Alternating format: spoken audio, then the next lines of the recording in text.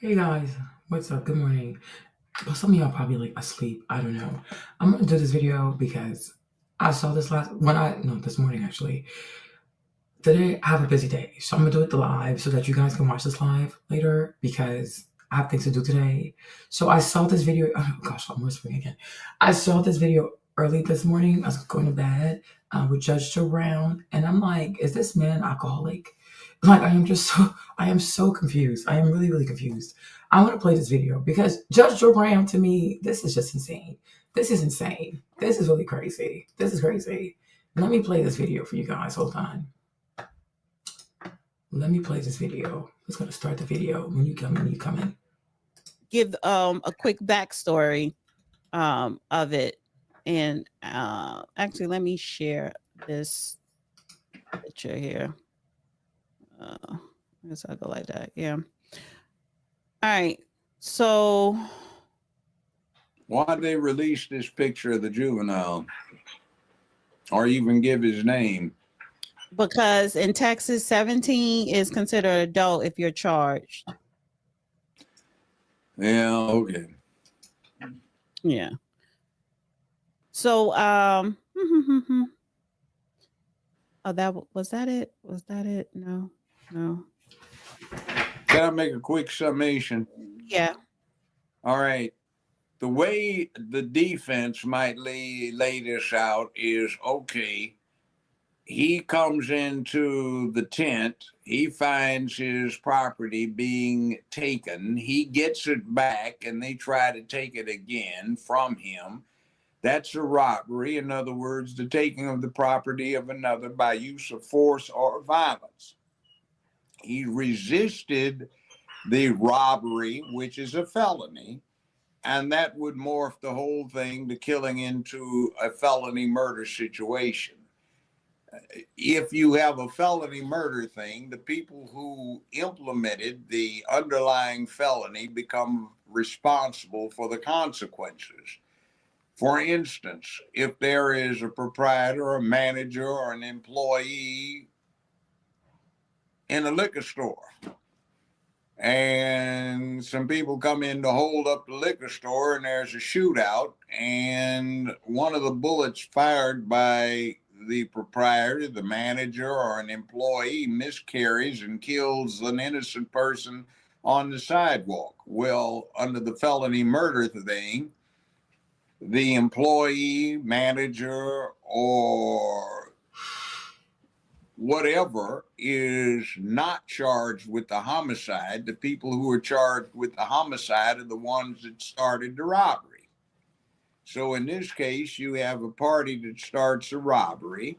Two, allegedly, you have a killing that results by the would-be victim of the robbery. So what happens is, under the felony murder theory, the person that's charged with the homicide and the robbery is the survivor. In this case, one of the should be co-defendants to the robbery, if that's the way the case is cast.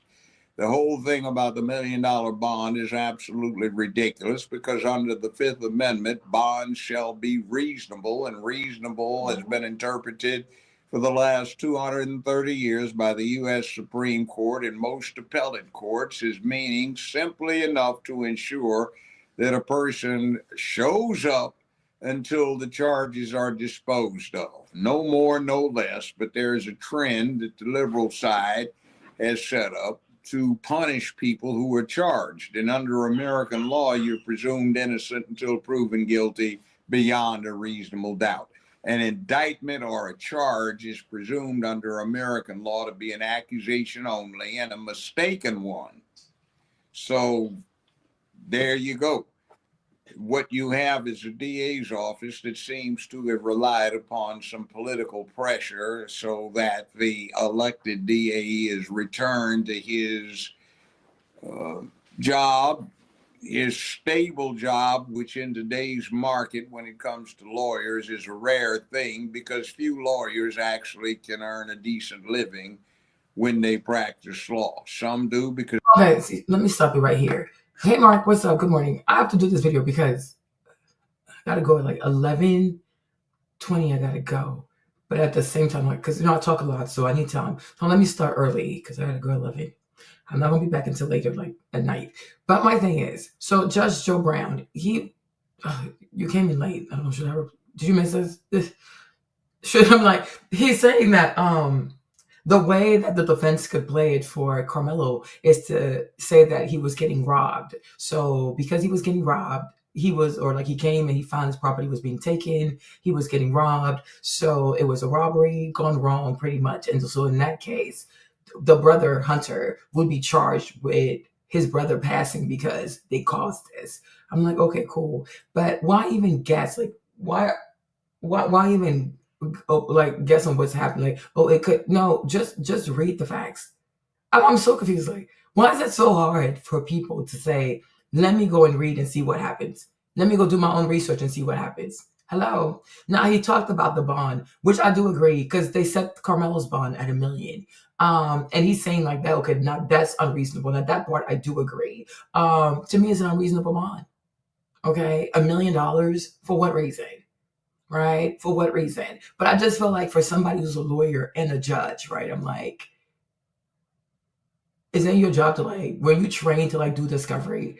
Here's my thing, right? I feel like anybody, especially if you're Black, right? If you're Black and you have a voice and you want to speak on this matter, you should take your time, at least even like 1 to 2 hours, maybe more, to truly get familiar with what's going on, and then you make a video. Because somebody like Judge Joe Brown, like I'm like, he has an influence over people. A lot of people listen to him, and because he's a judge, the adult, if he sees it a specific way, then people will feel more comfortable seeing it a specific way. Because we know today, I mean, not to be mean, right? But people in America, child, a lot of them can't read.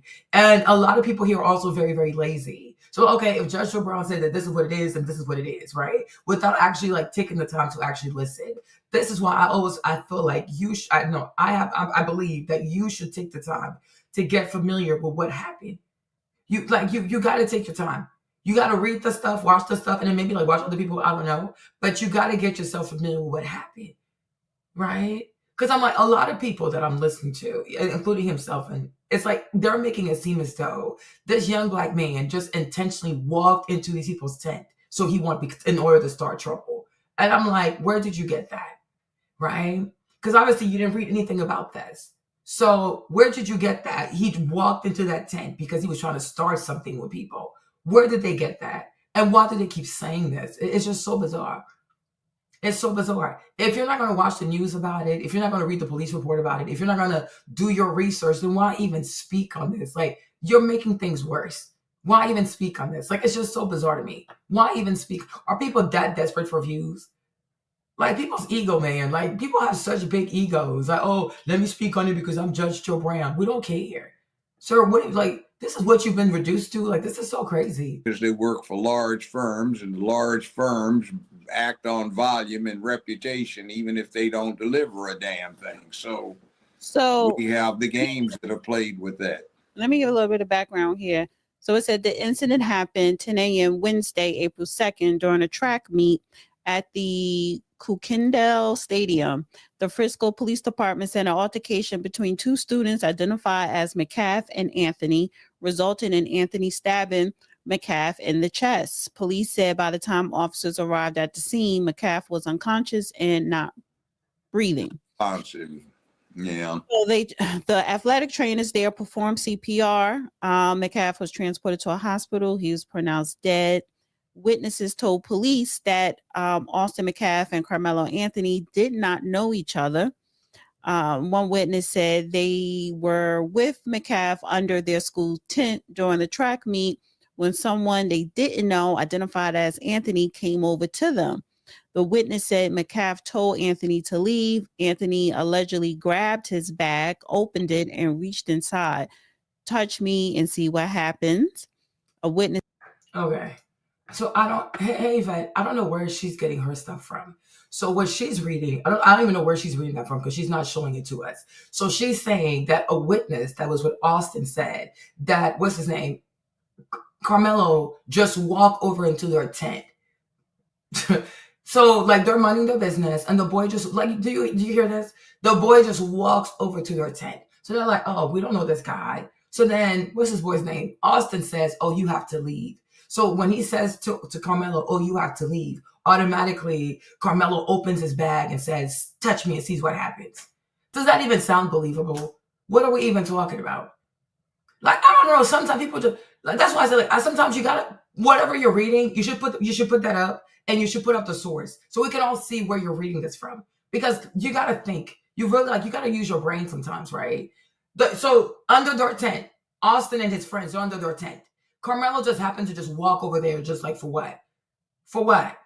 He just walked over there for what? Right? So he just walks over there, and then what? And then what? So they say, oh, we don't know this guy. So Austin said, oh, you got to leave. And then Karmelo opens his bag and said, touch me and see what happens. What? What are we talking about? What are we, what is this? What is this? Seriously, what is this? What is this? Unbelievable. Oh, my Lord. It said Metcalf touched Anthony, and another witness said Metcalf grabbed Anthony. Okay. So one witness said that Austin touched. Another witness says he grabbed, right? Keep that in mind. He touched, he grabbed. Okay, cool. Let's keep going. This is crazy. Police said that that's when Anthony pulled out the knife, stabbed Metcalf once in the chest, and ran away. And then once the arresting officer said, I have the alleged suspect in custody, Anthony reportedly told the officer, I'm not alleged, I did it. Anthony then said that Metcalf put his hands on me after he asked him not to. After Anthony was placed inside the police vehicle, he asked an officer if Metcalf was going to be okay and if what happened could be considered self-defense. Now, attorneys, Anthony... Stop right there a second. He went wrong. He ran his mouth off too much. He had the witnesses going for him. But how exactly did he have the witnesses going for him? Oh, because the boy said he grabbed him. Okay. I'm like, he ran his mouth too much. He said he did it. Why would he lie that he didn't do it? He said he did it, and he said, oh, he asked if the guy was okay. Why would he say he didn't do it? He did it. Like, what should he say he didn't do it? That would be even worse. Because who did it? He did it. He took accountability. Why would he not say he did it? Who did it? A bird? Like, what the heck? He did it. Like, no, he did it. But if he did that, then what happens is he just quasi removed his defense. How so? Because self-defense says you can't escalate the force used unless there is disparate strength between the person who... So what's the word here? He said disparate. I've never heard of this word, but let me look it up. Okay. Okay, well, thank you, Judge. All right, so this is the word he's using, right? Disparate. I've never heard of this word. That's crazy. Well, you learn something new every day. Okay, so essentially different in kind, not allowing comparisons. Okay, let's stop right there. All right, so allow me to show you a picture of Karmelo. Okay, here is a picture of Karmelo. Let me make it bigger so you guys can see. Here is a picture of Karmelo. I don't know how much you think he weighs, like 120, 130. I don't know. Here is a picture of Karmelo. Now, let me also do this. Because we really have to. We got to get through this. Let me see.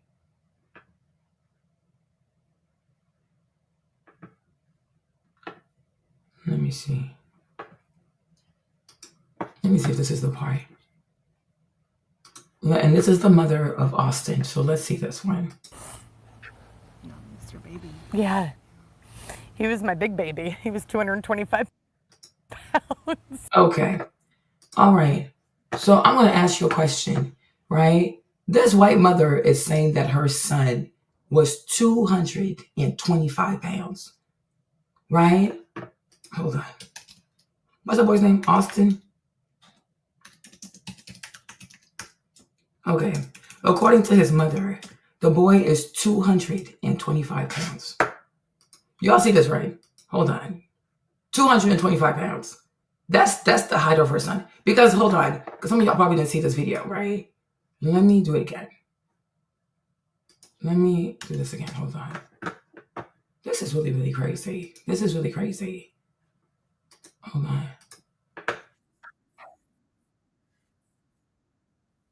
Okay. Let's watch this video and you'll see his twin. So this is his twin. This is his, you're going to see the twin because Austin is deceased. So you're going to see his twin pull into the frame. I want you to see the girth of this child. I want you to see the magnitude of the 17-year-old. Let me play the video. Give me 1 second. Okay, let's do this. Your arms wrap around to support. Says Hunter. Did you want to talk to him? Okay. Hunter. Let's stop right there. This is a 17-year-old. He towers over his mom. He towers over this biased reporter, right? Look at the size of his neck. Look at his size. And I feel like, yeah, look at the size of this boy. Look at his size. Look at his height. How tall you think he is? He's over 6 feet. He is over 6 feet. Look at his height. He towers over everybody. Hold on. Wait a minute. These people are funny. Okay. Hold on. Give me another second. Let me show these. Let me put these thingy up for y'all.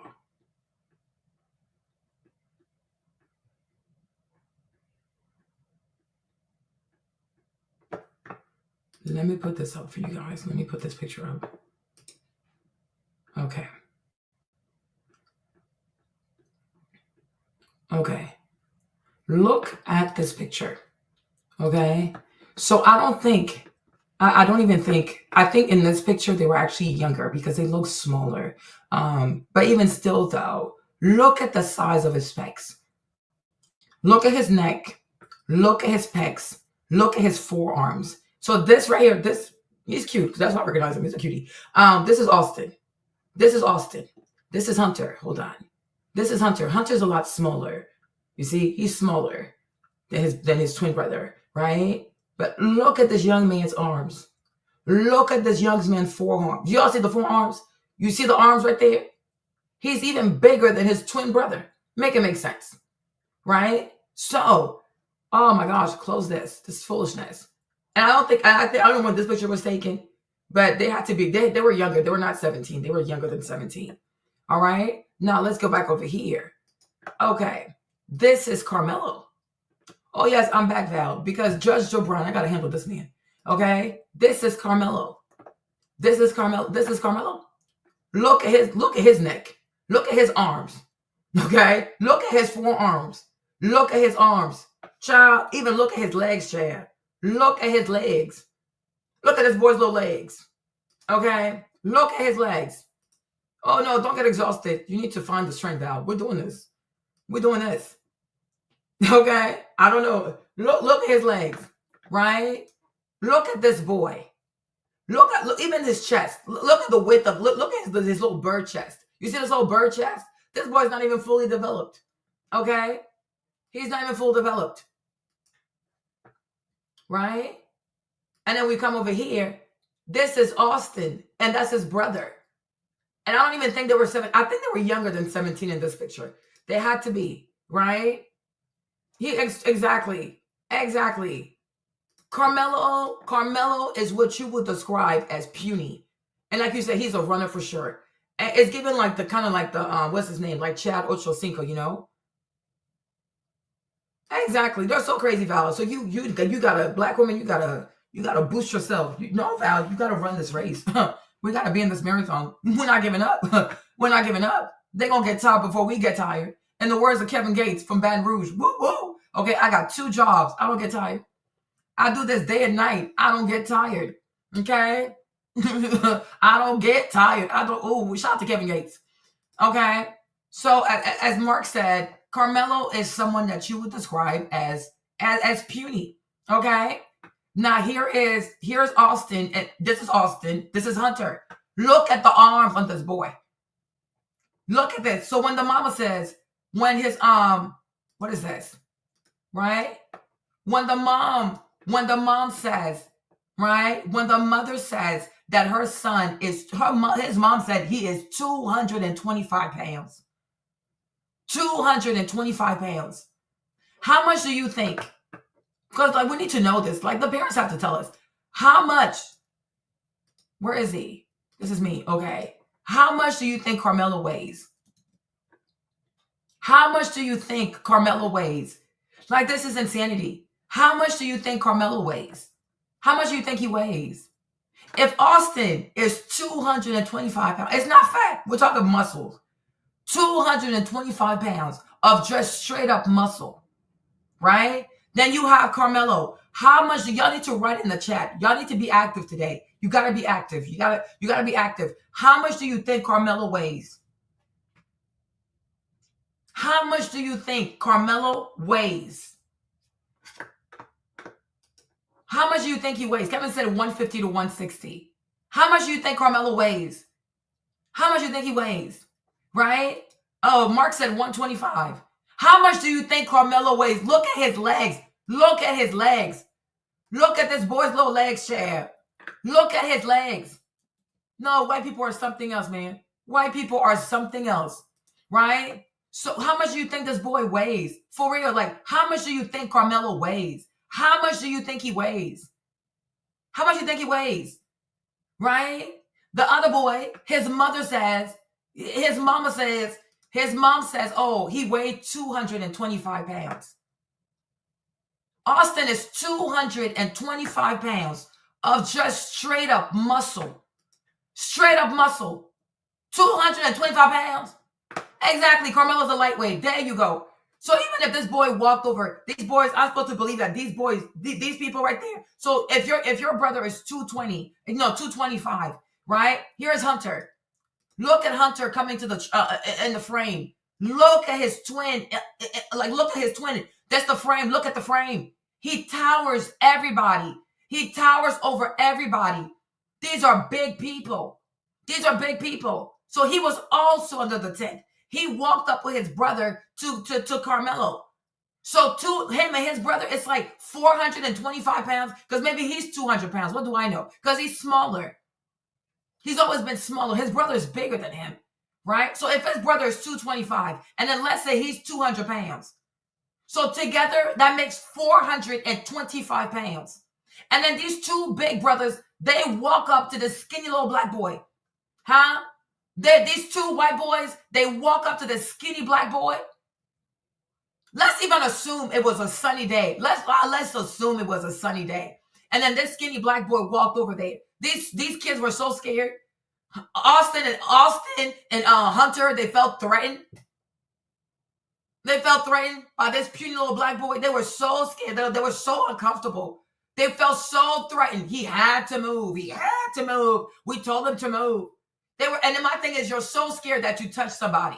Make it make sense, right? Austin was so threatened. When the black boy walked to the tent, he is so scared. He feels so threatened. The boy has to go, right? And then he's so scared. He's so threatened that he also has to touch him. When you're scared of people, you touch people, right?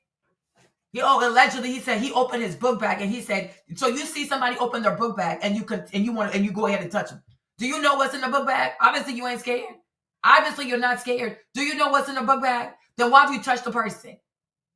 Then he says, punch me and sees what happens. So then you punched him too, right? So you were not scared. He wasn't scared. He just didn't know he had a knife. That's it. He was not scared. How can two people together collectively, they weigh 425 pounds. Two twin brothers, they walk up to you. They're like 6 something. They're over 6 feet. 6'1", 6'2", 6'3", 6'4", I don't know. But my thing is, you look at this frame, and you can tell, like, they're over 6 feet. So you're over 6 feet. You're 200 pounds. Your brother is 225 pounds, maybe more. What do we know? And you guys walk over someone and at almost 500 pounds. You walk over someone and then you touch him and then you punch him, right? Even though he's opening up his book bag. Man, go feed that to the migrants. Go feed that to the migrants, man. They need food, okay? So then Judge Chopron says disparate. He used this word. He said, there's disparate, essentially different in kind, not allowing for a comparison. So now I'm asking you this question, right? Do you think that between Austin and Karmelo, there is a disparate distinction, okay? What do you think? Between Hunter and Karmelo, Do you believe that there is a disparate, okay, like what's it called? The disparate proportion. Exact. Oh, okay, there you go. Heavyweights versus the lightweight. So it is disparate. We're looking at a disparate situation here. Okay? All right? Like, make it make sense. Okay, Kevin. Okay, Kev. Okay? So, if the word here is disparate, okay, essentially different in kind, not allowing comparison. We're going to do this today. We're going to do this today. In the words of Kevin Gates, I got 2 jobs. I don't get tired. I got 2 jobs. This right here. I got time for you people. Make it make sense. That's why I say, if you're not going to take the time to do your research, go sit down somewhere. Look at these 2 white boys right here. Look at these 2 white boys, right? And even here, they're not 17. They're younger than 17, okay? They were younger than 17. So how much are they? Trey. Bebe James, come here real quick, please. I'm gonna have Trey weigh himself. Trey, come here, weigh yourself. Because he's skinny. Come here, weigh yourself. Let me see. Let me see how much you weigh so I can have an idea how much Karmelo probably weighs. Okay? All right? Look at these big ass white boys like this. These boys are big. These are some big. Even the mom, she was like, yeah, my son was very stocky. Oh, so you know your son is stocky. Huh? So you know your son is big. Karen. Right? Look at this. Yeah. They really could have killed him. Because then he didn't feel bashful putting his hands on him. Trey, weigh yourself real quick. Let me see something. I'm using as an example. 160, okay. So yeah, so he's about 160. Okay, thank you. Okay. They could have killed him. 400 pounds, 425 pounds versus somebody who weighs maybe 160 pounds. Like seriously? Foolishness, right? Look at him. Look at Hunter in the frame. Look at his neck, y'all. Look at the size of his head. Look at the size of his head. Look at the size of his neck. Look at the wingspan of his shoulders. Look at this. This man, he got the chest of a man. Like he's fully developed like that. Like, you know what I'm saying? He's big. But when you look at Karmelo, you wouldn't even think he was 15. If you didn't know his age, you would think he was 15. Okay? So Judge Joe Brown saying, oh, it has to be a disparate, essentially different in kind. Well, Judge Joe Brown, they are indeed different in kind. Okay? Everything about them is big. They're all big. And the mama even said, she was, oh, my son was very stocky. Hold on. Let's see what hold on. Let me fast forward. Let me come over here real quick. See what she said herself. Hold on. Yeah, I'm really trying not to cry, but it's a... Listen to her. No, that's your baby. Yeah. He was my big baby. He was 225 pounds. Both of them big boys, and I loved movie time with them. She said, what did you say? Both of them are big boys, right? She said both of them are big boys. So she knows. Exactly. She knows she birthed giants. She gave birth to giants. These people are big. Okay? He said Karmelo weighs less than Hunter or Austin's arm. Exactly. Look at how tiny this boy is. This puny little black boy, if I didn't know better, I would think he was like 12. If I didn't know better, I think he was a 12-year-old. Look how small he is. Look at how small he is. Child, look at them legs, honey. Look at them little mosquito legs. Them little tiny legs. Look at these small legs. Right? Look at his legs. Let me see if I can see their legs. Okay? What is this? This is crazy. Hold on. These people are crazy. I want to see their legs. Hold on. Oh, okay, look. Let me show you something real quick. Hold on. We're going to see their legs. Yeah, we need to see their legs.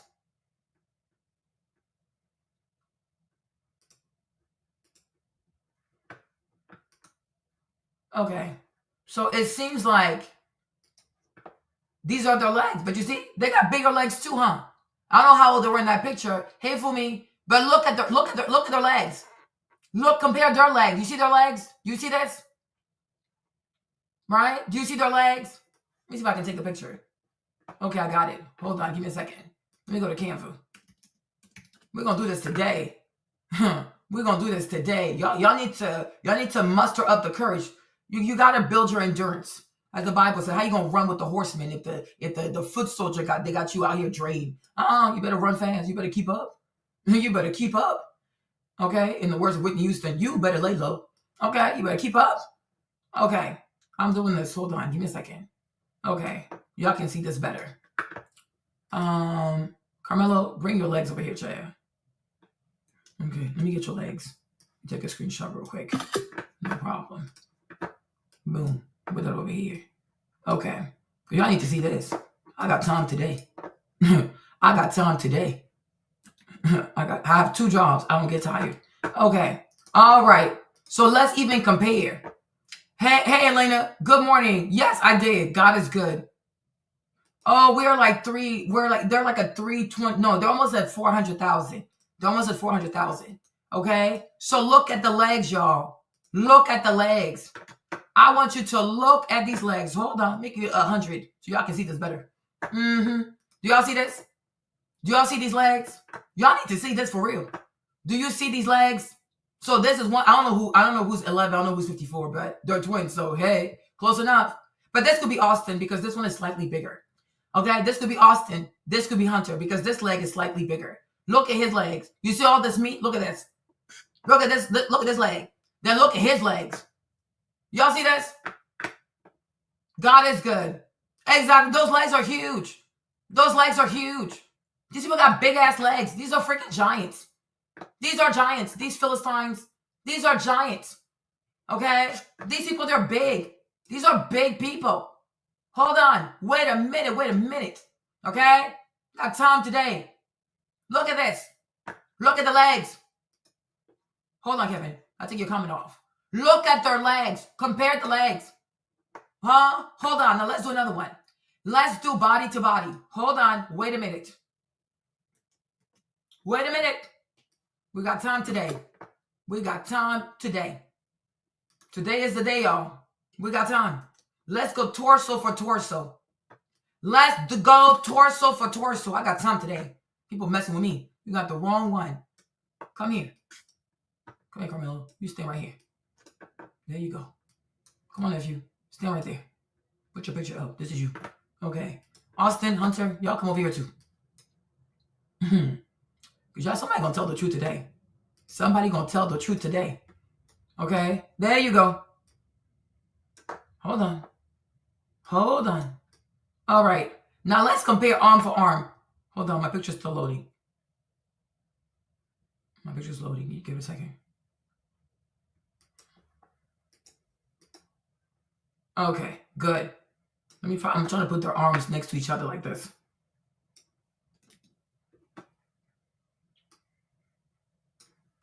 Let me put their arms next to each other. Right about here. Right? Let's look at this. Let's look at this. Right? Sorry. Move closer. There you go. Thank you. Right? Move closer. Okay. A thick set of legs and a slim set of legs. Let me do it again. Okay, here it is. As Elena said it, right? A thick set of legs versus a slim set of legs. I know that's right. We see what we see. We see what we see. And this is in color, right? This is full color. All pixel. No pixel missing. Now let's compare arm to arm. Okay. I don't even know how you can. How do you do it? Is there like a tool for a ruler? Do they have a rule over here? Lines. Okay. Let me do a line. Okay. Let me compare his pecs. Let me do his pecs. Okay. What color do I want? Red. Okay. So this is his pecs, right? Okay. Let me do his brother's pecs. Hold on. Do another line. I'm gonna do this one in, that's your twin, maybe pink. Okay. So this is your pec right there. I mean, it's not a fair comparison because he's not completely, let me go like this, at an angle. Okay, that's yours. All right, cool. Then let me do one for Karmelo. Give me a second. Karmelo, let me do chocolate. Have a little chocolate brown color here real quick. You better lay low. Okay. Let's do something. Okay, that's cute enough. Okay, that's chocolate. Okay, since you're black, let's do black. Let's do chocolate. Okay. Let me move this around like this. Let me go like this. Okay. Right? You guys agree? Okay. Now what I'm going to do, I'm going to duplicate this one. I'm going to duplicate this one. I'm going to move it like, give me 0 degrees. Ah! How can I control degrees of this thing? This is crazy. This is crazy. Stop messing with me. This is insanity. Stop messing with me. Oh, I got it. I got it. Okay, cool. Or maybe no. Come right here. Let me do it right here, right? So this is Hunter's arm. Hold on. Give me a second. Hold on. Oh, shoot. Let me move the pictures a bit. Okay. This is Hunter's arm. Okay.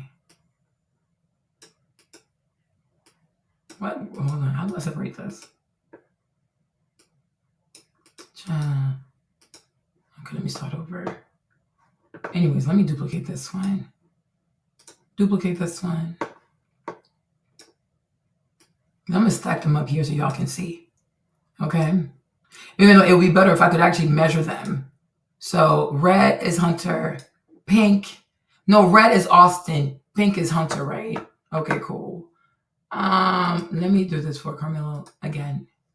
Because this thing would move. Let me do this. Let me do this. Okay. Maybe put it right here. Maybe a bit more. Like this. Okay. What color do I want? I said brown. No, something dark. Let me give me something brown. Okay, cool. All right. Now let me duplicate this one. Let me put this here. Okay. Like I said, it'd be better if I had measured. All right. So do you see this for yourselves? Right? All right. Do y'all see this?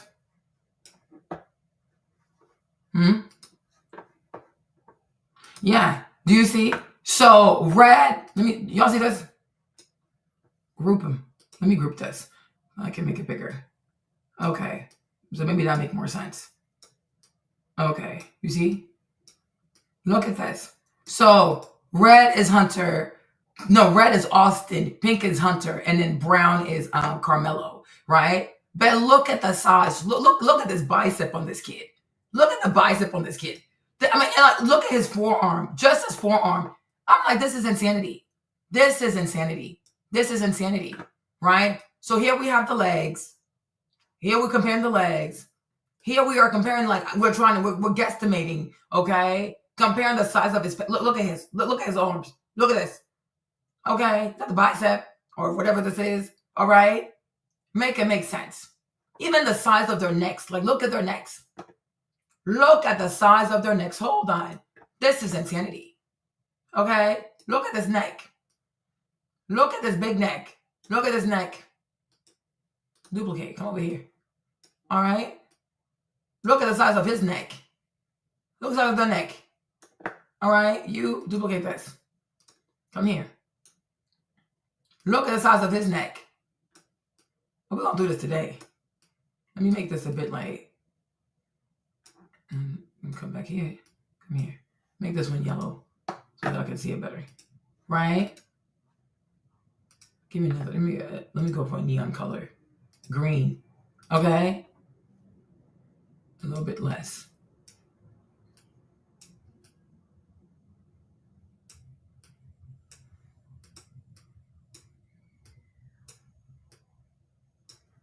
Let me do a neon color too.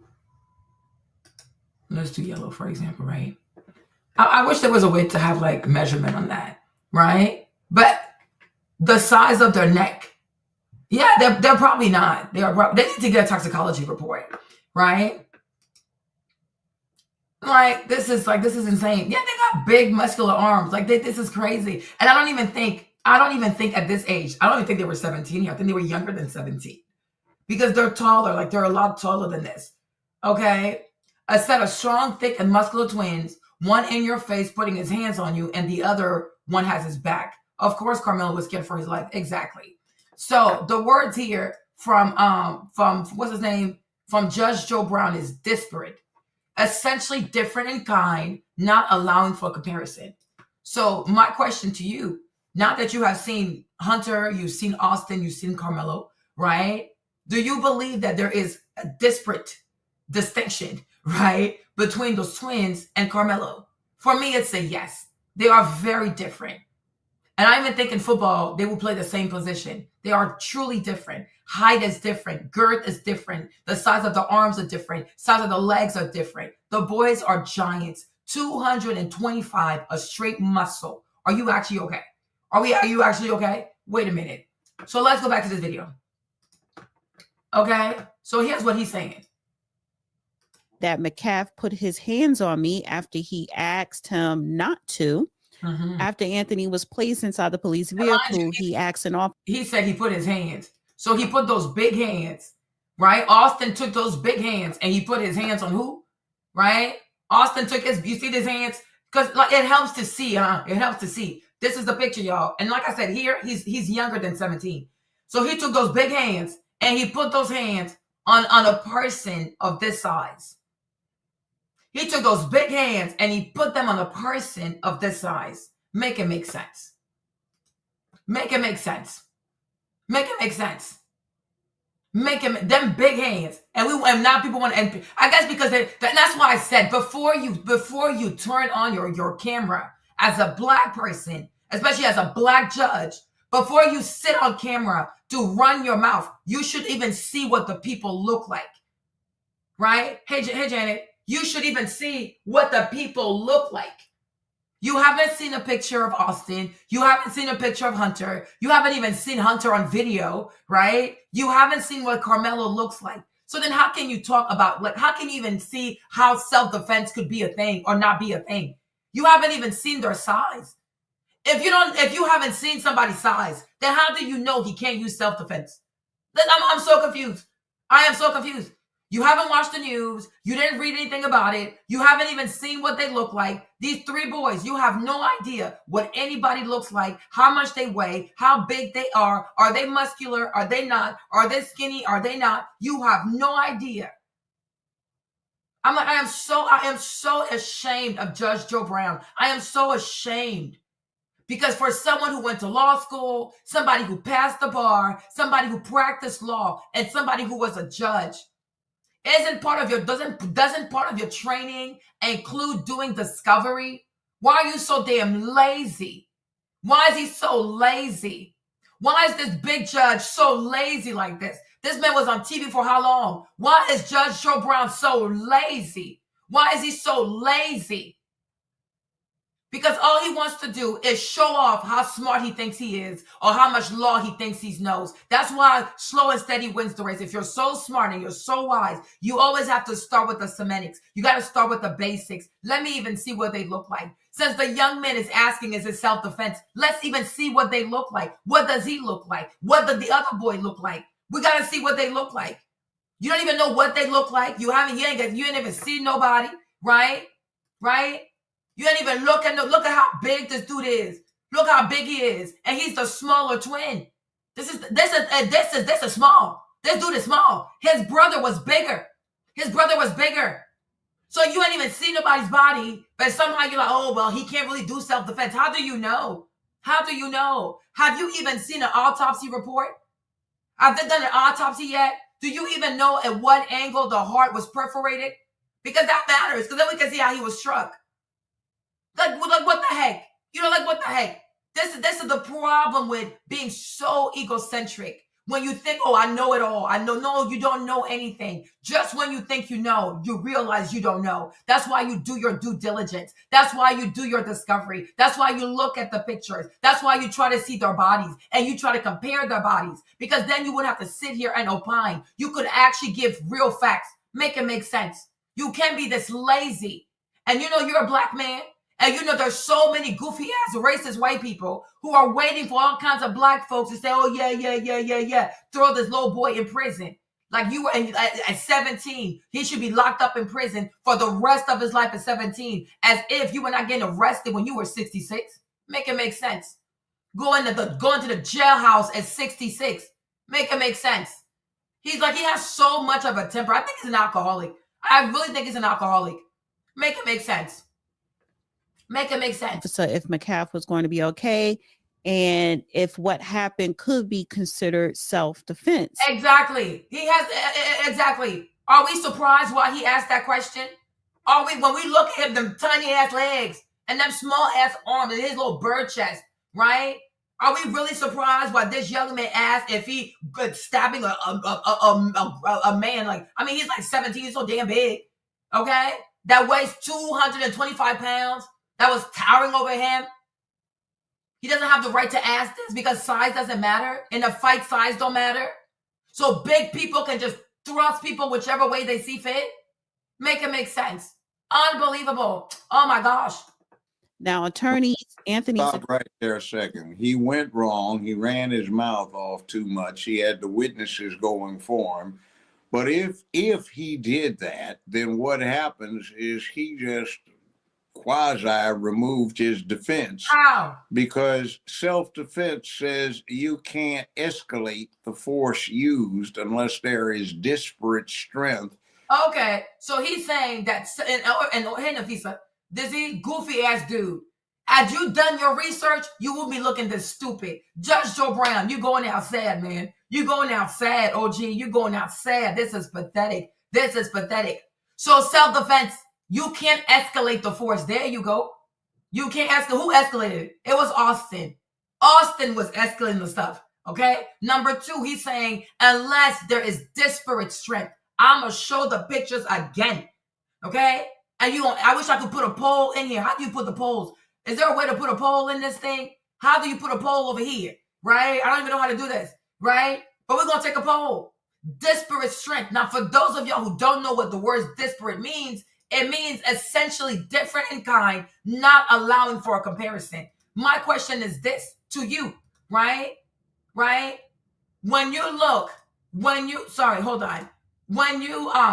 Lord Jesus, what can I do? Let me duplicate this, right? Duplication, please. Thank you, right? Let me remove this. Foolishness. Well, they're crazy, right? When you look at this picture, and you look at, sorry, why is this up here, child? How do I make this better? Okay, cool, there you go, right? When you look at this picture, right? Exactly, even 2 versus 1 is disparate, there you go. Because together, these two make 425 pounds. When you look at this picture, and you look at Austin, the first white boy is Austin, the other white boy. So 33, that's Austin. 35, that's Hunter, right? And then that's Karmelo. Right? No, serious, this is ridiculous. Thank you, my love. I take it as a compliment. Okay? When you look at this picture, if we had a fight, even if we had a fight one-on-one, who do you think will win? Let's be so for real. Let's be honest. Let's not even make this about race. Let's just make this about pure strength. Because we all have eyes. We have eyes. We see. I have eyes. My eyes, they work just well. Okay? If we were to put Karmelo in a fight, in a ring with Hunter, who's going to win? Okay? If you were to put Karmelo in a fight with Austin, who's going to win? Exactly. From taking private property, his book bag, 2 versus 1, the shoving, the punching, and also even probably calling the N-word. Where is Lonnie when I need her? Okay? If you were to put Austin in a fight with Karmelo, who's going to win? We're supposed to sit here and believe that Karmelo can subdue, what's his name, Austin? So Karmelo can beat up Austin? We're supposed to sit here and believe that Karmelo, the mosquito, Karmelo with his mosquito body and his bird chest, he can go after Austin and beat his ass. We're supposed to believe that if Karmelo goes into a fight with Hunter, number 35, he can beat his ass. Are we so for real? Now put those 2 brothers together, 33 and 35. The mother said, what the mama at? Okay? Right? The mother even told you her son is 225 pounds. So now let's assume both of these twins have the same weight. You guys, that is 450 pounds. That is 450 pounds. Even me, Marlene, I would be scared. Okay? Even me, Marlene, I would be scared. Now, my husband, he might not be scared because he is like, he's 6'7", and he's like 300 pounds. So he's not going to be scared, right? My husband's not going to be scared. Me, I would be scared. Even my son, he will be scared too, because you saw, he came in here and he weighed himself. He's 14 years old. He's 160 pounds. So even my son would be scared. These are not small people. These are not small people. One brother, 225. The other brother, anywhere from 200 to 225 as well. But I think he's smaller than Austin. So maybe he's like 200 pounds. So that's like 425 pounds applying pressure on a young man, that looks like this. Huh? On a young man that looks like this. Can you imagine? 500, almost 500 pounds walking towards you and applying pressure and grabbing your book bag and throwing your property. Huh? Can you put yourself in his shoes? If you were that small and you had a small chest like that, huh? And you had small legs like this, huh? And then them big ass, thick ass, stockly ass white boys walked up to you. Every brother is 225. Each brother weighs 225 pounds. My God, how would you feel? Tell me, how would you feel? Let's be so for real.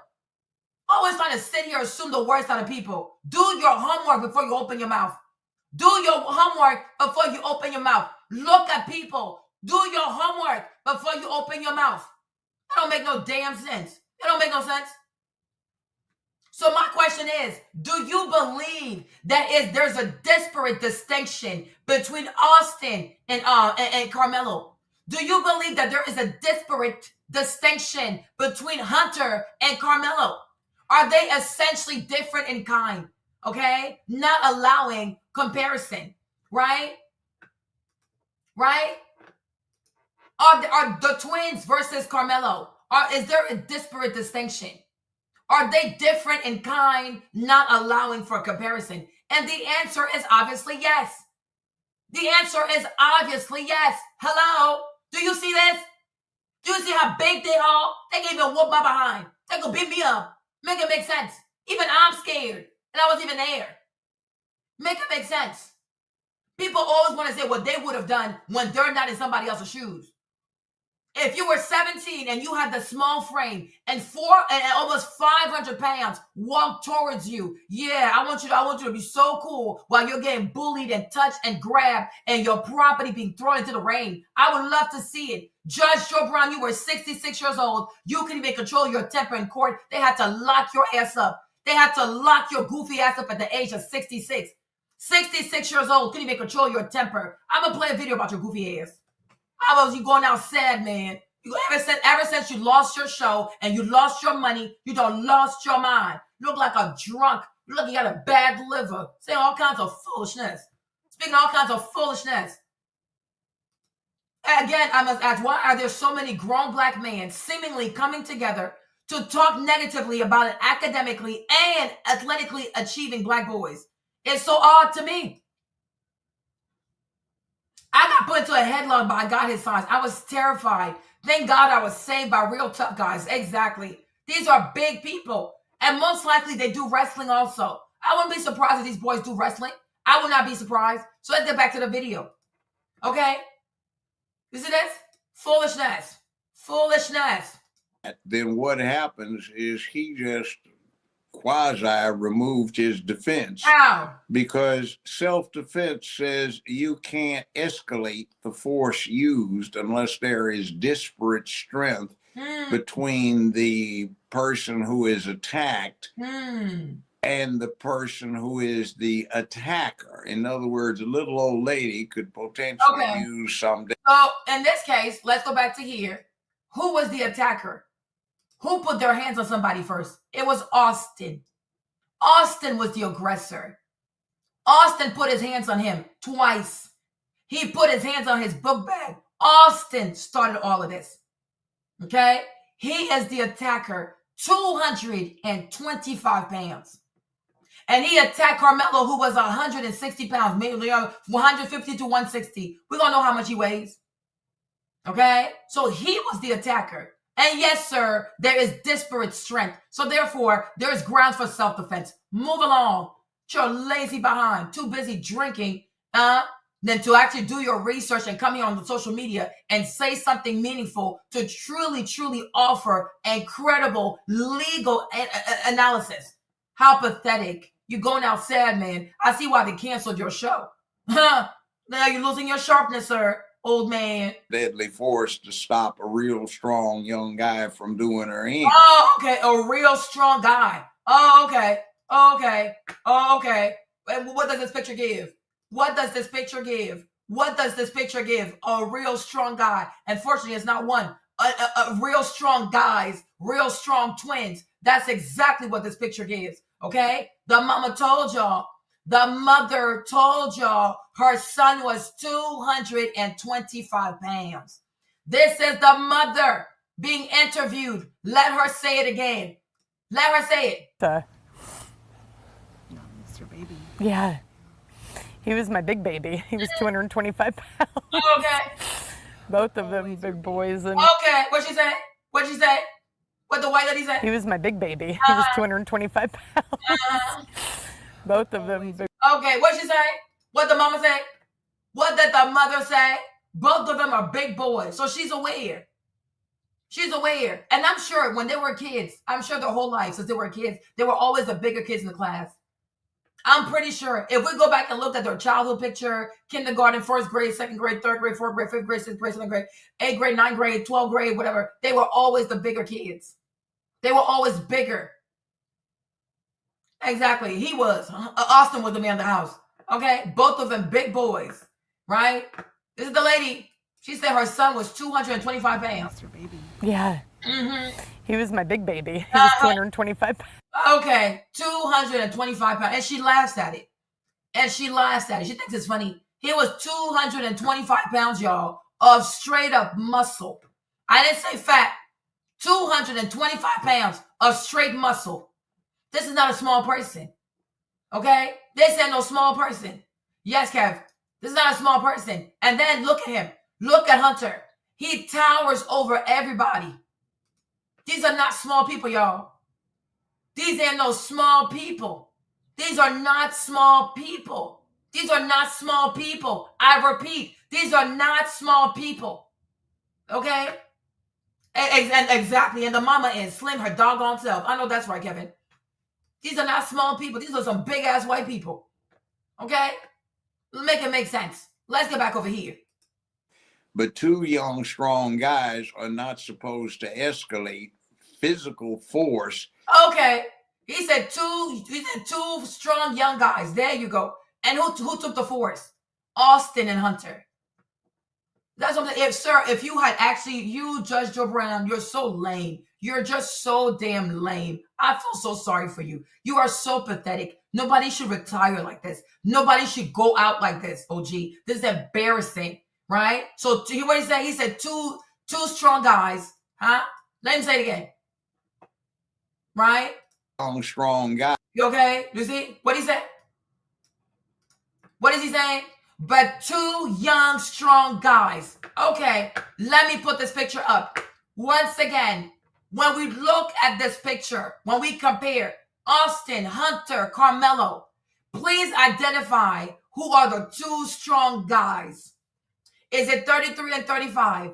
Is it 33 and the black boy? Is it 35 and the black boy? Right? Or is it 33 and 35? When you look at this picture, tell me who make up two strong guys.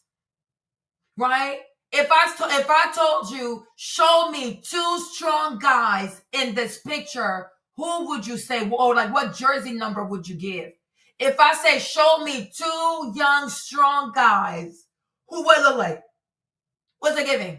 It's giving Austin and Hunter.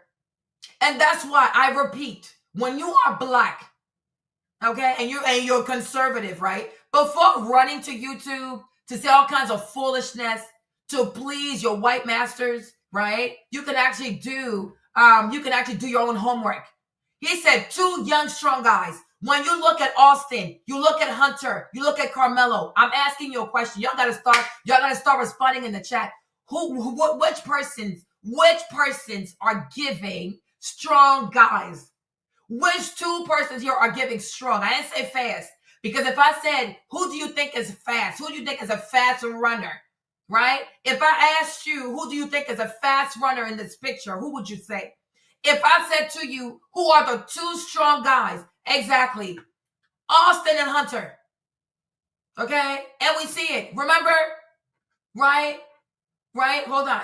Look at this. Let's go back over here too, right? This is Austin's arm. This is Austin's arm in red. This is Hunter's arm in red, right? This is Karmelo. Let me change the color because we can't really see this. Right?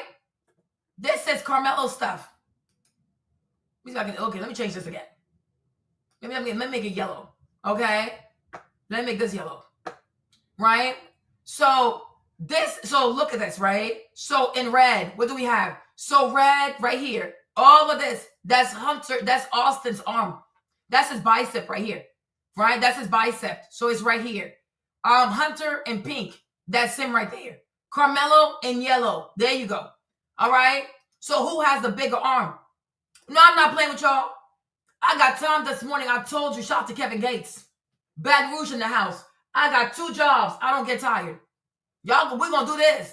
I have all the time in the world. Okay? God gave me none but time. She said the 2 Philistines. I know that's right. The Goliaths.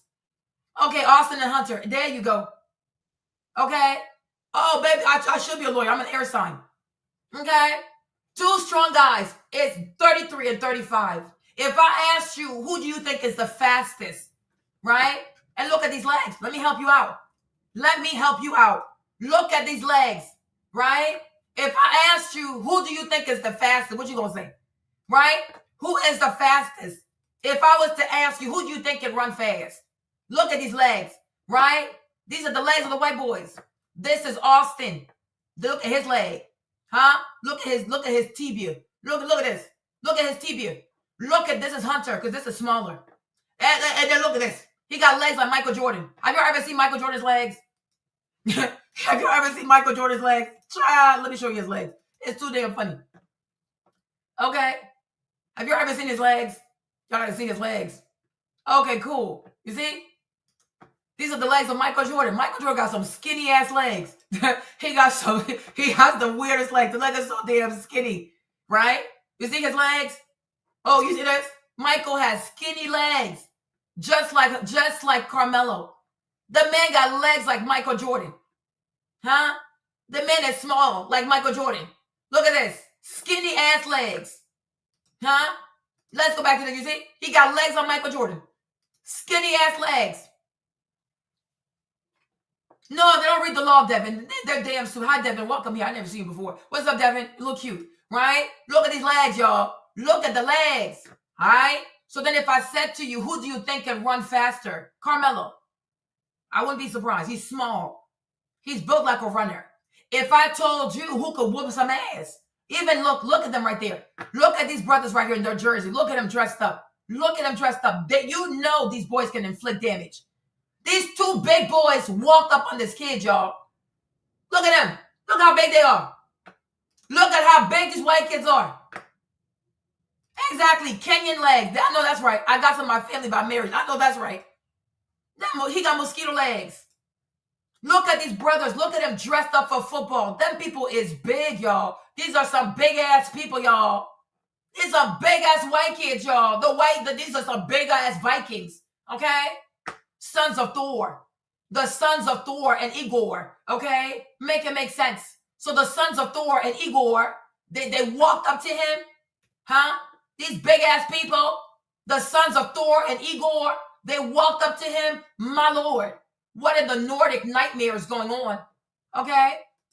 His lawyer's trying to work on the bond. Because it's excessive. It is excessive. But they have the money, so he gonna get out. The money is there. The coins are there. Okay? But 2 young, strong guys. Let me say it again. He's so damn stupid.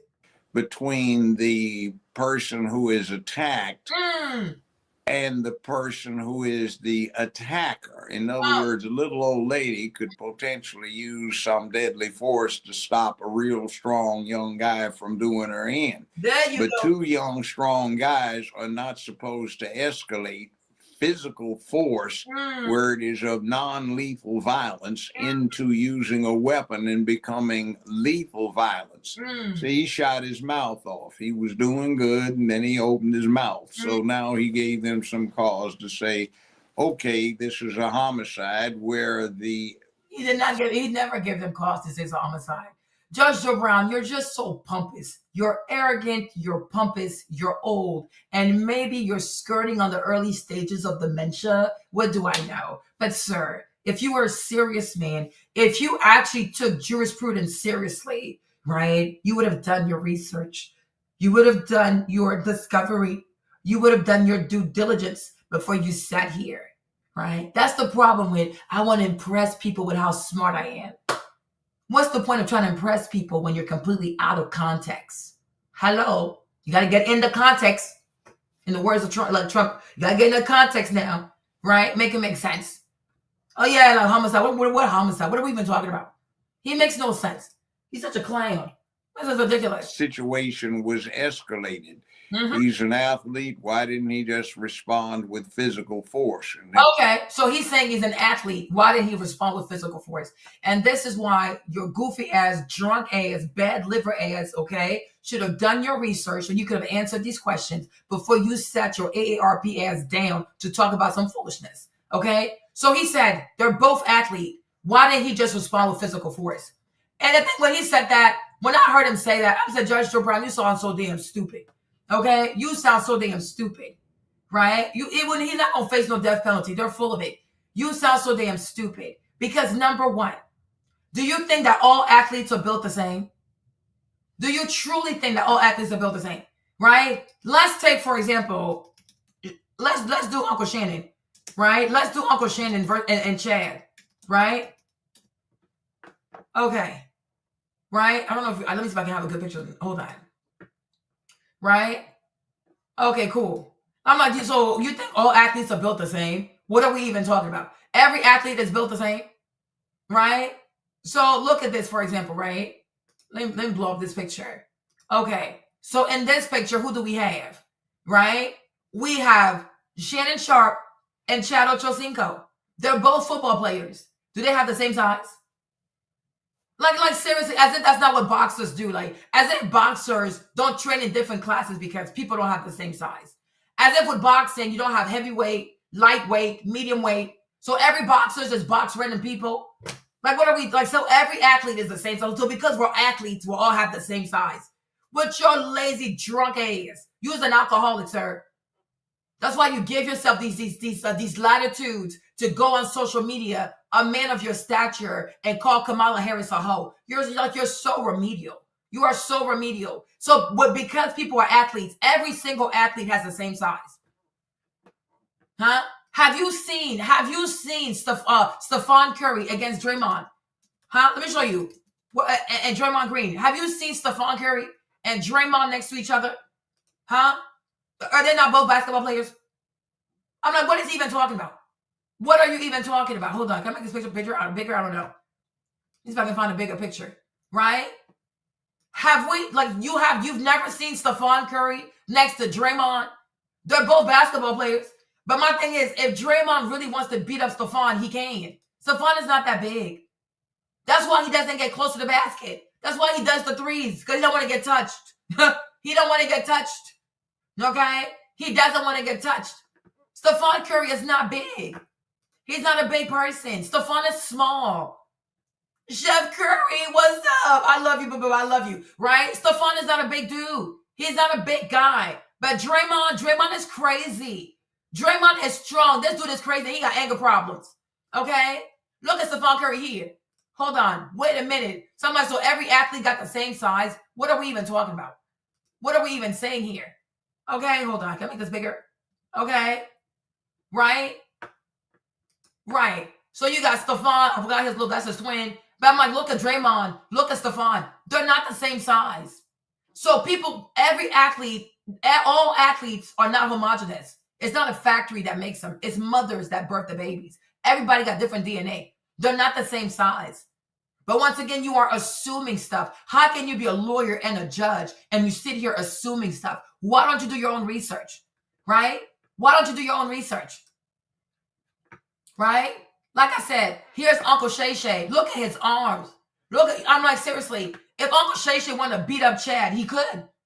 He really could. Even their legs, you see, once again, you see? Chad, because Chad runs, right? Even his daughter, she runs too. You see these legs?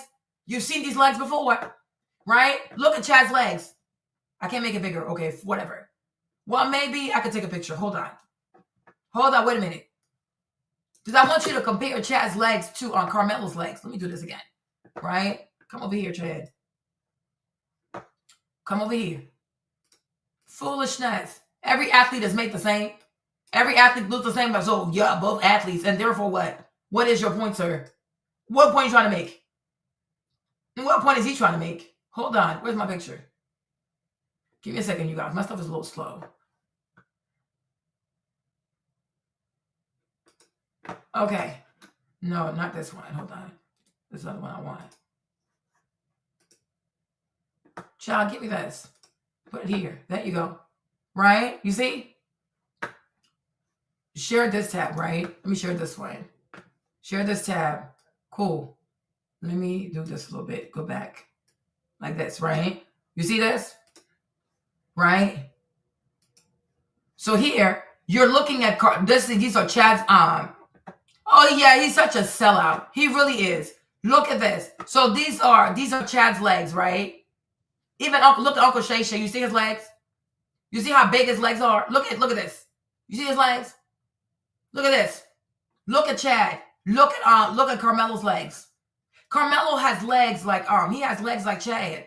That's how you know. Like people who run track and play basketball, their legs look like this. They're really big at the top, but they got these really, really skinny legs because they always go like this to shoot and stuff. You know what I mean? Even David needed a slingshot against Goliath. Exactly. You need a weapon. Them big ass people. Look at these legs. What are we even talking about? But my point is, let me go over here, right? My point is, make this bigger. Let me make this bigger. All right? All athletes are not built the same. All athletes are not built the same. They're not built the same. Exactly. Uncle Shay Shay, Uncle Shay Shay's big. He's really, really big. Because he played a whole different position. Right? So all athletes are not the same. Even if they all play football or they all play basketball or whatever. Everybody is not the same. So how can you say, oh, but if you're two athletes, why do you have to escalate to violence? Because we're not the same. Size matters. Size matters. Okay? Size matters. Somebody, and not one person can overtake another person. Okay? Size definitely matters. Okay? Size matters. Size definitely matters. Are these people the same? Do they look the same? Even those twins, these people right here, these two right here are twins, and this one is even bigger. They have the same, they have the same makeup, like they're freaking twins. But yet this one is he's slightly bigger. So if he can be bigger than his twin, so it goes to show you like people are not the same. So just because you're an athlete or everybody's an athlete does not mean that people are the same. They're not the same. They're not the same. If the assailant escalated it beyond what was an exchange of physical force, unarmed physical force, then he could escalate to match it. So you saying that? In other words, two guys are having a fist fight and one of them pulls out a gun and shoots the other. That's going to be a murder case because the violence got escalated to another level that was uncalled for. But you can't say that because what if he was about to die? I don't believe that. If you're into a fist fight and somebody's really about to take it, like you're within an inch of your life, I don't think that's the same. If you're fighting and you guys you look about the same and it's like y'all could both fight each other, okay, why are you pulling out the gun? But what if you're fighting someone and they're truly trying to kill you? And they can actually kill you? No.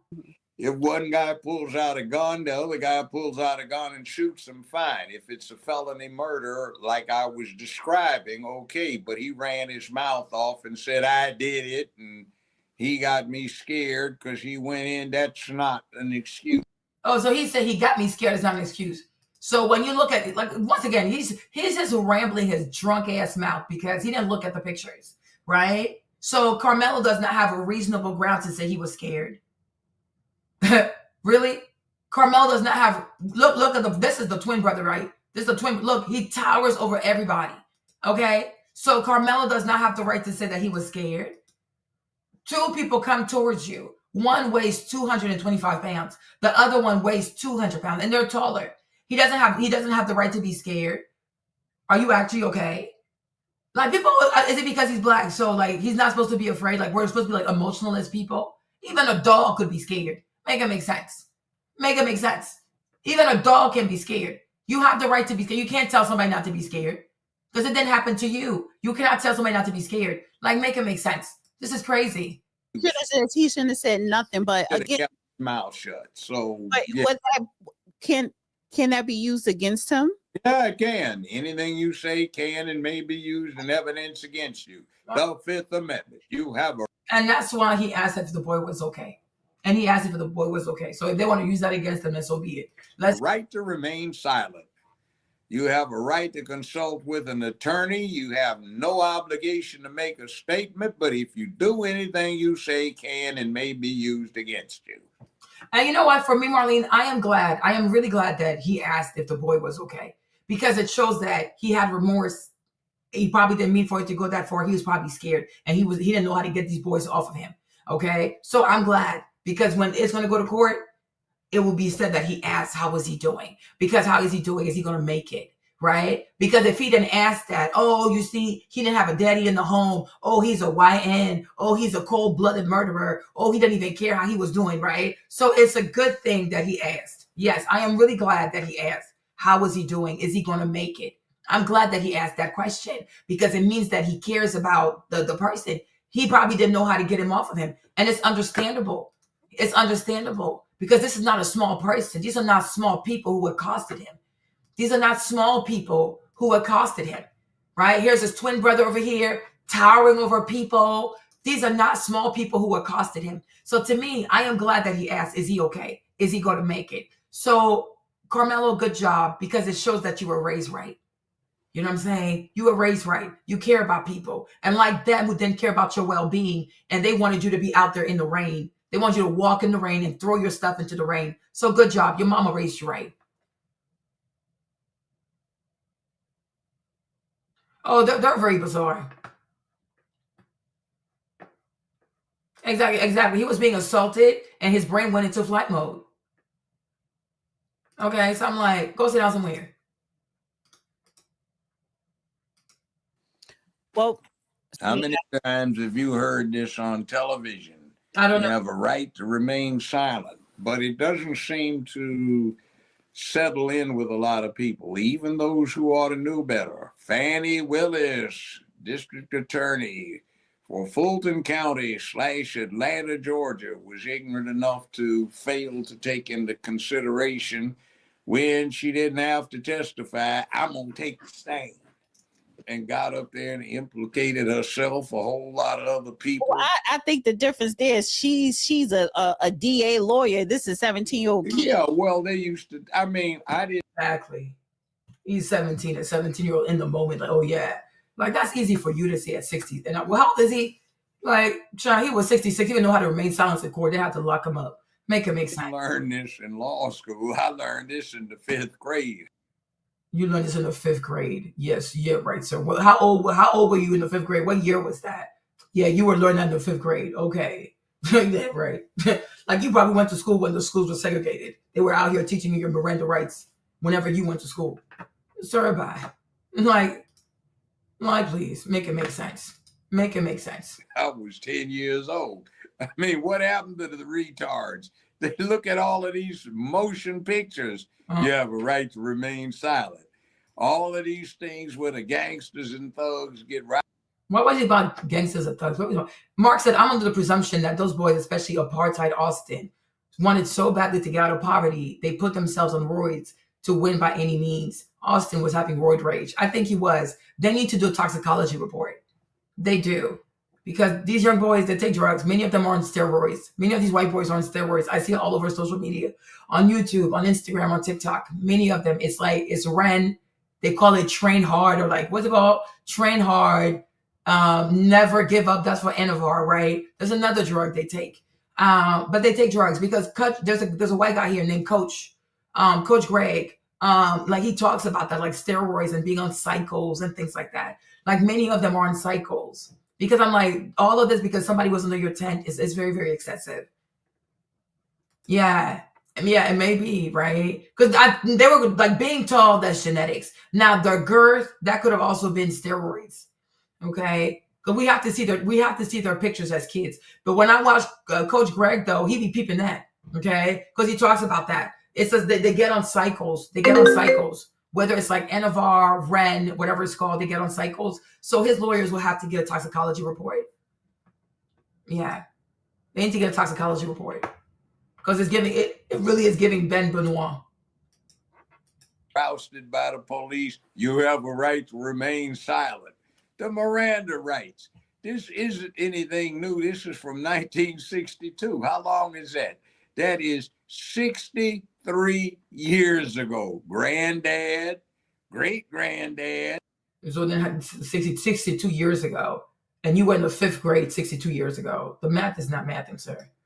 Dad, mom, great granny, granny, and ignorant fool that doesn't pay any attention to the world is trying to shoot his mouth off and talk his way out. See, most crimes aren't solved like they say in the movies. Somebody ran their big mouth off and told somebody. I've got 6 defendants in front of me on a homicide case. You know how he wants to ramble. He loves to brag. He just loves to ramble. Me. Sir, let's stick to this. Why are we talking about all this? Like, this is crazy. they called him? How? It was a drive-by. 5 people got shot. 3 died. You know how they called them? The damn fools went to Kinko and did 250 copies of the news article and autographed them on the back saying, we did it. How is this and passed them out to friends, associates, and people they were trying to brag to. What? That's how stupid they get. 97+% of all people in American penitentiaries pled guilty. Just a little more than 2% got found guilty by a jury. Out of that 97+%, the truth of the matter is 84 to 87% confessed. So, okay, so getting back to Karmelo Anthony. Exactly. Let's get back to him. Like, what the heck? What are we even talking about? What is this old man do? I think he's an alcoholic. He's so disgruntled. Like, I feel like his show, when they canceled his show, no, like seriously, I feel like when they canceled his show, he never recovered. He's so bitter. He's so disgruntled. And you look at him and you can tell he drinks. Like he looks like he has a bad liver. Okay. What does this have to do with anything? How do you like what? What, sir? Let's stick to this. Yeah. Just ramble. It's like, why don't you just take your time and actually go through the case? Yeah, nurse, he's out. Yeah, he never recovered from losing his show. He never recovered.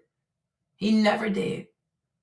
Because sometimes the way he carries himself, the way he talks, and even me, I'm not a fan of Kamala Harris. You know, I'm not a fan of her. But for him to go from platform to platform, calling her a hoe or she's a hoe, I'm like, sir, a man of your stature, though, using this kind of language, deplorable. Yeah, he never recovered. Like, he's so disgruntled.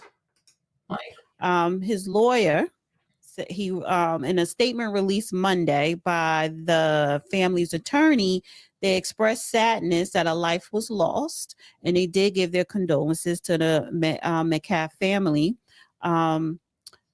This will certainly be a long road ahead, and during this challenging time, we ask for prayers for both families, and we ask for your patience and respect for the legal process as we seek the truth. Defense attorneys Billy Clark and Kim Cole said they are committed to making sure Anthony is given a fair trial and are seeking a reduction of Anthony's excessive $1 million bond. He is charged with first-degree murder.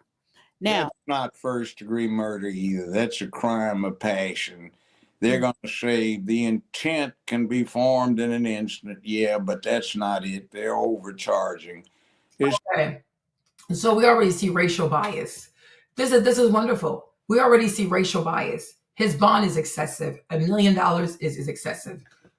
Give me a second. Hold on.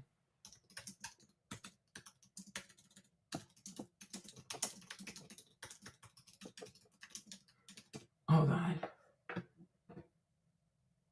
Okay. So here's what AI is saying. AI is saying U.S. law, specifically the 8th Amendment, prohibits excessive bail. It ensures that bail is set at a level that is reasonably calculated to ensure the defendant's presence at trial and to protect the safety of the community. Right? And I don't think he doesn't have a record. The court must also consider factors like the defendant's criminal history, exactly, and ties to the community when determining bail. So, okay, the 8th Amendment protection. The 8th Amendment to the U.S. Constitution state that excessive bail shall not be required. This means that bail cannot be set at an amount that is unreasonably high and is not necessary to ensure the defendant's appearance in court. Okay. Bail should be set at a level that is reasonably calculated to ensure the defendant's appearance at trial and to prevent them from fleeing or becoming a danger to the community. Right? In fact, the judge typically considers the seriousness of the charge, defendant's criminal history, their ties to the community, and their potential risk for flight or danger to the community when setting bail. Exactly. So there's no reason why a 17-year-old needs to have a $1 million bail. Racial bias. Now, charging him with first-degree murder, that also is racial bias. What does your law say about first-degree murder? Let's see. All right, there you go. So this is why I'm not going to post a retraction. What truth? A retraction to what? So you'll say, will you post a retraction when the truth comes out forward and proves you can't even write X everything you speculated and cheered for? I know you're never wrong, but what if? No, I'm never being wrong. What exactly would come forward? Tell me where you think I'm wrong before you ask me for a retraction. Let's, we have to learn to move in a procedural manner, right? We have to learn to move in a procedural manner. So I don't know your name. I'm Marlene. So tell me, Marlene, when you stated this, you were wrong over here. Write properly. Let's go step by step because we need to be organized people. We're going to be cogent. We're going to be rational. Okay? We're going to be logical. So I need you to detail to me where exactly I am wrong that you think eventually, what you say, the phone was never mentioned in the police report. Okay? So therefore what? What is your point? Connect the dots for me. Let's say there's not a phone. Who cares? Doesn't matter. Let's say there's no phone. Okay. Does that give Austin the right to put his hands on people? Does that give Austin the right to grab his book bag? Because even his brother said it. I'm going to play the video for you. Even his brother said he grabbed his book bag. So does he have the right to, either way, he picked it up the ground, or if he removed the book bag from Karmelo's body, what gives him the authority to do that? I am so sorry, what? I never said he was robbed. I never said he was robbed. And nobody ever even Judge Joe Brown did not say he was robbed. He was given an example. He said that the defense could say maybe he was robbed. And so when he came, his stuff was being taken. So even Judge Joe Brown never said the boy was robbed. Nobody ever said he was robbed. So where did you get this? Are you white? Is that why you lie like this? Are you a white person? Because where are you getting this from? I don't even know who talked about a phone. I'm so confused. I'm like, what? Who talked about a phone? What goalpost moving? Who said he was robbed? Sir, the video right now, we've been here for 1 hour and 28 minutes. Give me the timestamp where I said he was robbed. But I'm so confused. You see, I'm saying all kinds of foolishness. When I was young, I used to think like white people were intelligent. The older I get, I realize that so many of you white people, you never receive a proper education, right? And that's why you're so quick to lie like this. The video is not even an hour and 30 minutes long. If you've been here the whole time, kindly drop the timestamp. Drop the timestamp where I said that Austin robbed Karmelo. Who talked about a robbery? I've done like 4 lives on this. And not once did I say that Austin robbed the young man. He did not rob him. He robbed him of what? Rob him of what? What are you even talking about? I'm just so confused. He robbed them of what? What would he have robbed them of? He said to leave the tent. Nobody said he robbed the boy. And then he touched the boy. And then he grabbed his bag. And even his brother said it. Who said that? The video is 1 hour and 30 minutes. Please drop the timestamp where I said that Austin robbed Karmelo. Like, you white people, like, it has to be a curse at this point. You have an affinity to just lie like this. Are you actually okay? This is being recorded. This is alive. It's being recorded. It's on YouTube. There's like 29 people in here. But you're the only one who heard me saying that, oh, Karmelo, what's his name? Anthony robbed Karmelo. Are you actually okay? Exactly. Robbing. Robbing who of what? What the heck? Robbing for what? What are we even talking about? This is all about sitting under a tent. Robbing for what? Who robbed who? What are we talking about? Foolishness. So now you're going to retract. Retract what? Is your retract for what? For what? What am I supposed to retract? The truth will come out. What truth will come out? What the heck? Oh, n'importe quoi. Anyways, let's keep going, you guys. U.S. law, first-degree murder generally involves premeditation and intent to kill, right? Of course, my mind is broken. There you go. Yeah, because the conversion therapy didn't work on me. You think every black person should have conversion therapy. No, I'm not Candace Owens. Yeah, so my mind is broke. You're right. I don't prescribe to the Matrix. I don't prescribe to white people conversion therapy. I'm not Candace Owens. I know white people think all black people look alike, but I'm not Candace. My name is Marlene. Go see Candace. Her conversion therapy works, so her mind still works. White people, perfect. My husband is white. I love white people. Go find Candace Owens. Go find Officer Tatum. Go find the black perspective. Their conversion therapy, perfect. Perfect. So, of course, my mind is broken. Duh. What the heck? You're crazy. Anyways, U.S. law, first-degree murder generally involves premeditation. So that means like you plan to murder. So he planned to kill Austin. They don't even know each other. Intent to kill. Yeah, right. Or a murder committed during a felony like a robbery or a kidnapping. So there was no robbery. There was no kidnapping.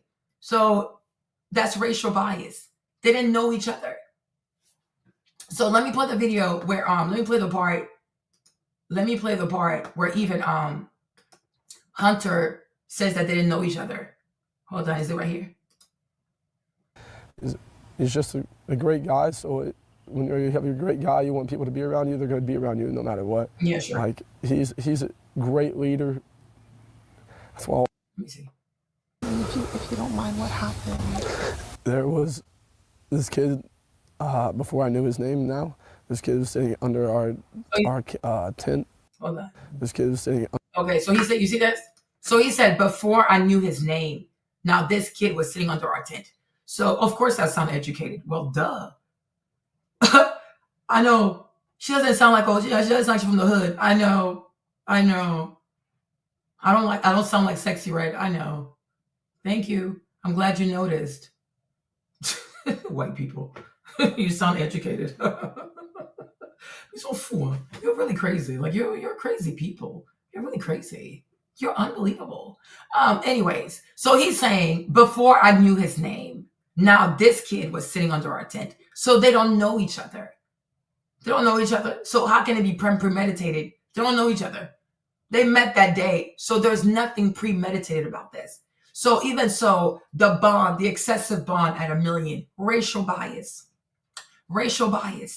Because what exactly did this judge, these lawyers need to tell us this. His lawyers need to talk to us. What exactly did the judge consider to make the bail, to set the bail at $1 million? $1 million? For what reason? That's racial bias. Number two, they charged him off the bat with first-degree murder. Sir, what? Premeditated. People who don't know each other, how can it be premeditated? They met that day. White people. And this is why I said earlier, his lawyers, Karmelo's lawyers have to get this case removed out of Frisco, Texas. Karmelo is not going to get a fair trial in Frisco, Texas. It is not going to happen. These are a bunch of racist white people. You heard the brother, right? Before I knew his name, they met that day. Look at how they talk. He's going to get his cheeks clapped. Look at this. Look at these people. Are just, you're so sad. Is that what happened to you when you got locked up? Is that what happened to you? Right? Because like they say, hurt people hurt people. Is that what happened to you when you got locked up? I'm sorry. You know, you can always talk. There's BetterHelp, you know. They have ads on YouTube and they have a coupon code. So if you need to talk to someone, there's BetterHelp. No, they're charging them with first-degree murder. This is crazy, right? So when we, like, what does AI say? Because, you know, I ain't go to law school, but here's what AI say. First-degree murder generally involves premeditation. So premeditation. So you thought about killing the specific person and intent to kill, or a murder committed during a felony like a robbery or kidnapping. So robbery, kidnapping, that didn't happen. Premeditation, no, they don't know each other. Make more assumption, Goonie. It doesn't bother me. Keep going. All right, no, Goonie, that's all you have. You know you want to use the N-word. Come on now. Goonie, oh, you're being too sweet. You're being so sweet. You know, don't restrain yourself, white man. Do not restrain yourself. Use the N-word. I know you want to use it. Do not restrain yourself. Like here, you guys, I mean, unless YouTube blocks it, but you're free. You can use the N-word. Do not restrain yourself, okay? Be who you are. Understand? This is a safe space for you to be who you are. Because Goonie, that's cute. That's so cute. But you know you want to call me the N-word. Go ahead and do it. Do it. Feel free. Doesn't bother me. Because it's like Goonie. You know you meant to use the N-word. A goon. Like, what the heck? Use the N-word. That's what you want to say. Right? So, as the young man said, they didn't know each other. So if we don't know each other, how can it be premeditated? That makes no sense. If you don't mind, what happened? There was this kid, before I knew his name now, this kid was sitting under our tent at track. Okay. Yeah. So he said he was sitting under a tent at track and they asked him to move. Nobody was robbed. So where the Viking talking about people said the robbery? I don't get it. Him to move.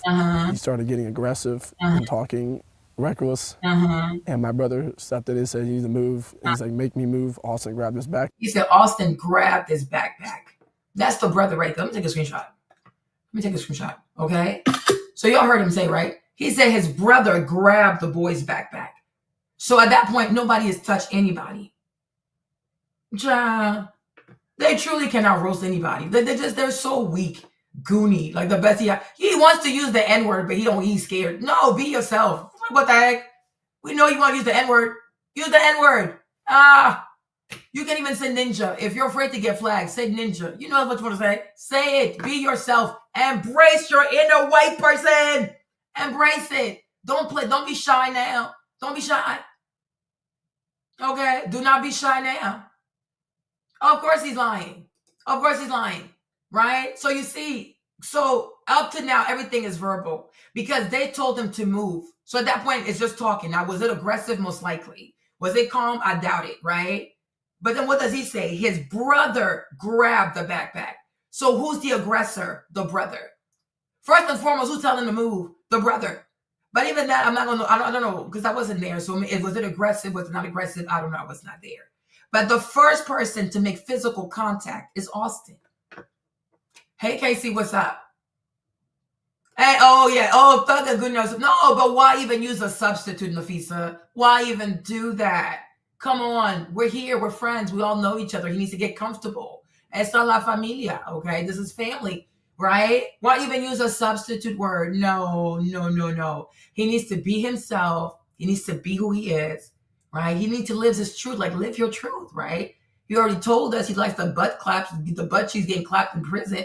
Where did he learn that? Did that happen to him? Does he need to talk to someone? There's BetterHelp. Okay, maybe if this video was getting monetized, you probably get a coupon code, right? But I'm sure he can find a coupon code so he can talk to someone with BetterHelp. You know, and they can help him with gaining back his manhood, right? Because why does his mind go there? Because maybe that's what happened to him. You know what I'm saying?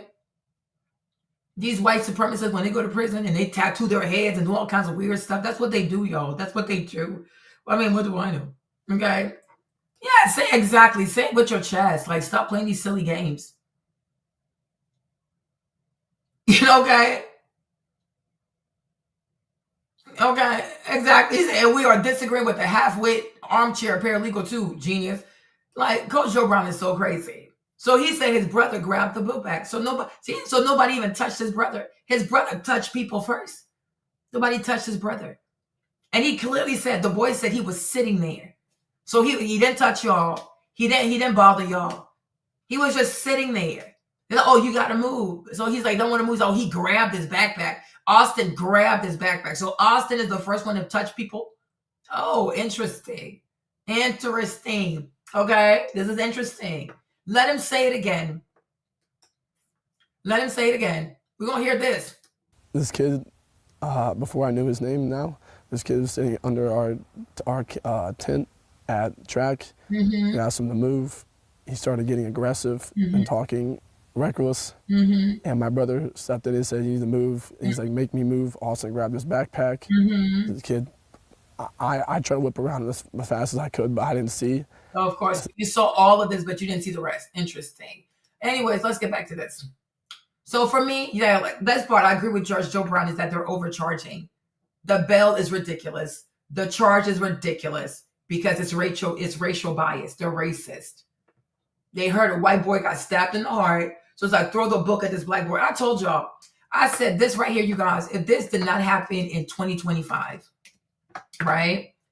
If this had not happened in 2025, when I tell you that very night, as soon as it became public that a black boy stabbed a white boy in the heart, you would have seen this. They would have worn their garbs of hatred. Okay? They would have worn their garbs of goons, the Goonies with the white drapes, right? These people right there, these white people, they would have gone right back into their garbs, their final form. Everybody knows KKK is a white man's final form. They would have gone into their final form. They would have marched to that jailhouse. They would have lynched that little boy. They would have gone to his family's house. They would have grabbed the daddy, beat the daddy, raped the mama, burnt the house, burnt the cars. Then they would have dragged the father, put a noose around his neck and dragged him like a dog. Maybe they would have made him watch them lynching his son, or they would have killed them both next to each other. Right? Karmelo has a bruised ego, had to keep it real, acted irrationally, and took a life. All you can focus on is race. Why? So and you're not focusing. How do you know he has a bruised ego? You know him personally. You're like, you went to school, like you're a therapist, you're a clinical therapist. What PhD do you have that allows you to psychoanalyze someone? Have you ever sat down with him? Do you talk to him? Do you even know what his voice sounds like? But you know he has a bruised ego. But somehow I'm making this about race, right? A man you don't even know, a young man you don't even know, a 17-year-old boy you don't even know. But you know he has a bruised ego. Sitting under a tent, he has a bruised ego, right? But Austin telling him to move because while it's raining, he doesn't have a bruised ego. But you're not making it about race, right? But you call me a goonie. Did I ever call you out your name? Right? It's not about race, right? But you call me a goonie. What else did he call me? You call me a goonie. You say he was gonna have his cheeks clapped. Oh, I sound so educated. My mind is broken. What else did he say? What'd you call me again? What would you say again? Right? But it's not about race. You call me a goon. For what reason? Do you know me? You know me personally? But of course you're white. Because why would you talk like this? Of course you're white. You're telling on yourself. Do you know me? Have we met before? Like, I don't know. Have we met before? Do you even know my first name? Have we met before? For you to call me a goon? Do you know me? Like, oh, it's not about race, but I'm on the live with a black woman and I call her a goon. So because I'm babbering, therefore you have the right to call me a goon. Are you actually okay? But then my mind is broken and your mind is working just fine. Like, are you actually okay? Where were you raised, sir? In a trailer park? How were you raised? Like, who really raised you? You don't even know me. Do you know my name? Have we ever met before? Have you ever watched my content before? What makes you call me a goon? But I would love to know this. You call me a goon, right? Right? You call me a goon. That's me, right? A goonie, because I'm a woman. You put the IE at the end, right? Do you know me? Since it's not about race, what information do you have about me that made you feel like I was a goon, that you could call me a goon? What information do you have about me? How old am I? This is crazy. I'm asking you. You call me a goon. Do you know me? Have we ever met? What's my name? Do you even know my name? What's my first name? Let me see if you can like find contextual clues over here. Do you even know my name? Do you know how old I am? You know me personally to call me a goon? This is crazy. The only information you have, my complexion and my gender. So you see a black person, you see a black woman, and then you call me a goon, but you're not a racist? It's not about race? Are you actually okay? But my mind is broken and your mind works just fine. Are you actually okay?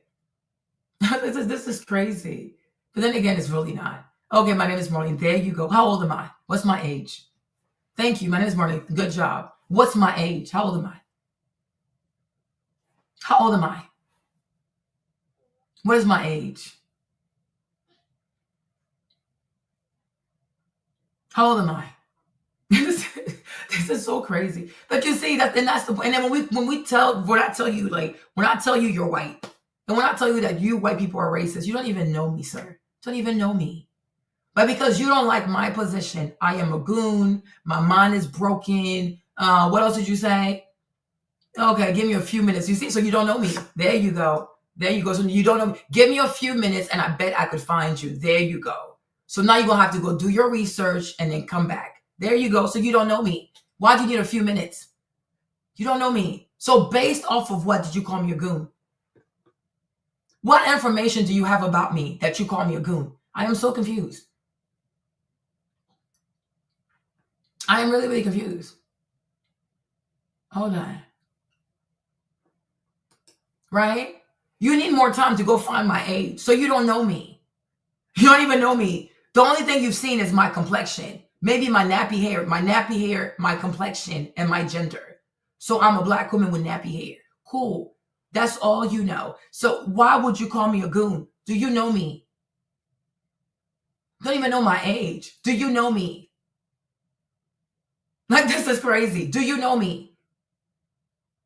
This is crazy. This is really, really crazy. Like, unbelievable. And oh, you assume I'm white. Oh, yeah, I did. Because who looks at somebody's skin color and gender? Oh, yeah, you have to be a goon. Who associates black people with crimes? You have to be white. You don't even know me. Oh, she's black. Oh, she's a woman. So therefore, she must be a goon. The freak? Like, are you okay? Are you seriously okay? This is crazy. This is really, really crazy. This is crazy.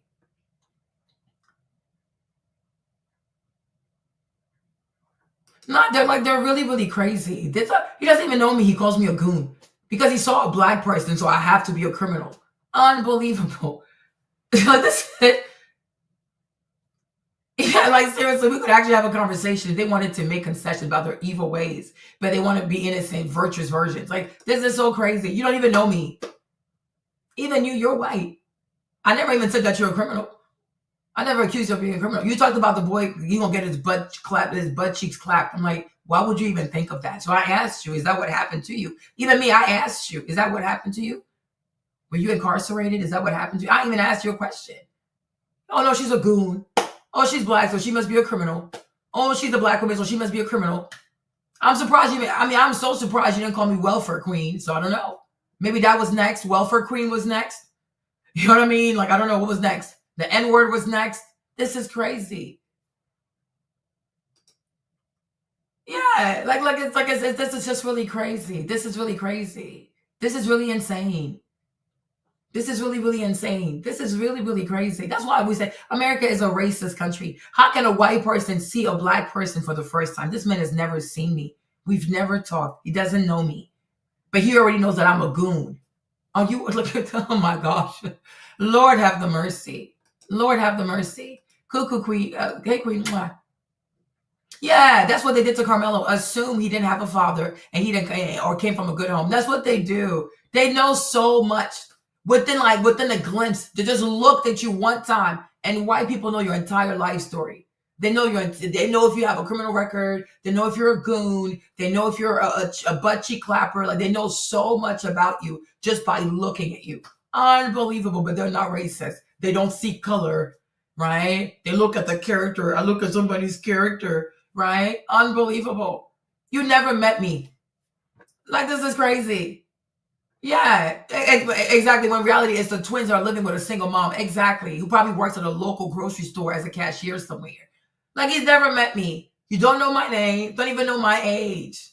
So you don't know anything about me. All you saw was this, my exterior. And automatically I'm a goon. Unbelievable. Unbelievable. Unbelievable. This is just wild. You people have issues with everybody. You don't like black people. You don't like Asian people, especially Chinese. You don't like Arabs. You don't like Muslims. You who else? You don't like Russians. You don't like anybody. You have beef with everybody. They have issues with everybody. Okay? Oh yeah, his dad says starts at home. Meanwhile, he's not even at home. Exactly. He's divorced. Like, this is crazy. They have issues with everyone. This is unbelievable. If they could even pick beef with aliens, they probably would have beef with aliens. They have issues with everybody. Everybody's a stereotype. Asians, blacks, Latinos, Muslims, Arabs. They don't like anyone. Everybody is bad. They're always perfect. They never make any mistakes. They're so amazing. They just look at people and they know everything about the person, because white people have superpowers, y'all.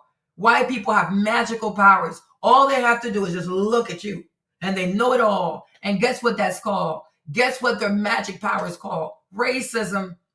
Okay? Racism is a superpower. It's a magical power for white people. I just look at you and I know everything about you. You're a black, you're a goon. You're an Arab, you're a terrorist. You're Chinese, you're a thief, right? You're Latino, you're an illegal immigrant. You want to come take our jobs, right? You know so much about people just by looking at them. This is exactly not threatening to dox people. They're just so into so they can bring their people with their nooses to try to come take my head. You are insane. Like that's racism. Here comes a white man with the racist stick. Here is a brush, bunch of black people. Let me paint to be thugs. Here is a brush, bunch of Muslim. Let me paint them to be terrorists. Turn around, swirl and swirl. Here's a Chinese, the yellow man. Let me paint him to be a thief. He stole. Tariffs. Punish the Chinese man, right? Right? They have the little magical wand of racism, and they go around painting these images of people, right? Yeah, anything to make them feel better and higher, even though everyone knows it's a farce. It really is a farce, right? The magical wand of racism. They are black, they are thugs. They are black, they are thugs. Beneath us, always, right? They're Chinese, they are thieves. Tariffs. Blow them away. Phew. Like, really, stop being ridiculous. They're just unbelievable. Stop being ridiculous. Like, these people are just so ridiculous. They're just so ridiculous. I mean, like, seriously. Huh? They're Chinese. Bunch of thieves. Tariffs. Blow them away. What is wrong with these people? Right? They're black. They have anger issues. They're thugs. They don't have fathers. Prison. Lock them away. Bitty bobbity tars. Bitty bop. They're Chinese. And they're thieves. Tariffs. Blow them away. Like, what is wrong with these people? What is wrong with white people? These people are crazy. Okay? They're Muslims. Terrorists. Maybe a drone. Maybe a bomb. Maybe a nuclear weapon. I don't know. I can't make up my mind. He's a Muslim. His name is Muhammad. He does not believe in democracy. Oh, authoritarian Muslim. What do I pick? Do I pick a drone? Would it kill all his people? Do I pick a bomb? Oh, I don't know. Do I pick a sniper? Ooh, and I can get to kill all the Muslims in the world. A drone I pick. Ooh, the drone of Raytheon. The drone of Lockheed Martin. Arise and rise. and blow the Muslims away. Assalamu alaikum, bitches. Pow! Oh, yes. What the freak? Okay, this is just ridiculous. This is just ridiculous. This is just insanity. This is insanity. Like, what is it? Like, seriously, the drone of Raytheon. Blow the Muslims away. Assalamu alaikum. Boom. Yes. Okay, here's a drone. Here's a bomb. Here's a sniper. Here's a javelin. What do I pick? Kill the Muslims. As many Muslims as possible. The terrorists who don't believe in democracy. The drone of Raytheon. The drone of Lockheed Martin. Or maybe Booz Allen. I don't know. Oh, I cannot choose. I need a brand name. Something powerful. Booz Allen. Let's murder these people. Right? Okay. Foolishness. These people are crazy. Bitty bitty boom, the drones! Bitty bitty bitty, the drones! Oh, blow the Muslims away! Assalamu alaikum, boom! Like, what is wrong with these people? What is wrong with these people?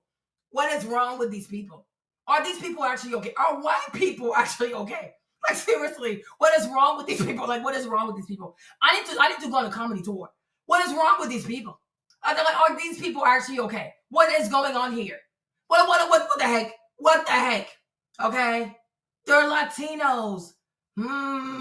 Latinos. Miguel, Andre, Jesus, Emmanuel, Rico, Ricardo. It's giving peligroso. It's giving peligroso. Jesus, Andre, Emmanuel, Rico, Ricardo is giving peligroso. It's not Taco Tuesday. It's Immigration Monday. Come home in, deport the migrants. Lord Jesus. White people. White people are so mean. Lord Jesus. It's deportation Monday. White people ain't shit.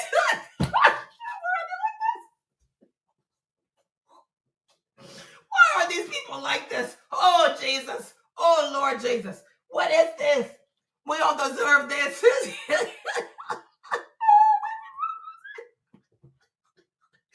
Deportation Monday. Tom Homan, deport the migrants. White people. Why are these people like this, Jesus? Oh, Lord Jesus. White people are too much. Oh, Lord. White folks are too much. Jesus Christ. You have to laugh to keep from crying. This is crazy. This is so crazy. It's not Taco Tuesday. It's deportation Monday.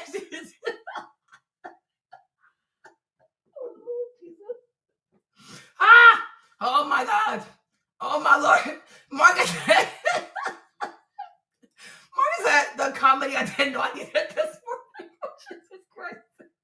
Oh, I need more sleep. This is too much. This is really too much. Well, hey, JoJo, what's up? This is ridiculous. This is insanity. This is really insanity. What is going on here? Oh my gosh, I cannot. Let me resume my live. This is too much. This is too much.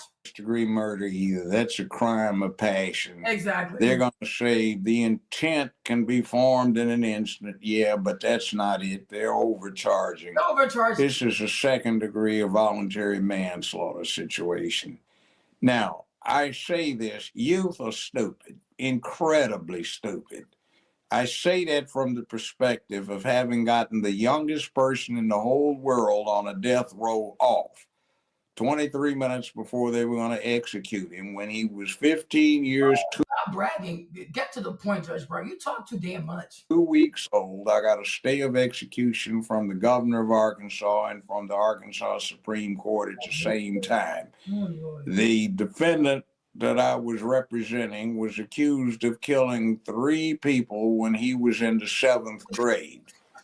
The interesting thing about it is one of the grounds I got to get a unanimous reversal of the conviction was that they had an all-white jury There were some other things that went on in there that too many. I think also the reason why he's rambling is that he didn't read the yeah, because she was like, "Oh, you are crazy." The reason why he's also rambling because he didn't make himself familiar. He just showed up. He just showed up. So she's reading stuff. Once again, we don't know where she's reading the stuff from. She's just reading stuff, and so he's just speculating on what she's reading. Which is why I think for someone of Joe Brown's stature, for the Judge Joe Brown's stature, I think he should have done his research. He should have looked at the people. Like I said earlier, right? He should have looked at their bodies, okay? He should have looked at the people. He should have looked at their bodies, and he could have, I guess, guessed the weight. But the mother did say, where's she at? Okay? The mother did say that Austin is 225 pounds. And that's straight up muscle. We're not talking fat. That's just straight up muscle. Her son is 200. One son is 225. The other twin, as you can see, let me do it right here. Okay, here's the other twin. As you can see, he towers over everybody. He's very big, right? He's 17, right? But he could pass for a grown man, right? He's not 18 yet. He's 17, but he could pass for a grown man. That's a big boy. These are big. And she even says, she said it. She's, oh, my babies are big, right? Here she is. Let her say it again, right? Hold on. Let her say it again. It's a, It's your baby. yeah. He was my big baby. He was 225 pounds. Both of them big boys. Okay, so you see, so the mother acknowledges that both of her sons are big boys. So 225, but I will say, because when I look at this picture, when I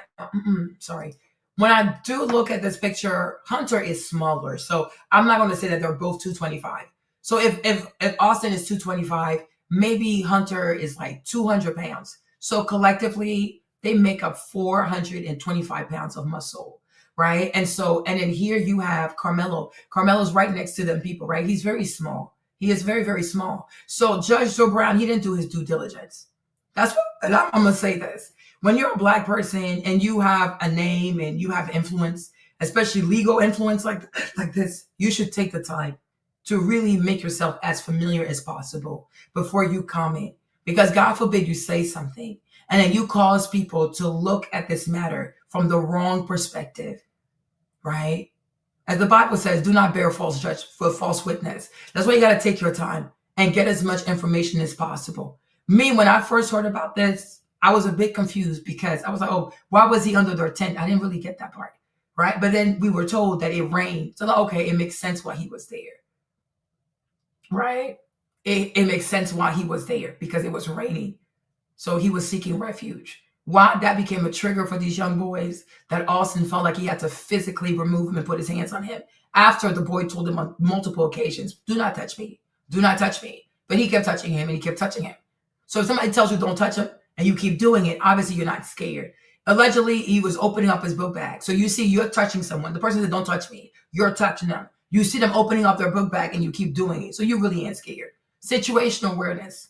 Okay. So I don't know. That's really, really confusing. But he didn't do his research. So he didn't do his research. So he's just rambling because he doesn't know much about the case. So he's not offering I guess talking about the bail being excessive, that could be relevant. He talked about overcharging for first degree murder because it has to be premeditated. They're complete strangers. So what the heck? Intent to kill? No, not really. What else did he say? He talked about a disparate difference of strength. And I'm like, yeah, they're a lot bigger. They're bigger, they're taller, they're stronger. And it was two of them against one. So it definitely is disparate, okay, distinction. What else he talk about? So that's it. Because he didn't make himself familiar with the case. People were afraid to bring up, but I did. And I filed a 12,482 page hardbound printed book of a brief where we detailed capital punishment. And if you want to hear an atrocity, the youngest person executed in the United States in the 20th century was executed in 1934. It was a 10-year-old girl for stealing allegedly 14 cents from a 5 and dime store. She was tried before a jury as an adult on Monday and hung on Wednesday. That was in Arkansas. A 10-year-old.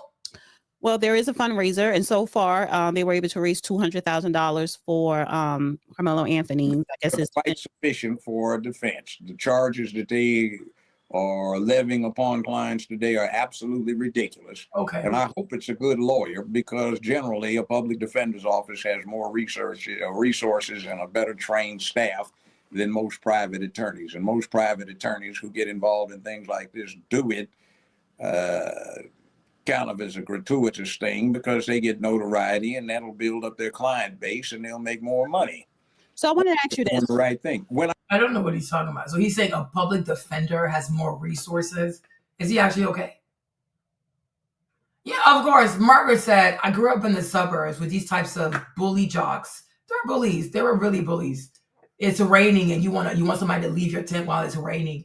They're not nice. They're truly not nice. They're bullies. I grew up in a suburb with these types of bully jocks. My male friends got into a lot of fights. They swear they own everything. Exactly. We know the type. You know what I'm saying? Yeah. They killed it. They hung a 20. So she stole 14 cents.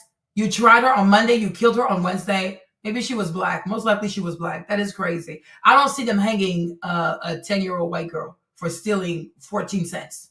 That's crazy. That is really, really crazy. That's disgusting. This country's history is so troubling. This legal history is so troubling. I got this young person, the youngest in the world, off death row, I did not charge him a dime. I did it pro bono and put up 50 grand of my own money. Okay, why do we care? That was to pay for the transcripts and stuff. Oh, and you know what? You don't see a lot of that. Not because they have forgotten that this damn thing is a profession and they've turned it into a business. And lawyers owe back, because of the expertise, training, and education. They owe the public because they are the gatekeepers that keep the system honest. They are the ones that make America work. They make the rules. They have the rules, see to it that the rules are applied. And when somebody gets out of order here with this, they do what is necessary to make sure that if somebody is in fact convicted, due process of law transpired, so you don't get lawfare in disregard for the Bill of Rights and things that would make the United States a totalitarian mess instead of a republic that has rules, where it is a nation of law, not of men. In other words, the law is controlled, not the whims of the people that administer things, or at least it's supposed to, as nearly as possible. So I want to ask you this question, boys to men, right? What is going on? What do you think is going on in the high schools with the kids nowadays? They're punks. They don't duke it out, bam, bam, bam. They don't take out bullies. And the bullies are sissies. They like to pop caps on people instead of going toe to toe and see, oh my God, we have to protect the children from bullying. And it's up to the teachers and the police and the parents. No, it's not. It's never been in human history. It's up to the kids. It's a rite of passage. So we don't encourage our kids to take on bullies. They get protected. They feel entitled. And they have a whole lot of punks that get real scared and they pull knives out and stab somebody instead of busting them right in the mouth. So my thing is, you guys, how does he know he was a punk? What is he even talking about? You see, this is so disgusting. So what is he even saying? How does he know Karmelo was a punk? He knows him? Did you even see his picture? Unbelievable. I'm like, yo, you know this case, let me tell you something. With this case, y'all, right?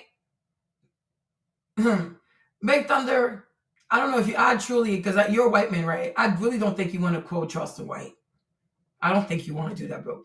I really don't think you want to do that. I don't think you want to quote Charleston White. Because if you know, yeah, exactly, listen to me. Exactly, because listen to you. You think you want to quote Charleston White? Do you want to know what Charleston White thinks about your people? Let me play it for you. Charleston White. Y'all so desperate to have a black voice, a black face, say the foolishness you want to hear. Do you know about Charleston White? What the heck? Do you know who Charleston White is? Have you done your research on it? Okay. Hold on. I'm play for you. Hold on. Let me play for you. Put you on. Days later, people were like, why would you do that? This man talked about raping women and this and that. How do you address those comments? I talked about raping and killing white people, white men. I wanted to promote opposite of what's being promoted to us. Okay. I actually served time for killing a white person. So do you want to, because you're white, right? You're white. Do you want to continue to quote Charleston White? This is disgusting. This is seriously disgusting. You see me, I'll crack jokes. This is what he preaches. So, in your, I don't know, in your exuberance, your effervescence to look for a black mouthpiece to say the things that you want to hear because you want to see this thing a certain way, be very careful which black people you want to use as a credible source. Be very careful. Charleston White is not a good person. All jokes aside, Charleston White is a despicable human being. This man has videos out here where he talks about sexually assaulting babies, that he will grape a baby. Be very careful, right? Okay, well, be very, very careful. Do not, Charleston White, I'm telling you, right? You can talk about Officer Tatum. You have Brandon. Brandon has the Officer Tatum channel. There's the Black Perspective. That's George. Who else is out there? Even what's the one who does the sports stuff? The one who's a little chubby. No, I'm not just as foul. Absolutely not. Absolutely not. You would love that, but no, absolutely not. That is disgusting. Absolutely, I don't believe in murder. I don't believe in having guns. But I don't have to prove anything to you because you already think the worst of me. You met me for 2 minutes. You thought I was a goon, so there's no need in explaining myself. Okay, exactly. If you want to quote black people, there's Officer Tatum. You can find him. There's There's George. He has the Black Perspective. There's Anton Daniels. There's other people. But Charleston White, don't do it because he doesn't like you.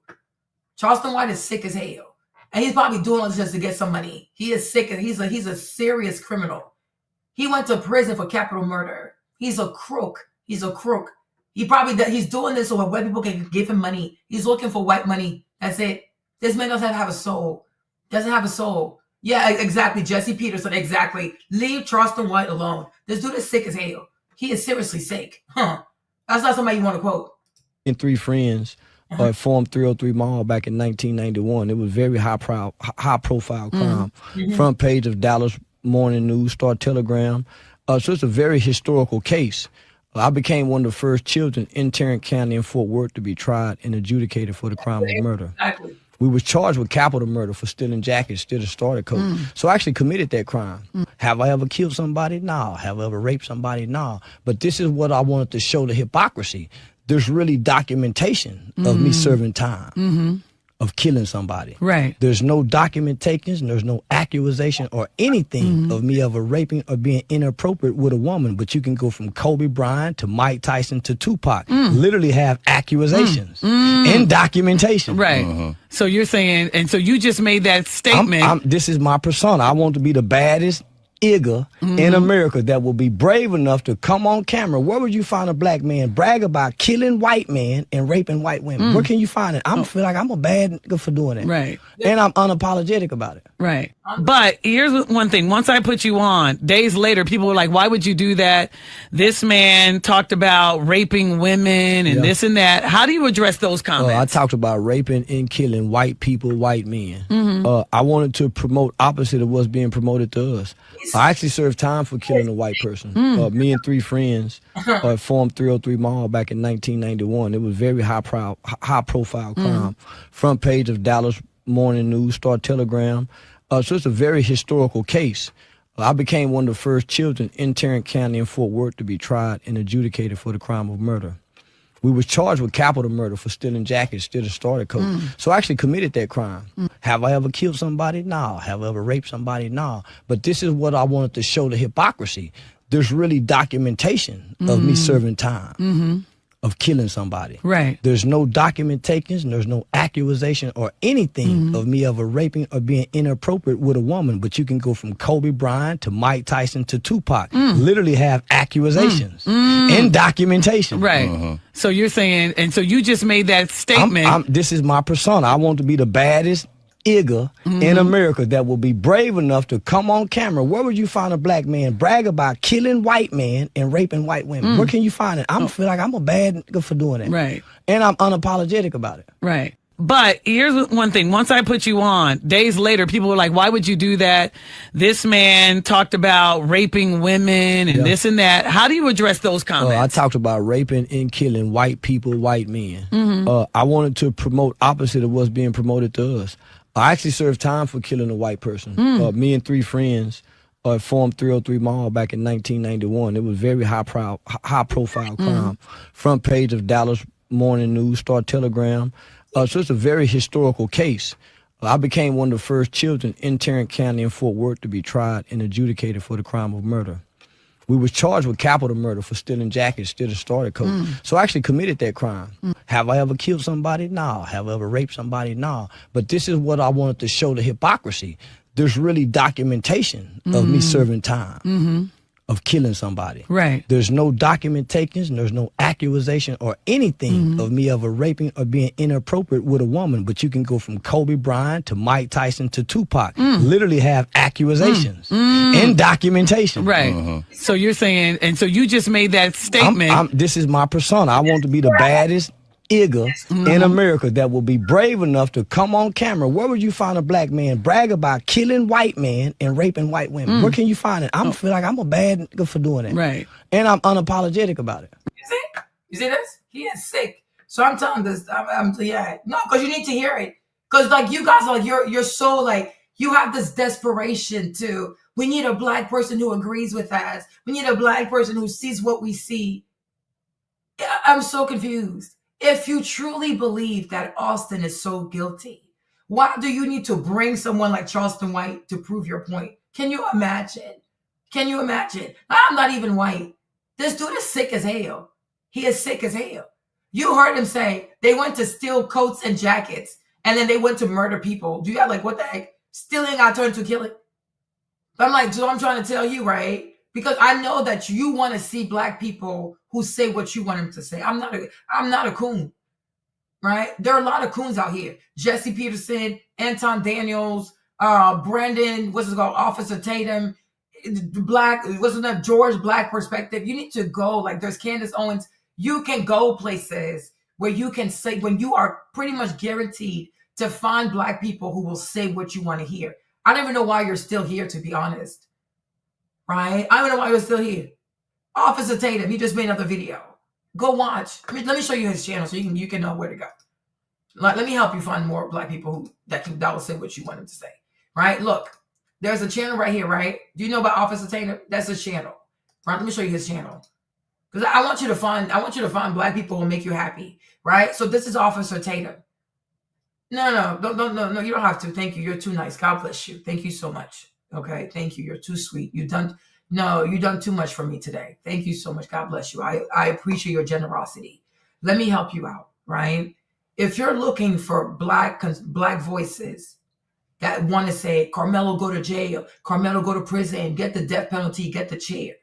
Officer Tatum, that's his channel. Let me show you another channel. I can help you. That's no problem. Right? This is Anton Daniels. Right? This is also Anton's channel. Let me show you. He made a video recently. What's going on, friend? There you go. He made a video yesterday. Where's the video? There you go. You see, he made a video like this yesterday. 162,000 views. You can go watch this video. You also have the Black Perspective. There you go. That's George, right? You can go to his channel. He also made a video. Let me see. Where is the video? It's here somewhere. He made a video because I saw it. Oh, yeah, there you go. You see, 222 views. He made a video. Father rages as pro-black community defends a murderer, whatever he said, right? That's George. You can go here. You also have, what's April's channel? What's April's channel again? Let me show you April's channel. Who else? Oh, there's Jason. What's his name? Jason Whitlock also, right? Okay. There's Jason Whitlock also. This is Van Jones. Right? He made a video over here, but he only got 50,000 views. But what's his name? Jason Whitlock also made a video. So you can go over here. Who else, y'all? Who else? April, let me see.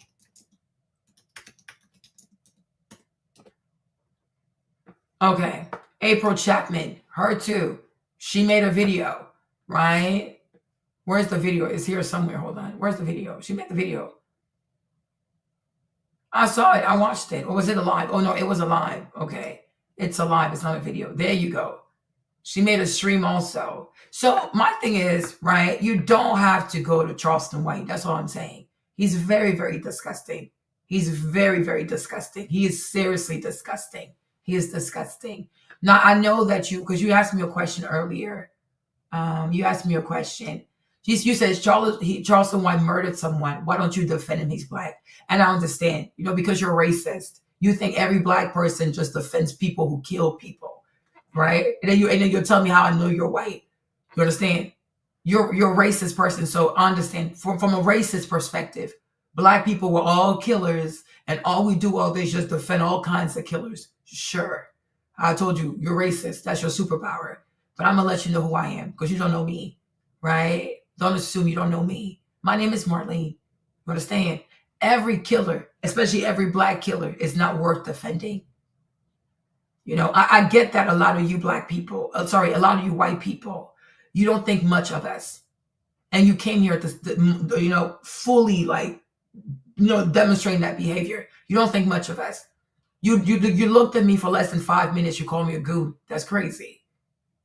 Right? So I get it. When you have a racist mind, especially racist in America, you think every black person is we're just vile murderers, whatever. And all we do all day, us people, there you go.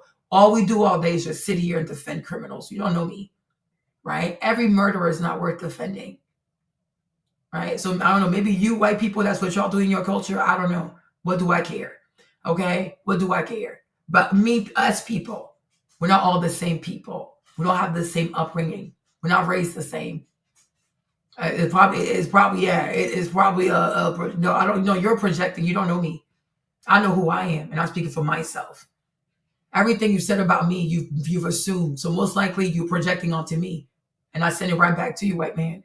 Right? Every murderer is not worth defending. I'm not going to defend Charleston White. But Karmelo, I will defend. And you can do with that whatever you please. Now, you can sit here with Kevin Canella. Who's Kevin Canella? Who are these references? I'm not white, so I'm not familiar with these people. So I'm not familiar with these references. So the joke doesn't hit. The road is not roasting. Okay? So I've shown you a few channels of black people who will say what you want to say. You're like, yes, right? Go on their channels. You don't have to be here. Okay? So after this, I'm going to ignore you because I've told you where to go. So after this, I'm going to ignore you. You can stay if you want to, but I'm no longer responding to you. Yeah. Oh yeah. He's sick. And see, exactly like Kevin says. In other words, there are places for you to go and agree with black people who will say what you want to hear. You can go there and try to project your racist views over here. Exactly. Yeah. I'm like, who's Kevin? Who's Kevin Canella? Like, who are these people? Oh, he's talking to you, Kevin. I don't even know. I'm like, what the heck? We're like, who are these people? Where are these references? Like, I don't even know who these people are. So I've given you a few people. I've given you over like 5 people. So this is April's channel.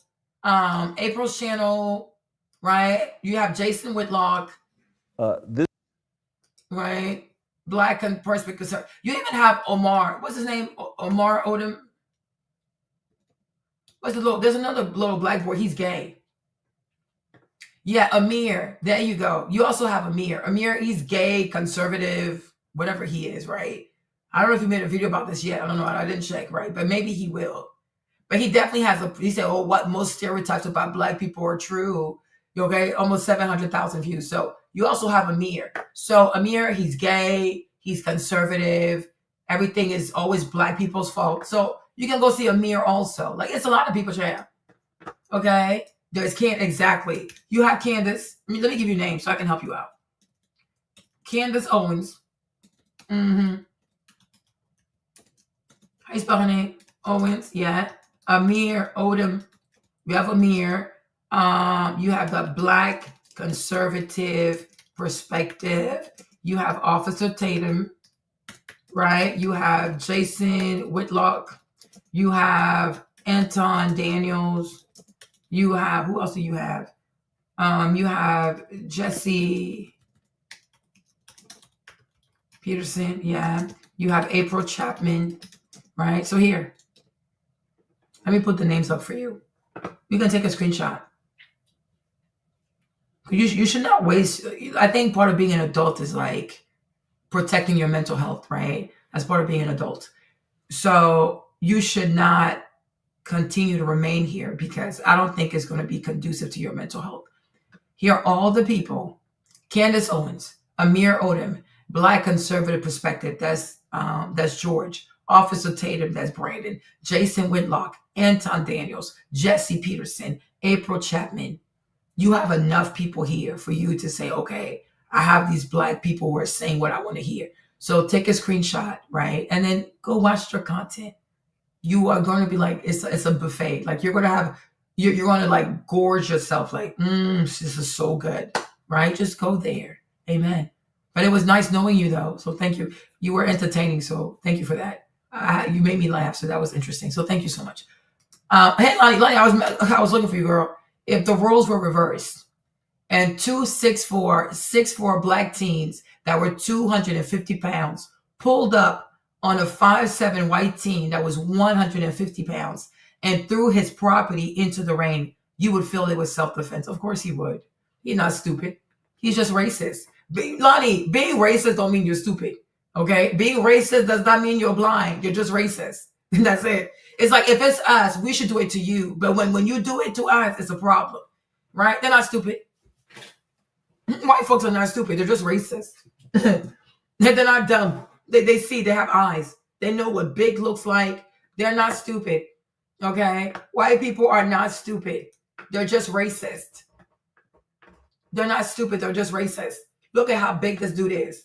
Look at how big they are. And look at how small this boy is. You think white people can't do switcheroo like, okay, what if the roles were reversed? They can. The issue with white people is they think they're superior. They think their lives are superior. So they should be able to do it to you. You shouldn't do it to them, right? If the roles were reversed and these people were Black, I don't even know how to make them Black. I'm still learning how to use, what's the thing called? Canva, right? But let's say there was a way to make them Black. Maybe element or circle. Let me see if I can use a circle or an oval. Let me use an oval. Let me use this one, right? Sorry, let me use this one. Let me turn this around like this, right? And then let me change the color. Let me do this. Let me pick, right? You see this? Maybe let's go even darker, right? They're not stupid. Duplicate. How do I? Okay, yeah, sure. There you go. Right. Another one. Let me turn this. Okay. Let me do another one. Make it a little smaller. Right. Duplicate this. Sorry. Let's duplicate this. Make it a little smaller. Right. Let's duplicate this. Let's cover his face. Let's make it smaller. Let me do this. Let me turn it around like this. Right? Let's duplicate this. Let me make it smaller. They're not stupid. They're not dumb. They're just racist. They're not dumb. They know damn well, right? Let me duplicate this layer. Let me cover his ear. Let me turn this. Let me do this. Right? Okay. Right? So now let me also cover this. Let me hide this. There you go. Right? You see this arm? Okay, cool. You see this, right? You understand? If we were looking at a Black arm like this. Oh, the police report said he is 5'9" and 130 pounds, Fallon. That's what you, oh, yes, you're right. Okay. Right? Yeah. You see this, Lonnie? So my thing is, like, okay. Okay, so let me make this bigger, right? So let's say they were like, he looked this shade and he'd also look this shade, right? Like, look at how big this arm is. Look how big this arm is, right? So let's not act like, yeah, you were the closest. Yeah, he's very small, right? Do you see? So the police report says that Karmelo is 5'9" and 130 pounds. Okay. Okay. Now, what did the mama say? Right? Here's the mama. Here is the mama. Right, but It's a, It's your baby. yeah. He was my big baby. He was 225 pounds. Okay. So here's the mom. Here is the mom telling y'all that her son was 225 pounds. My goodness.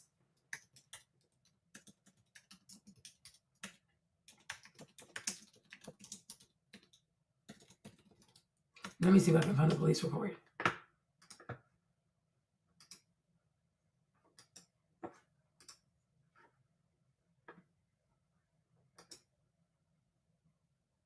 Oh, yeah. She's not lying, y'all. Oh, this is getting better and better. She is not lying. She is not lying. She's not lying. Fallon is correct. Here it is. Oh, my goodness. Oh, Jesus Christ.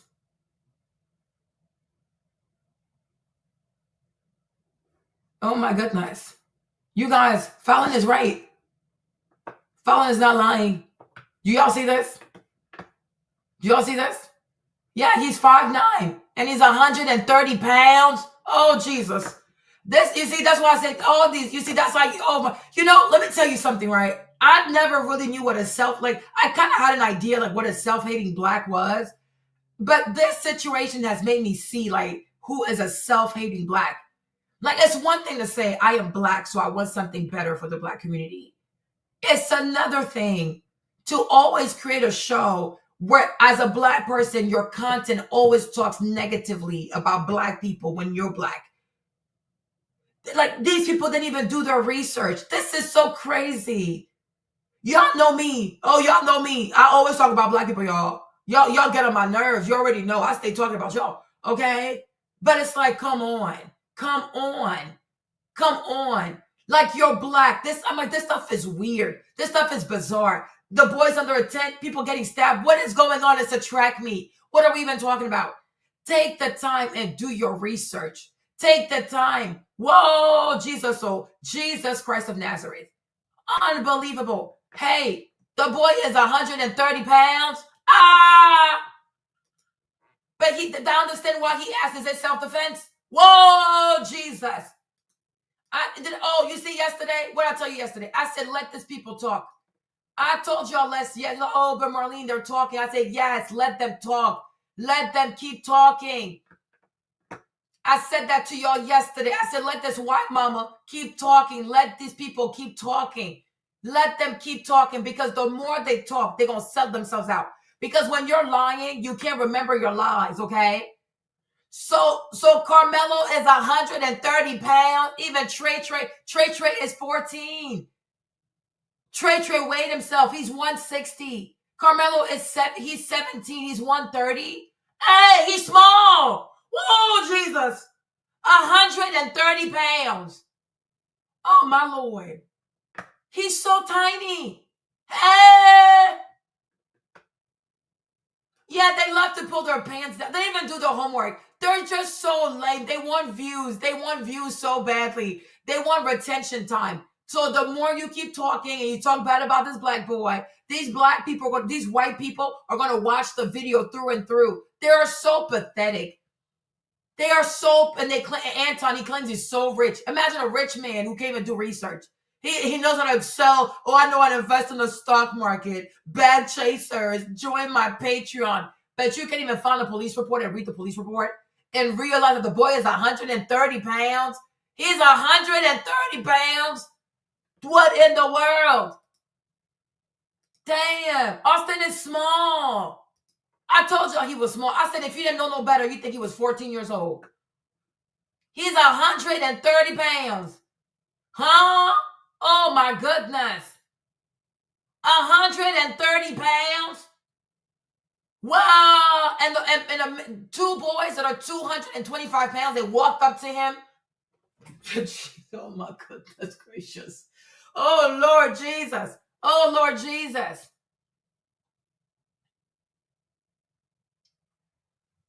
Yeah, he's 225.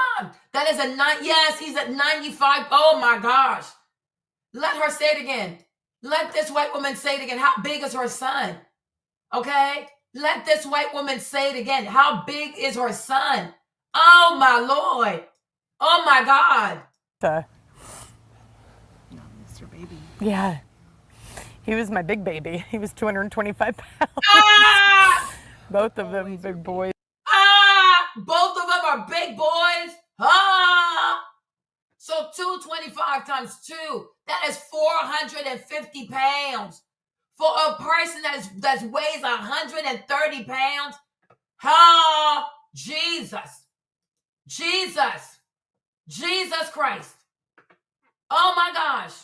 You guys, let me pull up a calculator. Oh my Lord. Calculator, y'all. There's some racist white people around. Let's do the math, y'all. Let's run these numbers.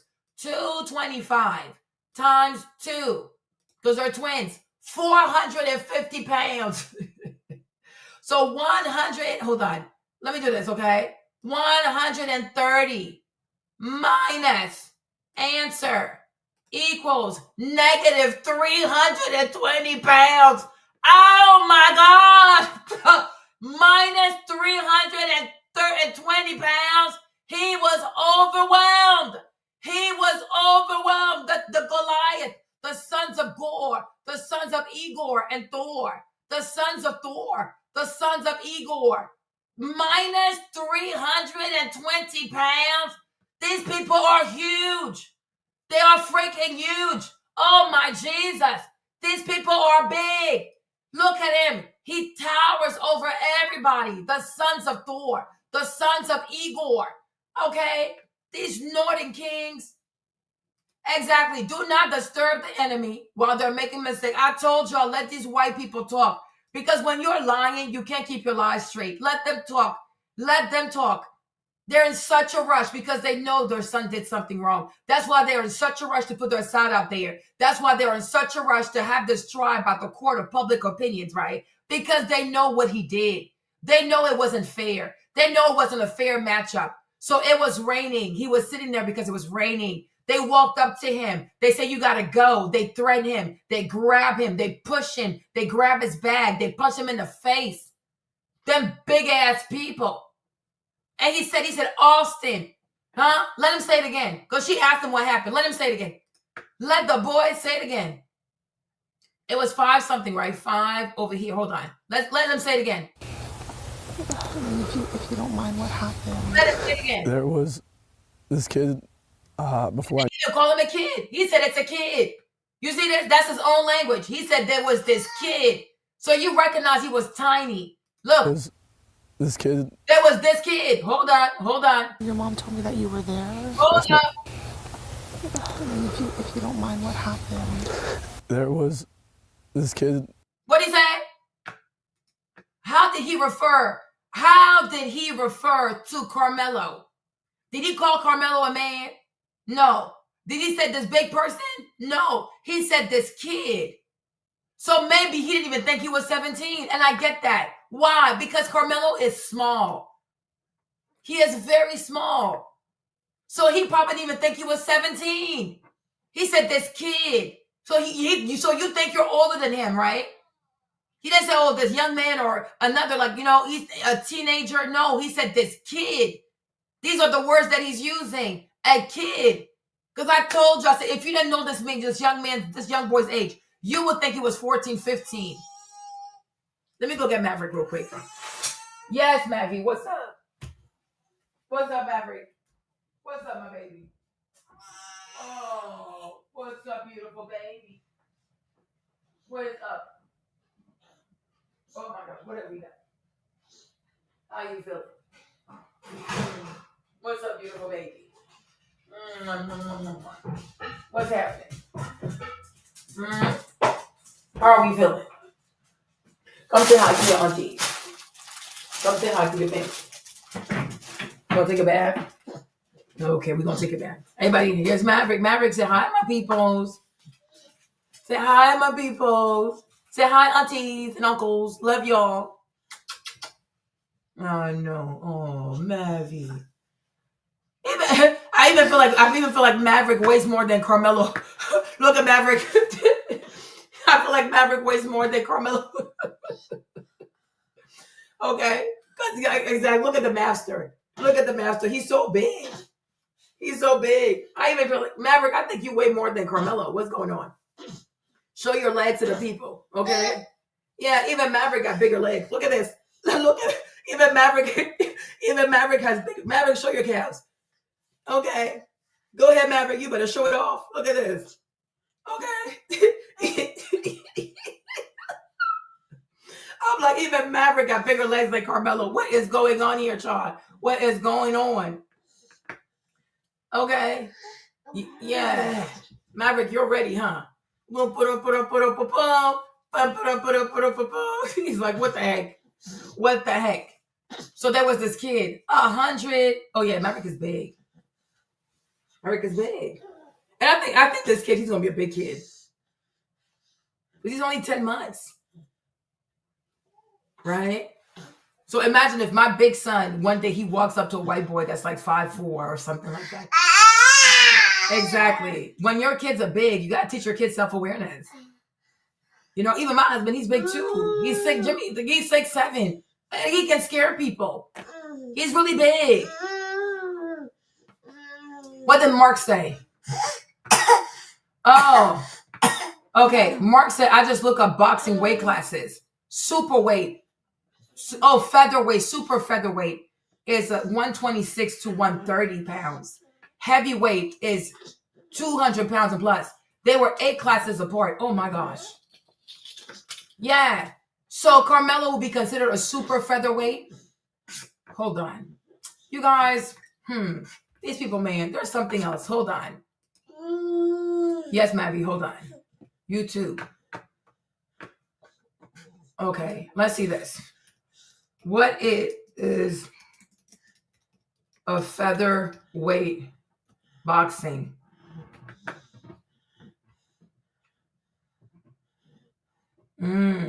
Yeah, they're small people. Okay, let's watch this one. Let's watch this one.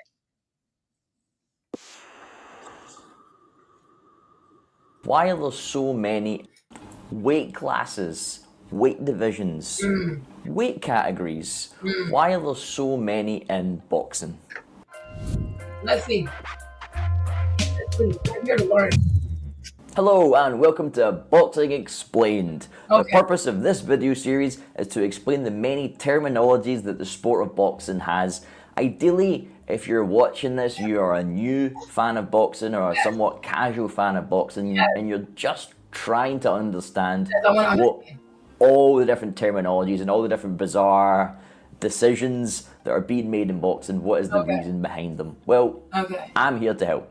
Please do. First of all, weight categories, weight classes, weight divisions, it's all the same thing.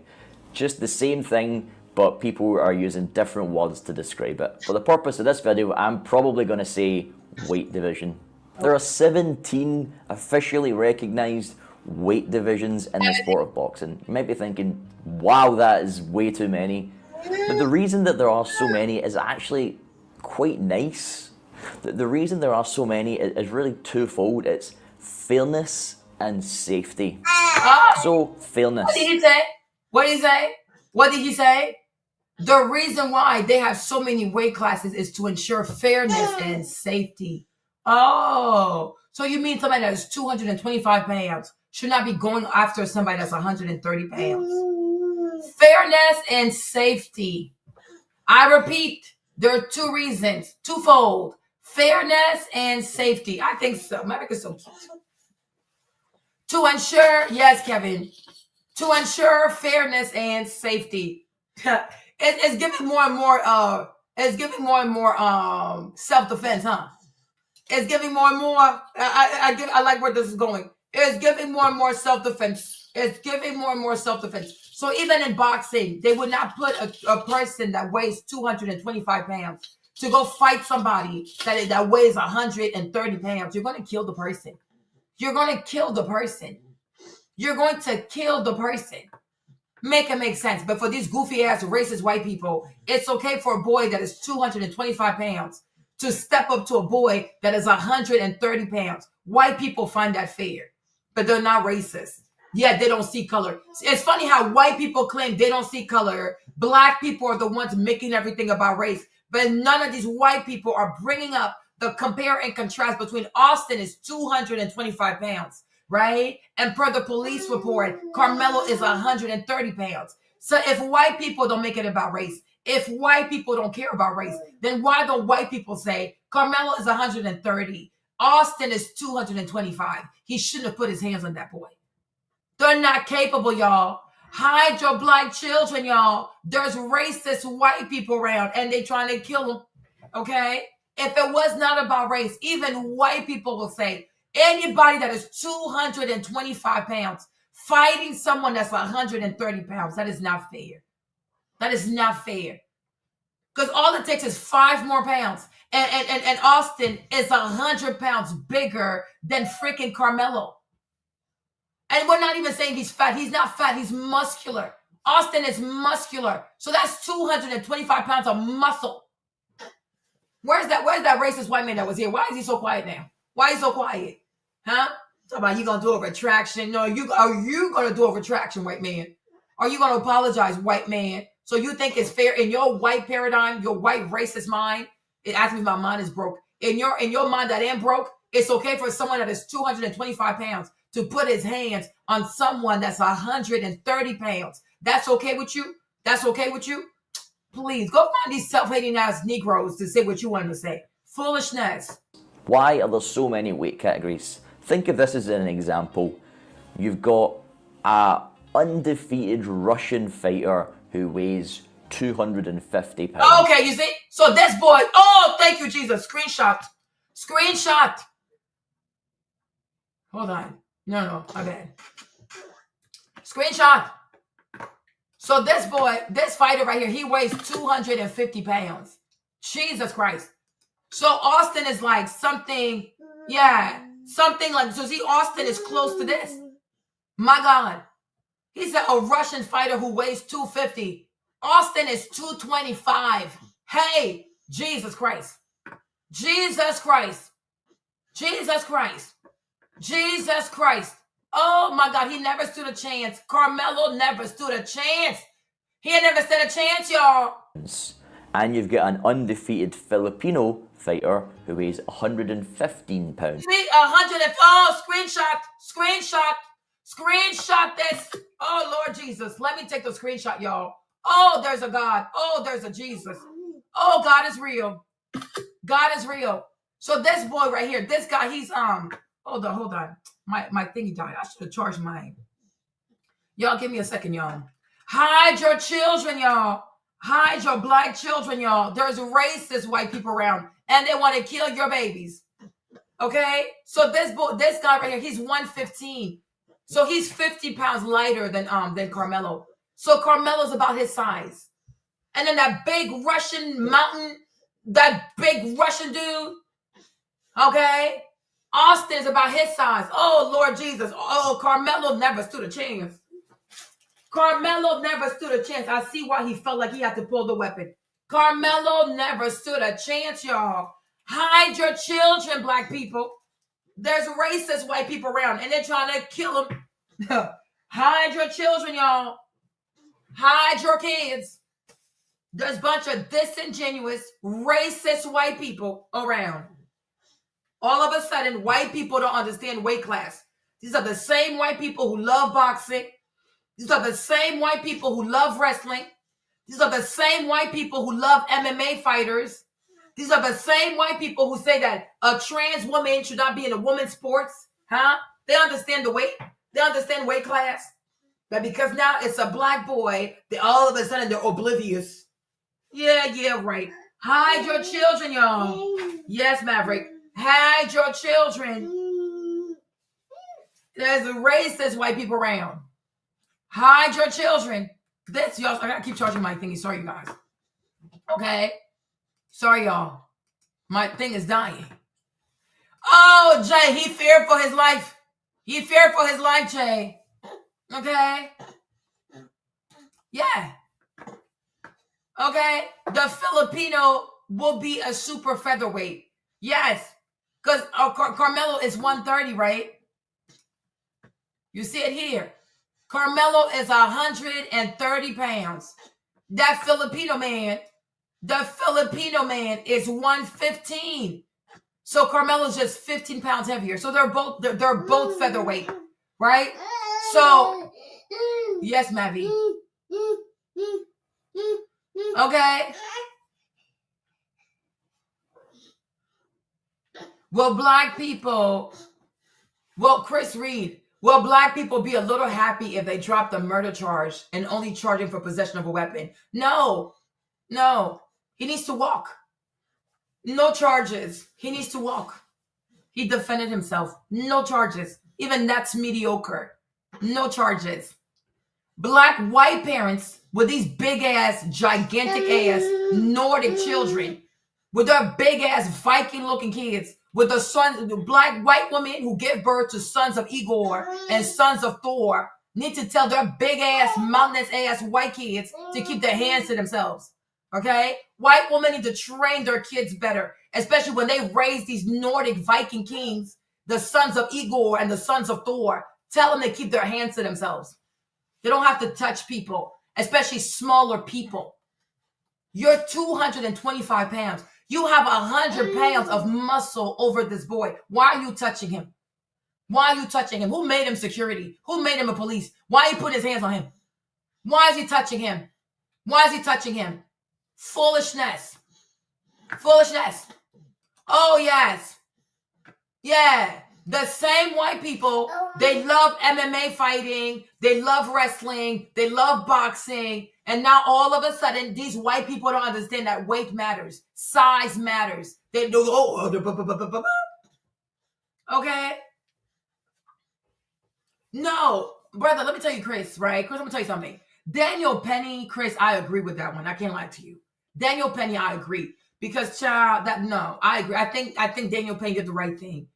Because everybody was scared. For real. It's New York. Who knows what he would have did? Daniel Penny, I agree with him because New York is crazy. New York is crazy, y'all.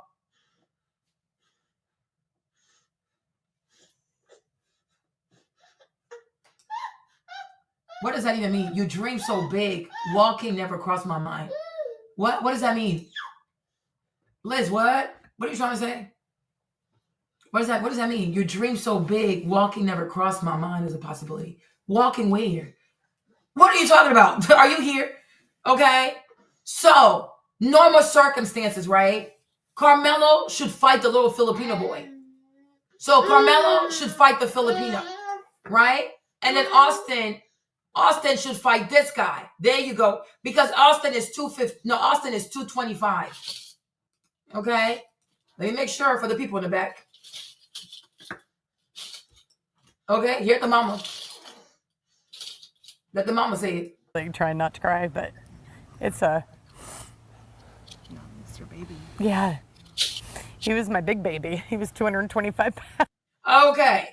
So the mama telling you, okay? The mama is telling you her son was 225 pounds. Okay. Okay. Right? The mama said the baby, her son is 225 pounds. There you go. The police report says that Karmelo weighs 130 pounds. Her son has 95 pounds of muscle extra. Her son is almost 100 pounds of muscle bigger than Karmelo. And he's taller too. They're tall. Because like they're tall. These are tall boys because look at him right here. Where is he in the frame? Look at him. Even the cameraman had to zoom out to be able to capture him because he's tall. I'm so sorry for your loss. Look, he towers everybody. Look at him. Look how tall he is. So these boys are not just tall. Yeah, exactly. She can't cry because she knows how mean he is. She knows he has a temper. She knows. But they know that's his mom, so she's gonna lie for her baby. We get it, right? But you see how big he is? These are twins. You see how big? Look at this one. You see how big he is? So they're tall and then they're big. Because they're not fat. These boys are not fat. This is muscle. 225 pounds, and you walking up on somebody who weighs 130 pounds, there is a 95-pound difference. That's just the weight. What about the height? And there's two of them. So it's like it's 400 plus pounds. Two people, 6'4", everybody 225 pounds, full of muscle, football players. And they probably do wrestling in the off season with the big bones, sons of Thor and Igor. And you want this little skinny ass. We knew he was skinny. You want this little skinny ass black boy not to be scared. Are you serious? Are these people serious? In the words of Jay, he was fearing for his life. Where's Jay? Okay.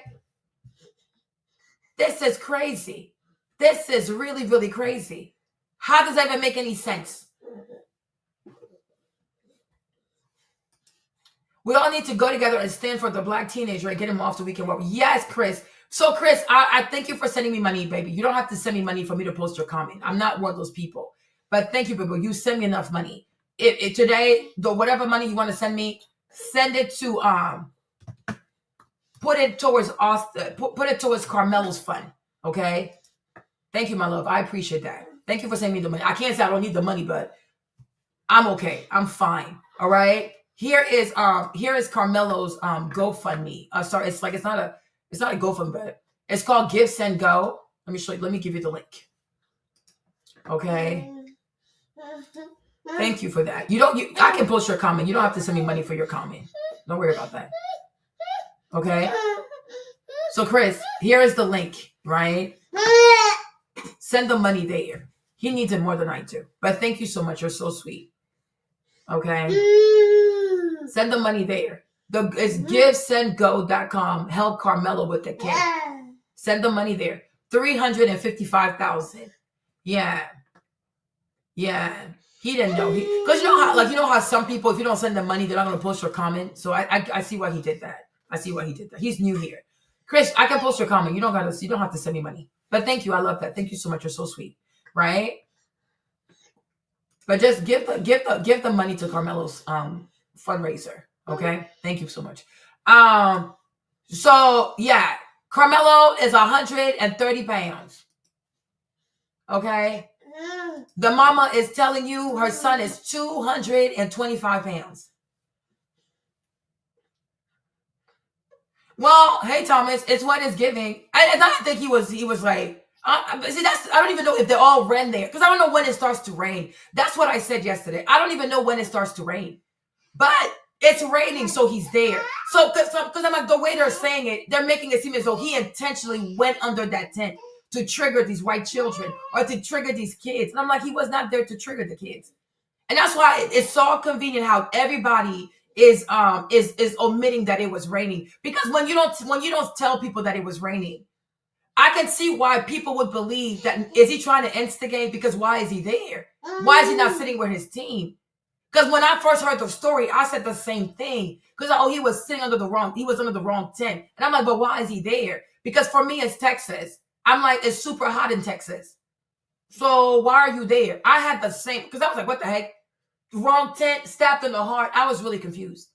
It's not until yesterday or the day before yesterday, I really sat down and did like an 8-hour live. And then I was listening to Officer Tatum, to Brandon. And Brandon said it was raining. And I was like, oh, so I understand why he was there now. He wasn't there to trigger them. He was there because it was raining. And so far, we don't even know where his tent was. Is it close? Because let me show you this. Let me show you what I found yesterday so you can see what I mean. Okay, let me show you this. Let me show you this picture. Okay, you see? So here, in this picture right here, we have two tents. So I don't even know if the yellow one was his team's tent or if his team tent is somewhere else. We don't even know how many tents were there. But from the news reporting, it was 100 people. There was 100 students there. So it has to be more than two tents, right? So if we had a bigger picture of the entire place, we could see, okay, where was his people's tent?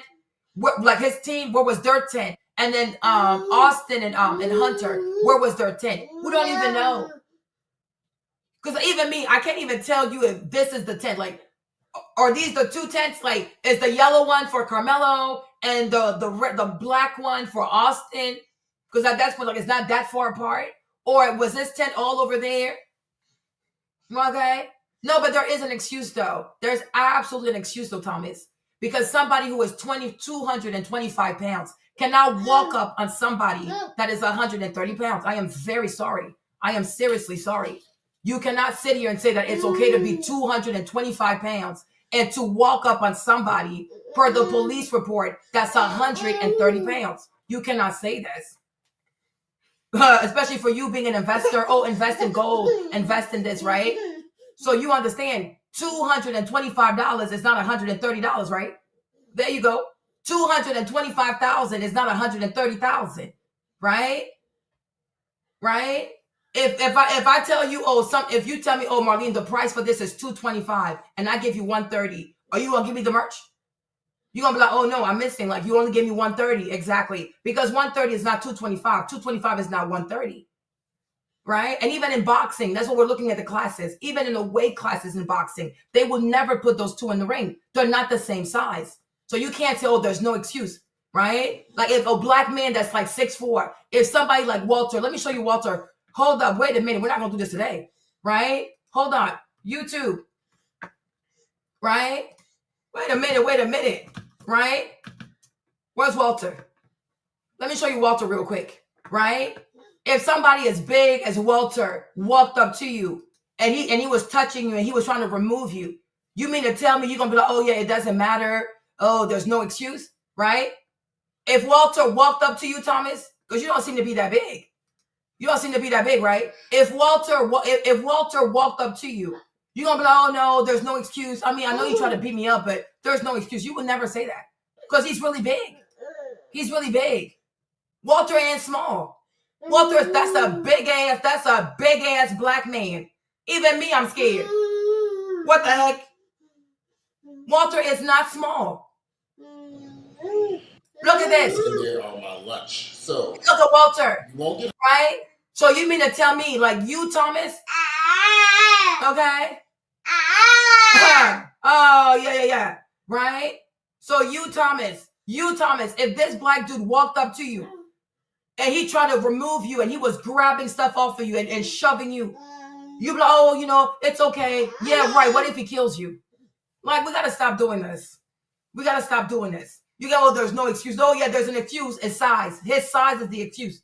And I wouldn't even be mad at you. I wouldn't even be mad at you. Like, child, you did what you had to do. Walter is huge. Walter is huge.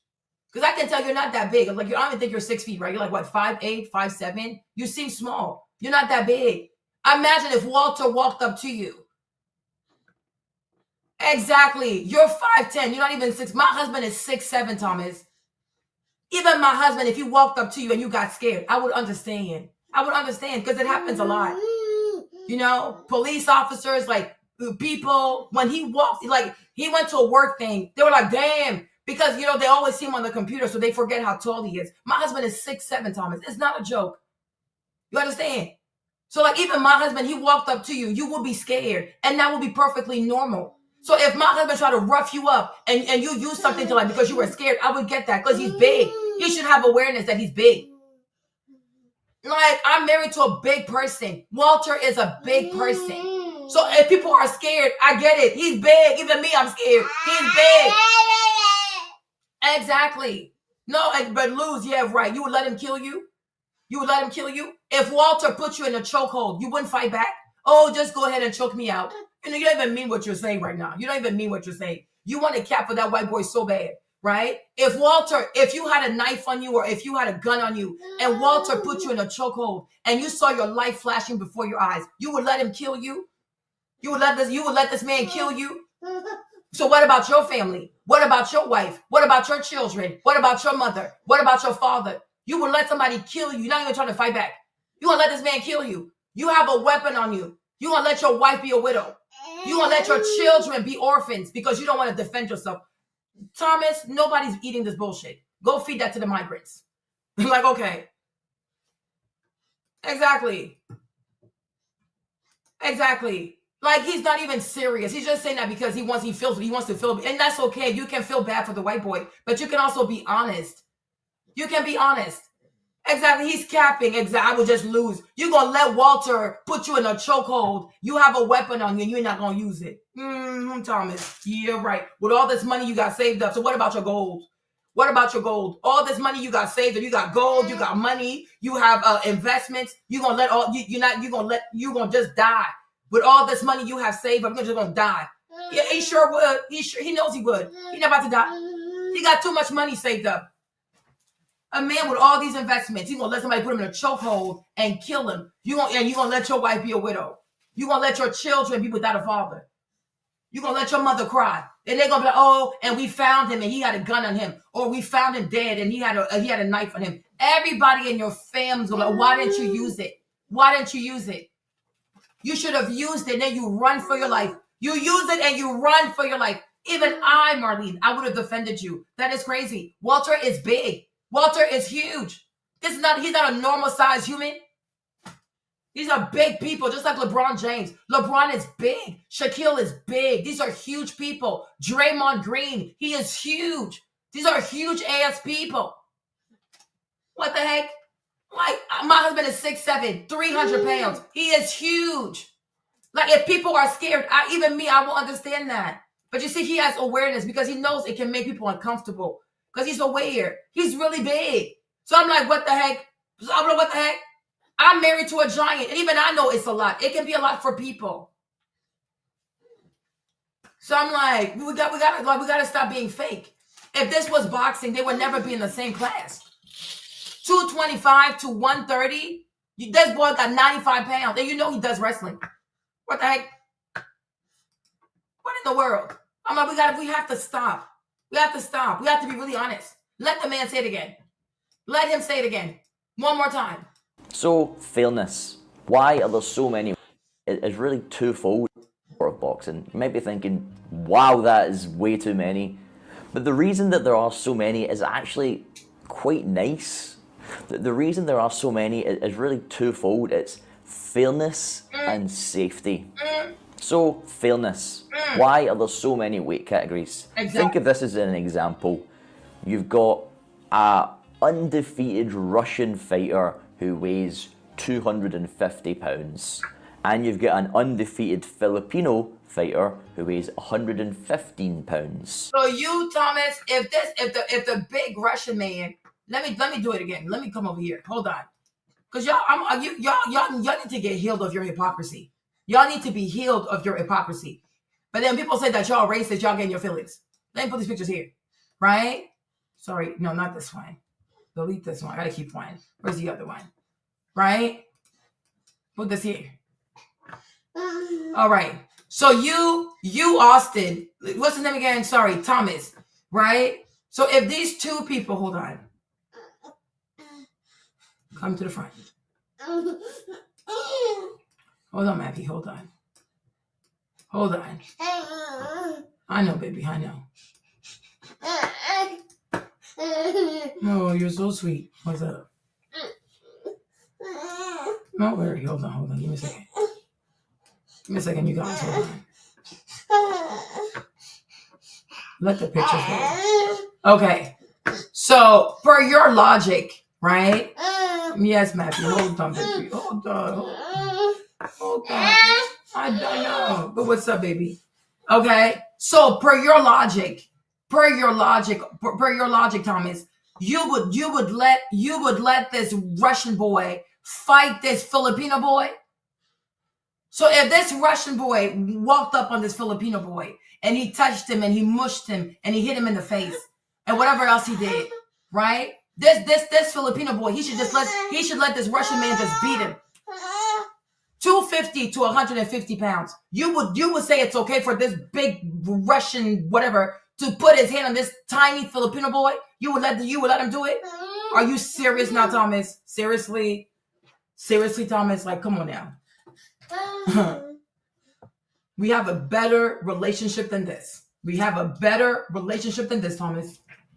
Come on now. Let's be for real. Like, hold on, y'all. I gotta put my order.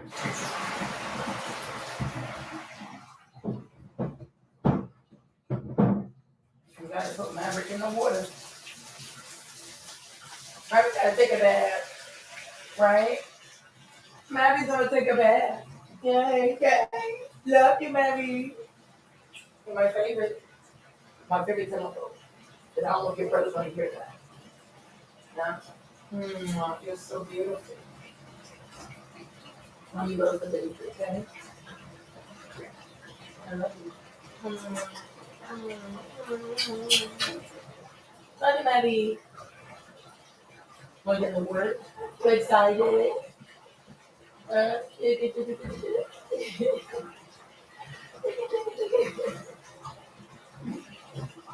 Maddie's excited. You want to get in the water a little bit? Yeah. Get in the water. Yeah, you go. You're so cute. Play with this. Beautiful baby, okay? We love you. Let me make your bottle real quick. You guys hold on, hold on. I gotta go in a little bit. Oh my gosh, it's 11. Oh, I gotta go. Oh crap. Crapazoid. Okay, hold on. You guys, I am sorry to cut this short. I didn't even see the time. Oh, okay. Would I let them fight? No, exactly. So that's why we're also saying, where were the coaches? Where were the adults? Where were the coaches? Where were the adults? Where were the adults? Where were the coaches? Where was security at this track meet? Because this is out of order. Yeah, the fact that Austin felt so emboldened to do the job of a parent or a coach is part of the issue also. And we all know they didn't ask him to leave politely. My point is this. Anthony posed no danger, really, if he was seeking shelter. That's what he was doing. Did he tell you he was robbed? Like you heard the brother. You were here yesterday, right? He didn't rob him. He didn't harass him. He wasn't playing music. It was raining. And everybody kept saying that. Yeah. Yeah, because I gotta go and I gotta go get Jimmy from the airport. Right?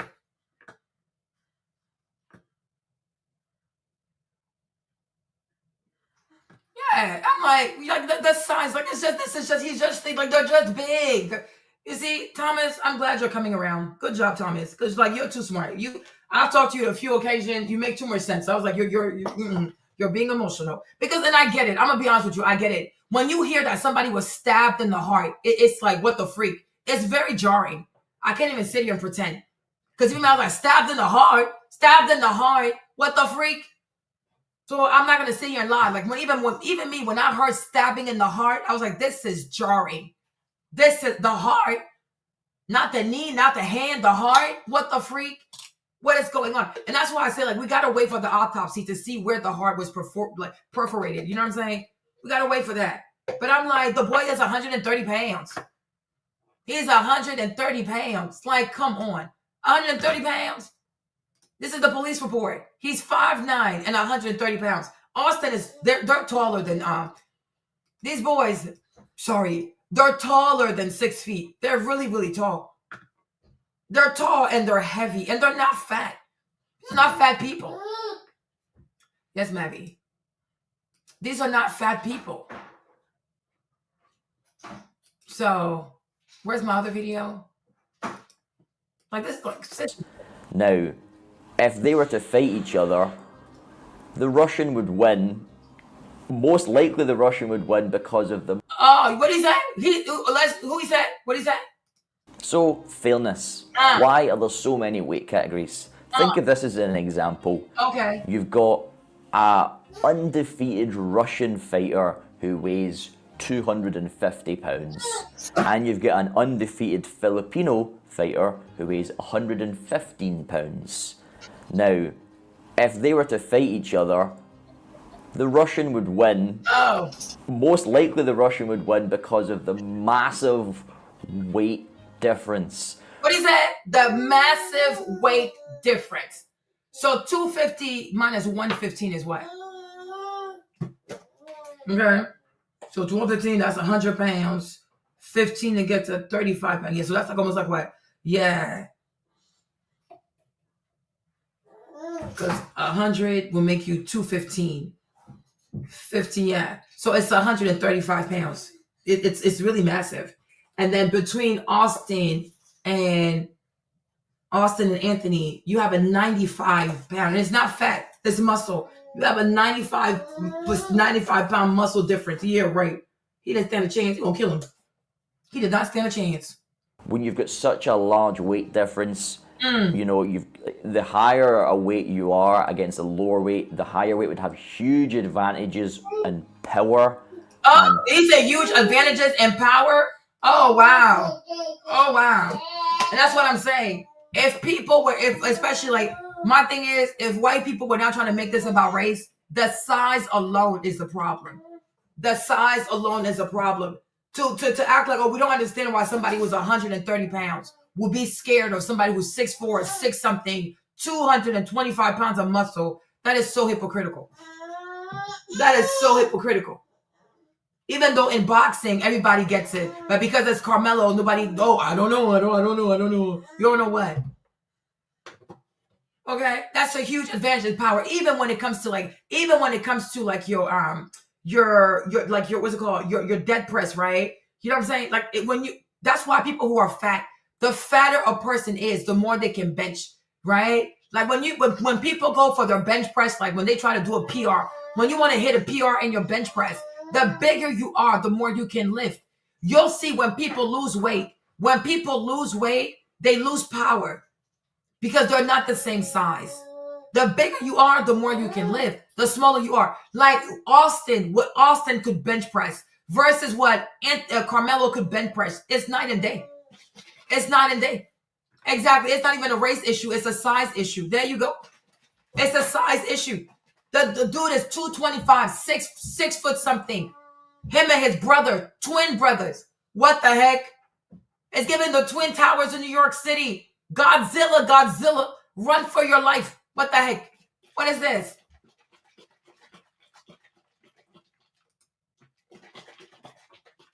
Yeah, it's hard to understand. And race loyalty is natural. It is. But understand if it's the other way, that's humanity. You're allowed to your hypocrisy, of course, but be able to take your, okay, this is too much. This is too much. He's too big. He's just too big. They were both too big. Punch resistance, and then the opposite would be true for the person at the much lower weight when you're comparing the two. That's really the reason that there are so many weight divisions.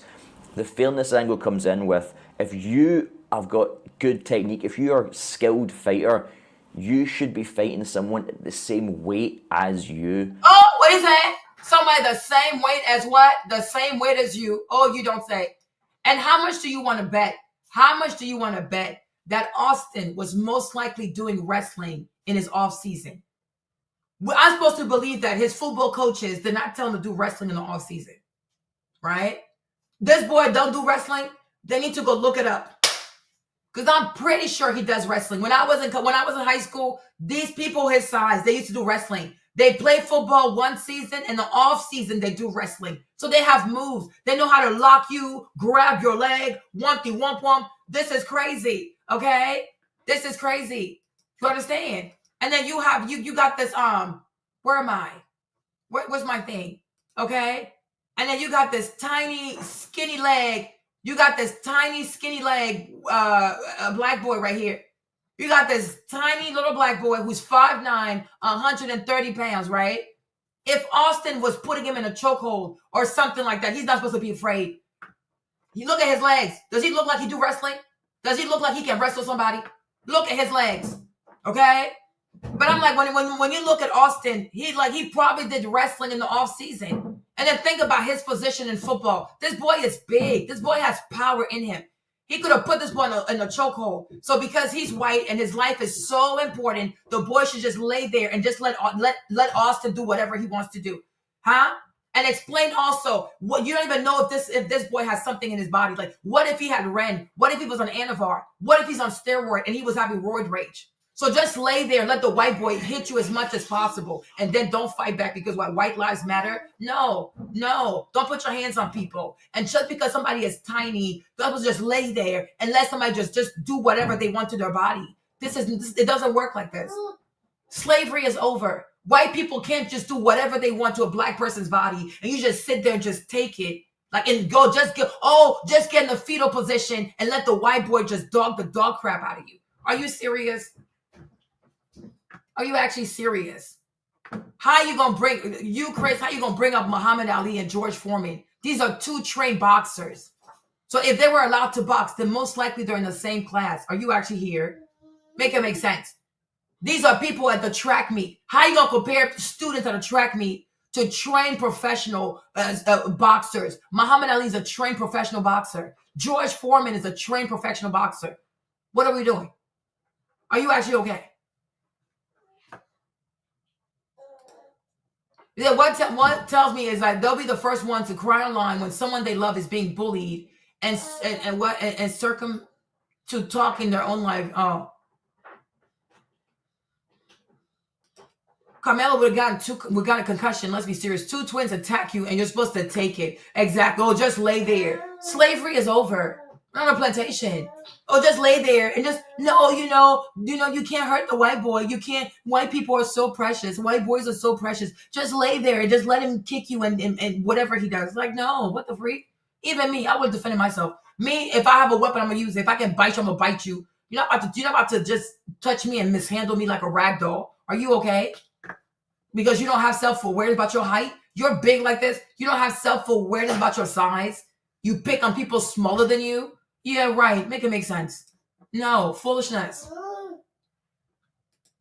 Because then you're just going off against skill versus skill. You're not fighting someone who is an entire foot taller than you or is like 50 pounds heavier than you. Exactly. It's completely fair. Exactly. See, that's fair. Exactly. This is fair. Exactly. This is fair.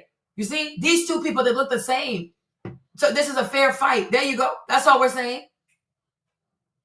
This is fair. Exactly. Thank you, white man. This is a fair fight. They're the same. Like, look, they're the same size. Like, this is the same size of people. There you go.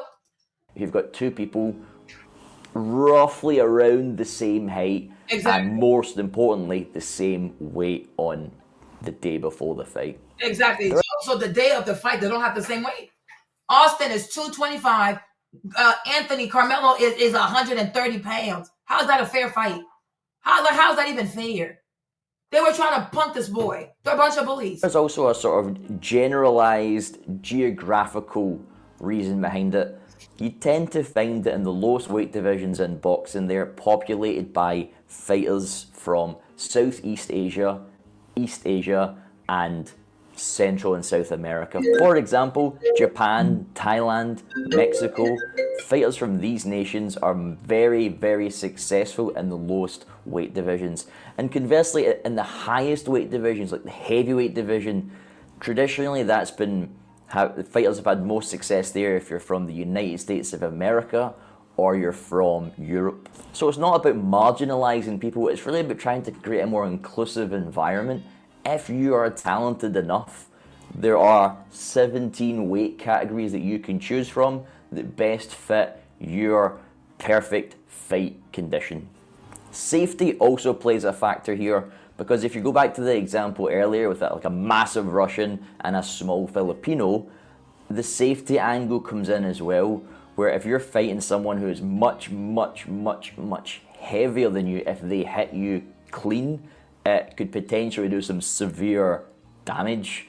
So it's much more fair fair and safe if you've got two people roughly the same size, pretty much identically the same weight, fighting each other. Now let's You see, y'all, James said I could stay, so because I told myself I have to defend. You see, even like Jimmy's not here, but he's coming. He's back now. Because the whole time I'm talking to him about it, he's upset too. We're like, the boy is too small. The boy is too small. He's just too small. And that's like, he's all like, and I like this because, Jim, one thing about my husband, he has self-awareness. He knows he's big.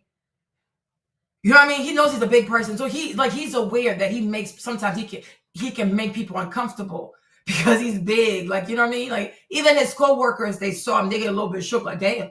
Like, well, what the heck? Because they always see him on the computer. Now imagine seeing him in person.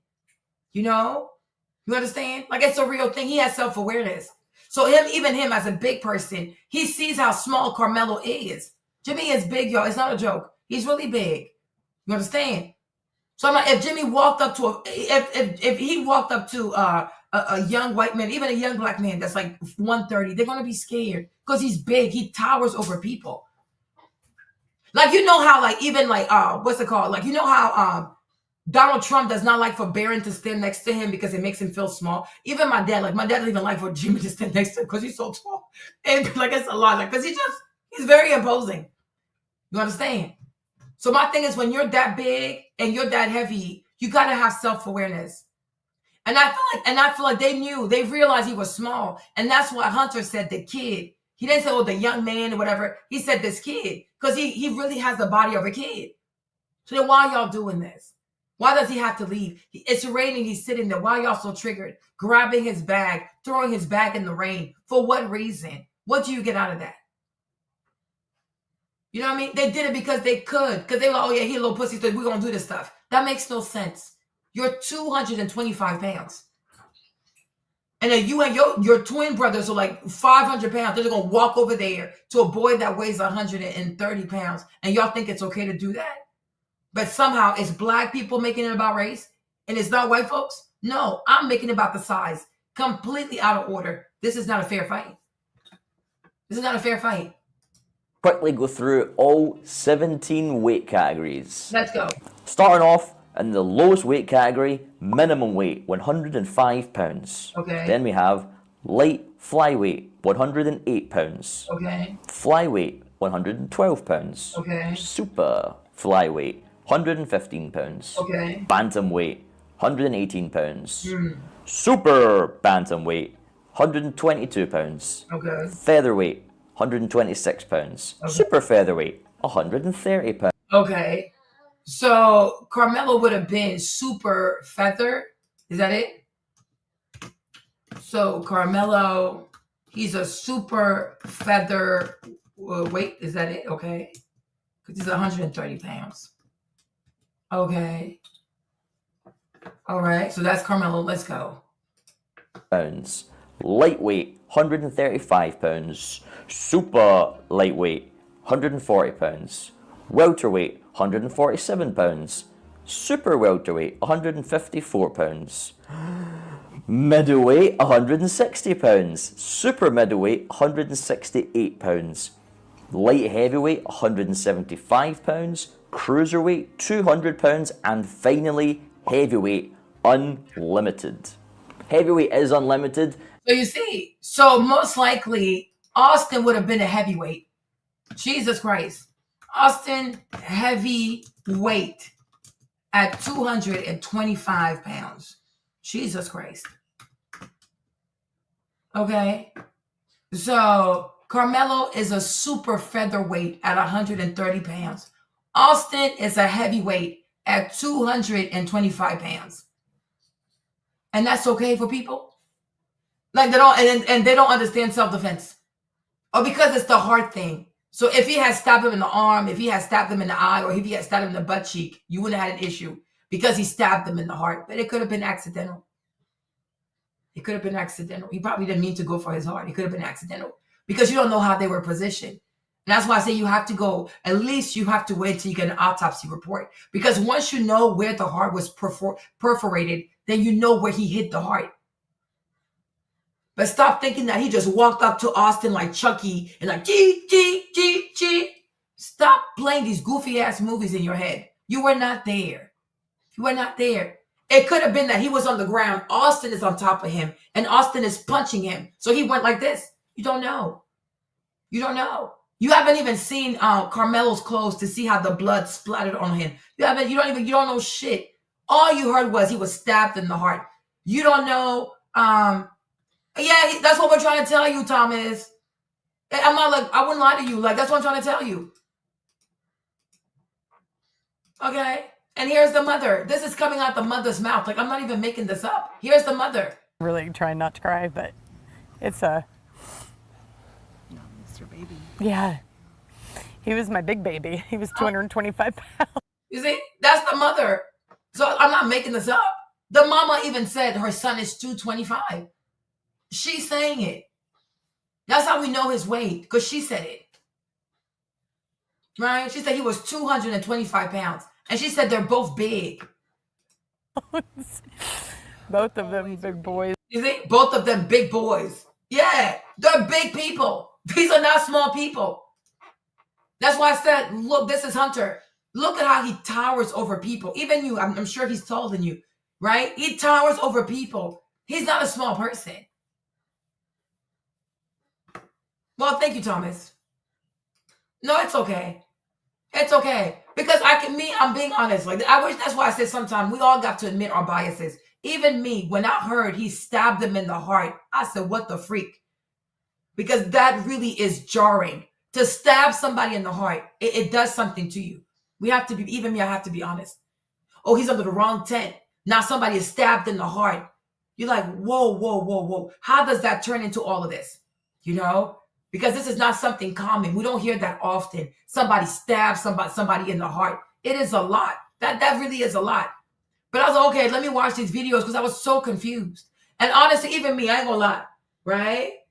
I ain't gonna lie. Initially, I did feel like Black people were doing a little too much. I ain't gonna lie. I was like, are they just defending him because he's Black? I even felt that way. But it's not until I sat down to listen to Brandon and he said, oh, it was raining. I was like, oh, so that's why he was over there. It made sense to me. So that's okay. But if it's raining, why he can't stay here until the rain dies down? Because it's Texas.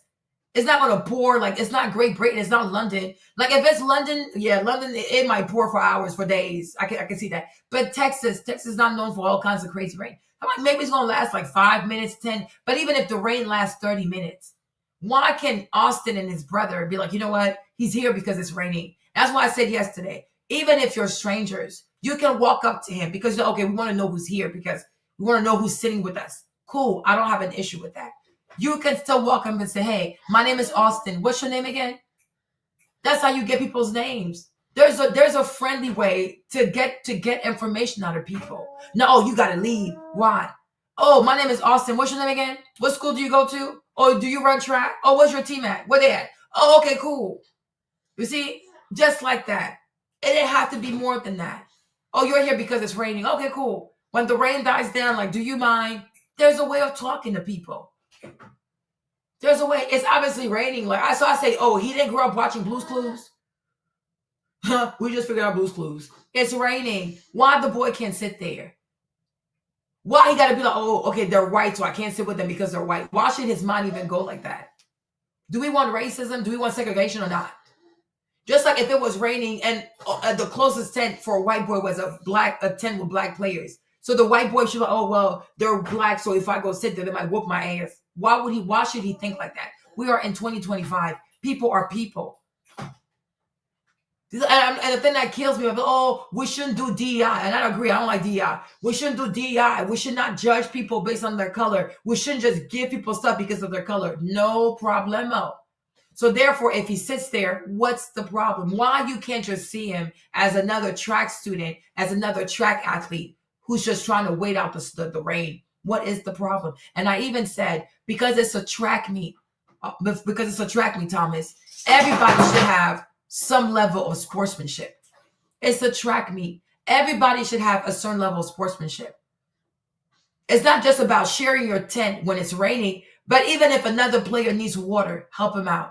If another player faints, even if you're white and you see a Black player faint, a Black player faints, help him out. If you're a Black student and you see a white player, he fainted, help him out, right? If a white player forgot his water bottle and you people have all kinds of water bottles, give him an extra water bottle. What is the big deal? It's $1. It's never that serious, right? If a Black player needs water and white kids have a bunch of water bottles, give him an extra bottle. It's $1. Even if it's $2, what is the big deal? I go to the gym. I go to Planet Fitness. I get on the Stairmaster. I have white people that get next to me. Cool. Last time I was working out, this white boy, he was sweating so much because I was down. I had to get down. I got him some paper towels because he was sweating. I was like, oh, let me help him out because I saw a human being like he's sweating. I was like, oh, well, he's white and his ancestors hurt my people. This is too much. These are just paper towel, y'all. And ain't that serious. Because I had 2 bottles of water because he came with no water. I even asked him, do you want a water? He said, no, he's cool. I'm like, damn, y'all crazy. And the Lord is my witness. You understand? Right? If you have an extra water bottle, you can give it to somebody else.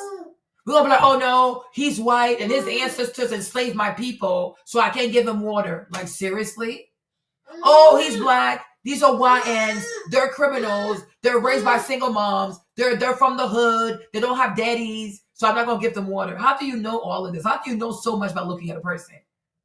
And that's why it's so dangerous sometimes. Like, it can be so dangerous sometimes. But for me, bunch of young athletes, 100 young athletes are there. I expect everybody to have a level of sportsmanship.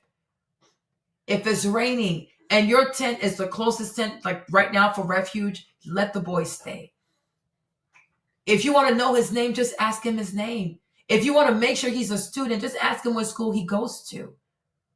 Why does this have to turn into you got to go and you grab his bag and you throwing stuff in the rain? Like, what is all this for? What is all this for? And so that's the thing. And that needs to be talked about. Why he can't sit there. I'm so confused. Exactly. And that's what it's giving. He's blacklisted. But because I'm like, if a white kid was sitting there and he was waiting out the rain, would he have been triggered? If a young white boy was sitting there and he was the same size as Karmelo and he was sitting there, let's say his name is Brett. If Brett was sitting there at 130 pounds and he was trying to wait out the rain, would he have been so triggered like this? Would he have walked up to Brett? Would he have pulled his book bag and thrown his bag into the thing? Would he have punched him in the face? And maybe he would have. So he's a bully. Either way, it's problematic.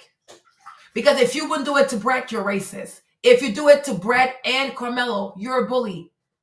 So because you're bigger, you pick on people. And you don't know when to stop. Like, that's crazy to me. For what, a $20 tent? Like, this tent is not even that serious. Like, it's not even that expensive. What are we doing? What are we doing? Like, people, like, what's the problem here? Like, that's crazy. That's really, really crazy.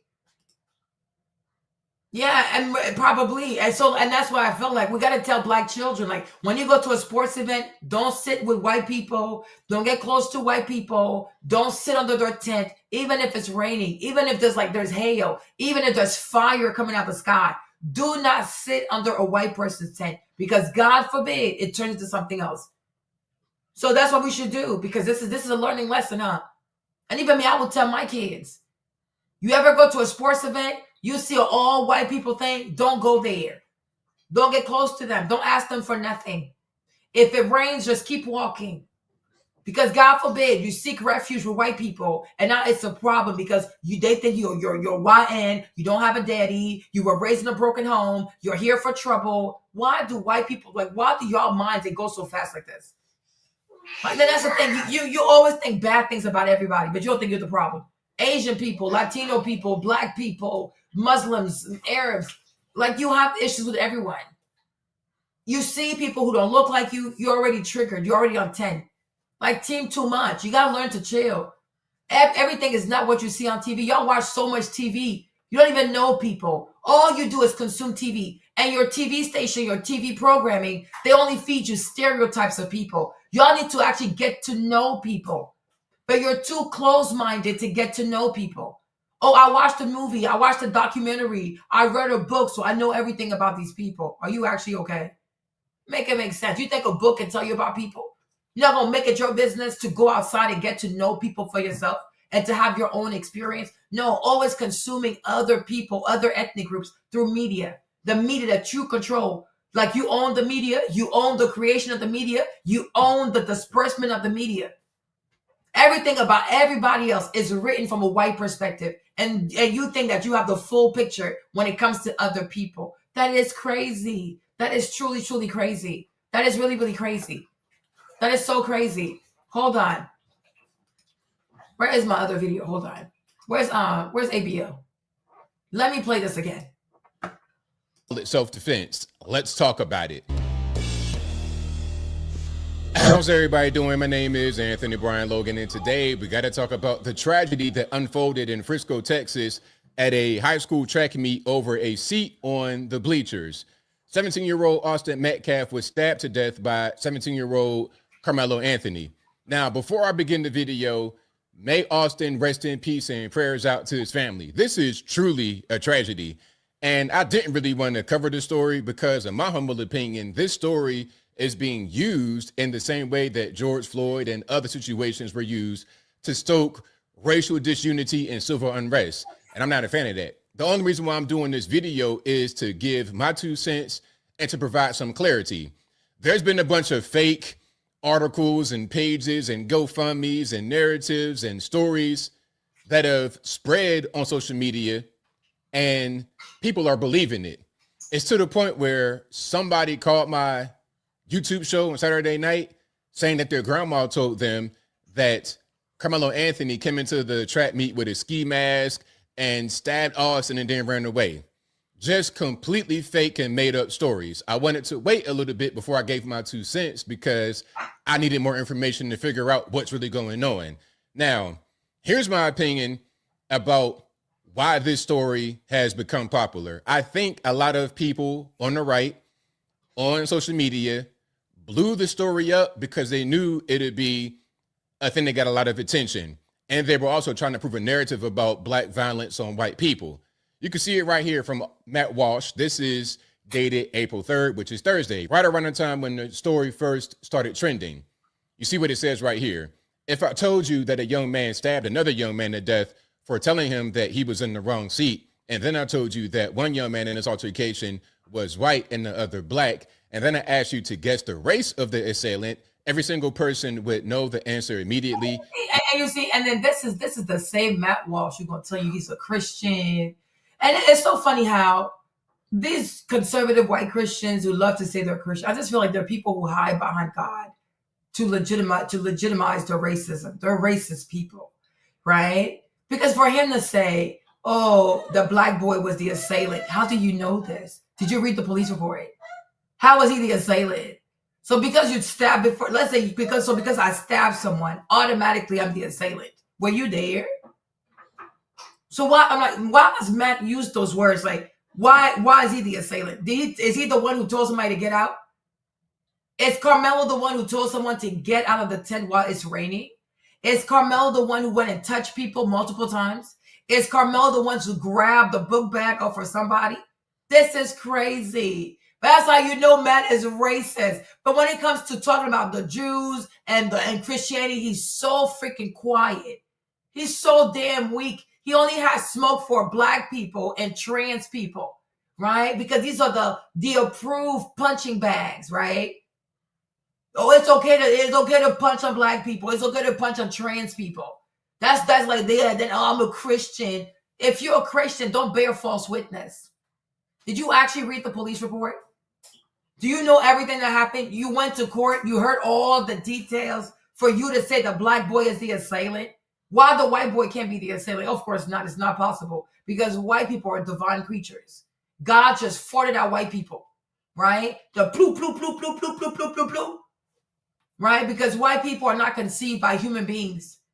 It's not a regular human being, a white person and a white woman having a child. Of course not. White people come out of immaculate conception. God just farts out white people. Ploo, ploo, ploo, ploo, ploo, ploo, ploo, right? God just farted you people out.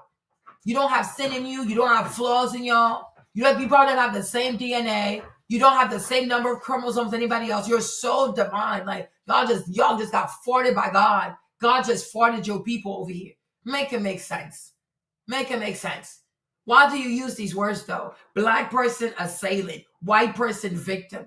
But he gonna tell you he's not a racist. They're a bunch of racists. They're a bunch of racists. Were you there, man? Did you see it? Did you see it? It's so disgusting. It is so disgusting. Like that's all he had smoke for. But when he was sitting there and he trying to push back about this whole Crisis King stuff, right? Ben looked at him and he just okay, I'm not gonna do it. Because the man pays you. You make money doing this.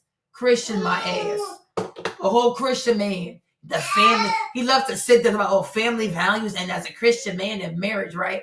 But Candace Owens had more balls than you, right? She left the place. She built her own network. You need help. You need a network for you to make it. You need somebody to edit your own content. You can't do it yourself, Matt. You can't do it yourself. Seriously, yeah. Immaculate. God just forced these people. Like God just farted white people. That's why they're not capable of sin. They're not capable of anger. They're not capable of being wrong. They're not capable of being assailants. Like you would think that in the prison, there's not a single white person in prison. They're so amazing. You would think also in rehab, there are no white people in rehab. These people are just so perfect. They make no mistakes because they're not human, y'all. They're made from like divine fibers. God took the finest, God took the finest mesh of skin from the heavenlies and he put white people together. Right? Unbelievable. Everybody else is born with parents. White people, they were farted out by God. Pew, pew, pew, pew, pew, pew, pew, pew, pew. You just thought of farting out white people. And they just come out being so perfect. Yeah, stardust and pixie farts. That's exactly how they were conceived. Like, make it make sense. Yeah, he was out here just farting white people. Phew, phew, phew, phew, phew, phew, phew, phew, phew, phew. Right? How can people just walk around? Oh yeah, we never make mistakes. Like we're always in the right. Like I mean, there had to be a reason why Austin had to defend himself. There had to be a reason why Austin didn't want him there in the rain. There had to. I mean, we don't make mistakes. Like, we don't take drugs. We're not violent. We don't get divorced. All of our children are raised with a 2-parent household. All of our children are raised in fancy suburbs. All of our children have manners. All of our children are good people. Right? You would think these people are just so perfect that if you go from prison to prison, you're not gonna find a single white person. You go from jailhouse to jailhouse, you're not gonna find any white person because they never make mistakes. They're never wrong. They're never aggressive. They're never emotional. They're never impulsive. No, of course not, Marlene. Come on, look at my skin. I'm white. I'm perfect. I control my emotions at all time. Every day of my life, I've never, ever gave in to emotions of rage, of anger. I am white. I'm always Cartesian. I'm always cogent. I don't see color, Marlene, But I know I'm white. I'm perfect. You're black, like it's kind of innate in y'all to be violent. But, we can help you. We have democracy. We have democracy. We have colleges. They're a little bit overpriced, but it's not a big deal, right? No, they never make mistakes. They're so perfect. How can people walk around and talk about themselves like this? Seriously. How can people walk around and talk about themselves like this? Perfect. I'm perfect. I'm perfect. I'm perfect. I'm perfect. I am so perfect. I am white. I am so perfect. I can never be an assailant. I'm always the victim. I am white. I am white. Like, seriously? Like, it's just so weak to me. It's weak. It is so weak. And honestly, it's I don't know, malignant narcissist. But I'm like, there's some psycho component to this. Like y'all psychopaths, like, are you sociopaths? Like, because this is some, I don't know, malignant narcissist.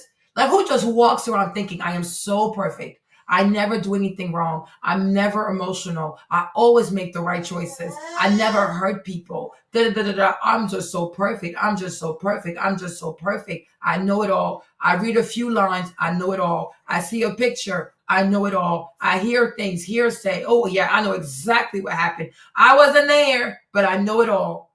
Like, anybody else, we would say, okay, that's a mental illness. Are you bipolar? Right? Are you okay? How can people who are not there to just see a picture, they know everything that happened? You belong in a home. You need to be sedated. You need to be medicated. You belong in a home. There's a problem here. This is a serious pathology. But white people got to get the head checks. They got to get the head checked. This is crazy. Oh. Young black males are violent to a wildly, outrageously disproportionate degree. That's just a fact. We all know it, and it's time that we speak honestly about it, or nothing will ever change. That has 19 million views. So you said black boy to a disproportionate degree. Okay, let me show you all this video.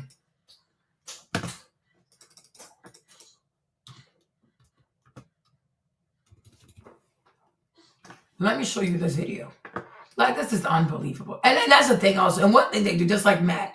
Matt knows so much about black people. The amount of time he spends focusing on black people, it's crazy. And so they know so much about black people. Hold on. If you focus on white kids, I don't know, Matt, what do you think would happen? Hold on. I don't know where to find this video. I gotta go through my history.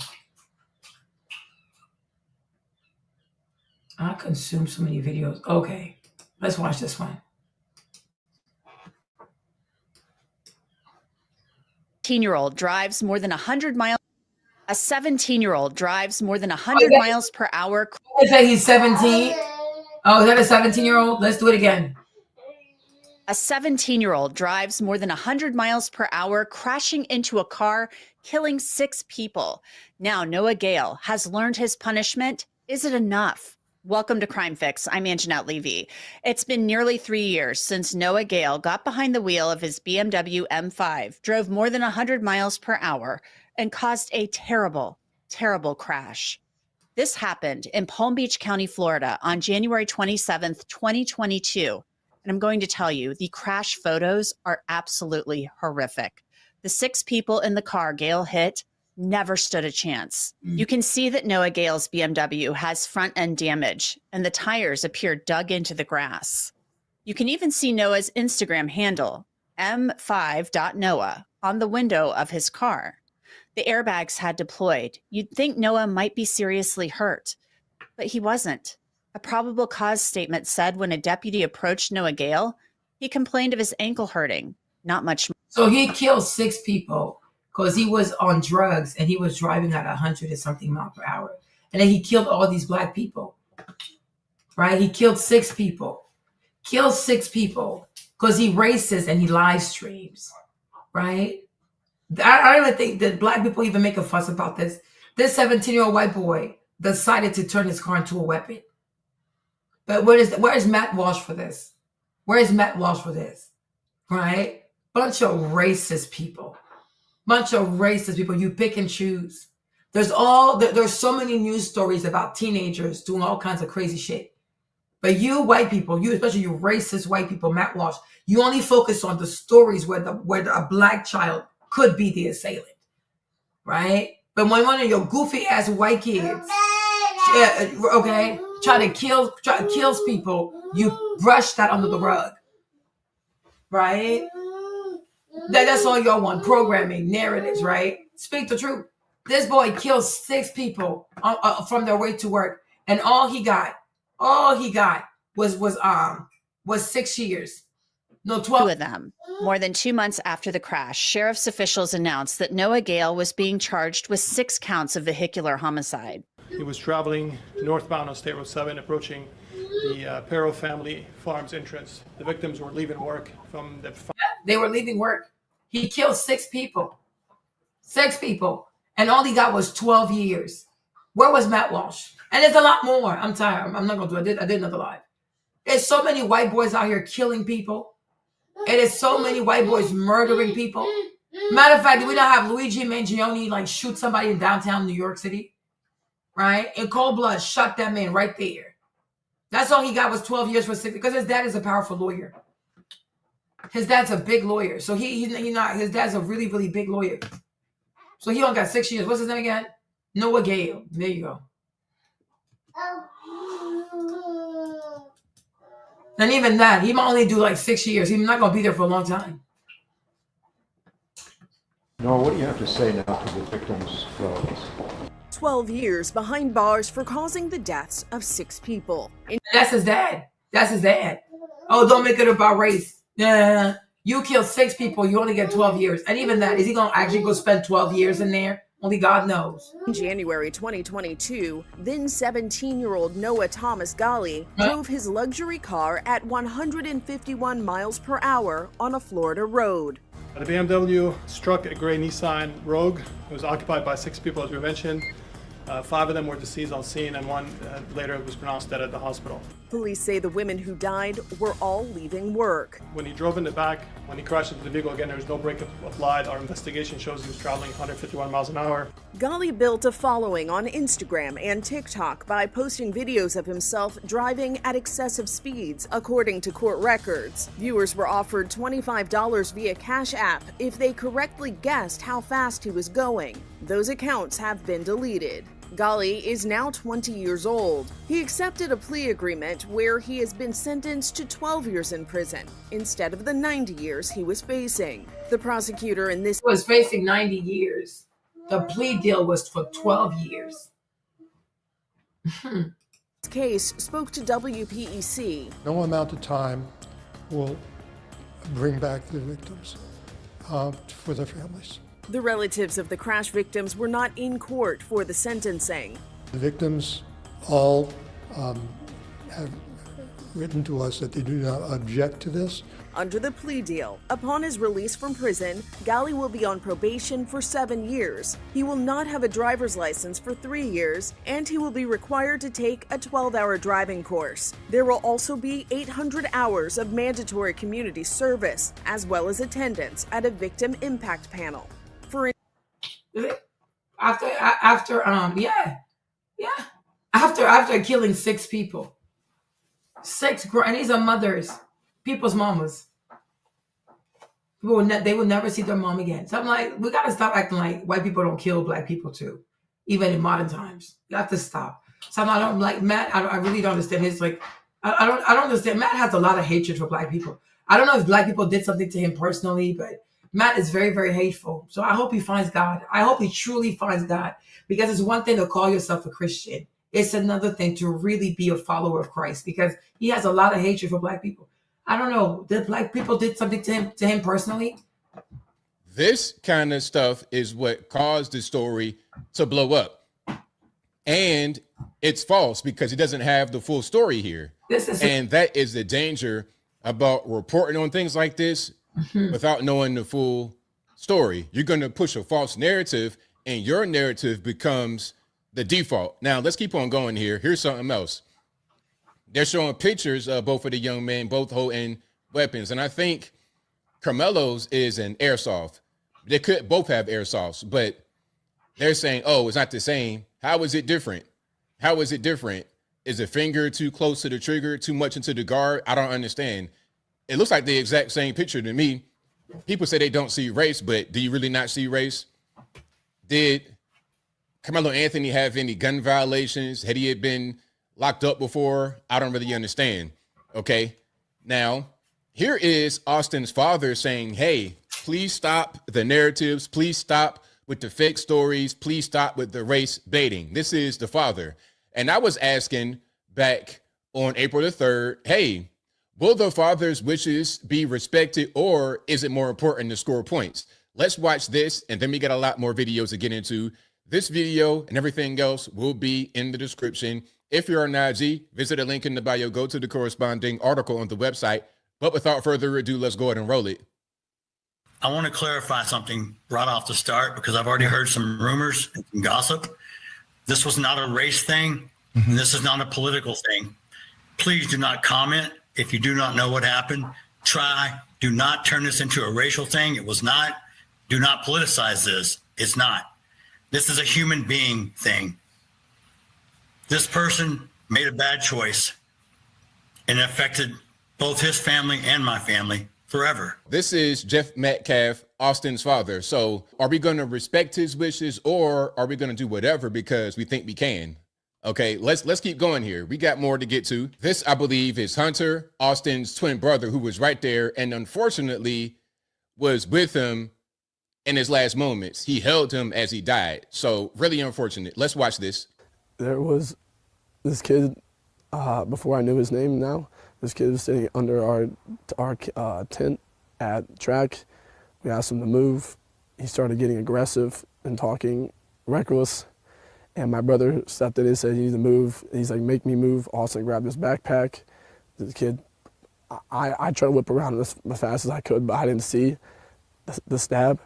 But then I look at my brother, and then I'm not going to talk about the rest. So just that's just what I saw.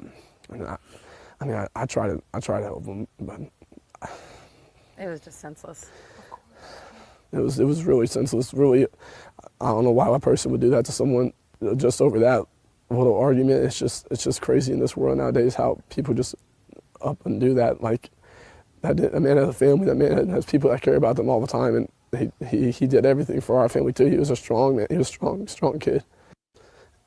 So really, really, really sad. And I didn't even want to talk about the story, but because it's all over the place, I had to give my 2 cents, because it's so many false and incendiary narratives out there. I wanted to give my 2 cents on the story. Let's watch this right here. This is local news out there in the Dallas-Fort Worth area.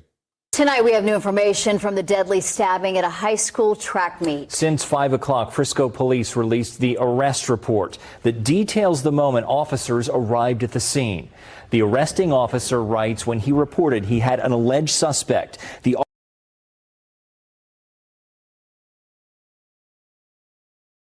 know what? Where am I? Where am I? Okay. You know what is crazy though? I didn't even pay attention to this because we saw this yesterday. His weight was in front of us. I didn't even pay attention. His weight was right there, 130 pounds. 130 pounds. It's right there, 130 pounds. And you see, you heard Hunter. He said he was sitting there. That's it. So we wanted him to move. This is it. He was sitting there. And you see how Hunter didn't say it was raining, huh? He didn't say it was raining. Like, this is crazy. He was just sitting there. He was not posing a threat. Like, he doesn't pose a threat. He's small. They didn't feel threatened. They just didn't want him there in the rain. So he just needs to just go in the rain. I'm like, come on. This is excessive. At a track meet, seriously, people can't even share a tent at a track meet. I'm like, I've gone to tailgate, not really gone, but I have seen some tailgating parties, like especially in New Orleans, like at the Saints game, right? I have seen tailgates like at the Saints game. People outside, all kinds of people outside. White people, black people, Latinos, because there's a bunch of people from Honduras also. Everybody's outside. People share food because they cook outside, like they grill and stuff outside. People share gumbo. People they're just out there. They even share the beer. Like, it's like, has anybody ever gone to a tailgate party? Right? People share stuff. It's like, oh, you parked right here and this is my spot. Oh, you took my beer or you what? Child, it's a vibe. Like, it's just a vibe. Because it's right there at the Superdome. It's a vibe. Like, what is the problem? Like, seriously, like, let loose. Like, it's a freaking track meet. Why are people so uptight like this? You know what I'm saying? Like, yeah, exactly. I really think so, bro. I really think it was a bullying situation that went left. Because they're used to being tough guys. They're used to being tough guys. And it could be also, I don't know, there's a part of me that wants to say maybe it wasn't race motivated. Maybe it wasn't. Maybe if a white boy sat there too, they would have picked on him. Maybe, you know, I don't know. Maybe it was race motivated. Maybe because it could be if a white boy was the size, if Karmelo had been a white boy, would they have been triggered? Maybe, maybe not. I can't say. So it could be his race that triggered them. Or it could be just him being there just triggered them. You know what I'm saying? Because bullies will bully anybody because you're smaller. So maybe it's a race thing. Maybe it's not a race thing. I will never know. But ultimately, what I'm saying is at a track meet, everybody should have good sportsmanship. You guys are all athletes. It's 100 athletes there. Everybody should be respectful. Everybody should be kind. And if it's raining, everybody should be accommodating to each other. You're not enemies. You're not in a rival gang. It's not the Crip versus the Blood or whatever, the white people who dropped the Harley Davidson people, the Sons of Evil, what they call again? I forgot the evil name, like what other names, right? You're not in a gang. This is not a gang activity. Like, this is a freaking track meet. Y'all run like you're students, like you're athletes. You're trying to go to college. You have to learn to be professional. You got to have good sportsmanship. Be accommodating to each other. If there's inclement weather, be accommodating. If somebody gets injured, help the person. If somebody needs water, give them water. If somebody needs an extra towel, if you have an extra towel, help the people out. And this is a track meet. You would think like this is West Coast versus East Coast. Yeah. Like, what is all of this? What is all of this? It's a track meet. Why do you have so much energy like this for a damn track meet? It's never that serious. It's never that serious. Which is why I'm saying it could be that Austin was on a cycle of hormones. Like, he could have been a cycle of steroids. Because, like, this is too much energy. Yeah, that's true. At this point, don't send your kid on a field trip with anyway. But yeah, this is crazy. But who's even going to think that this is just BS.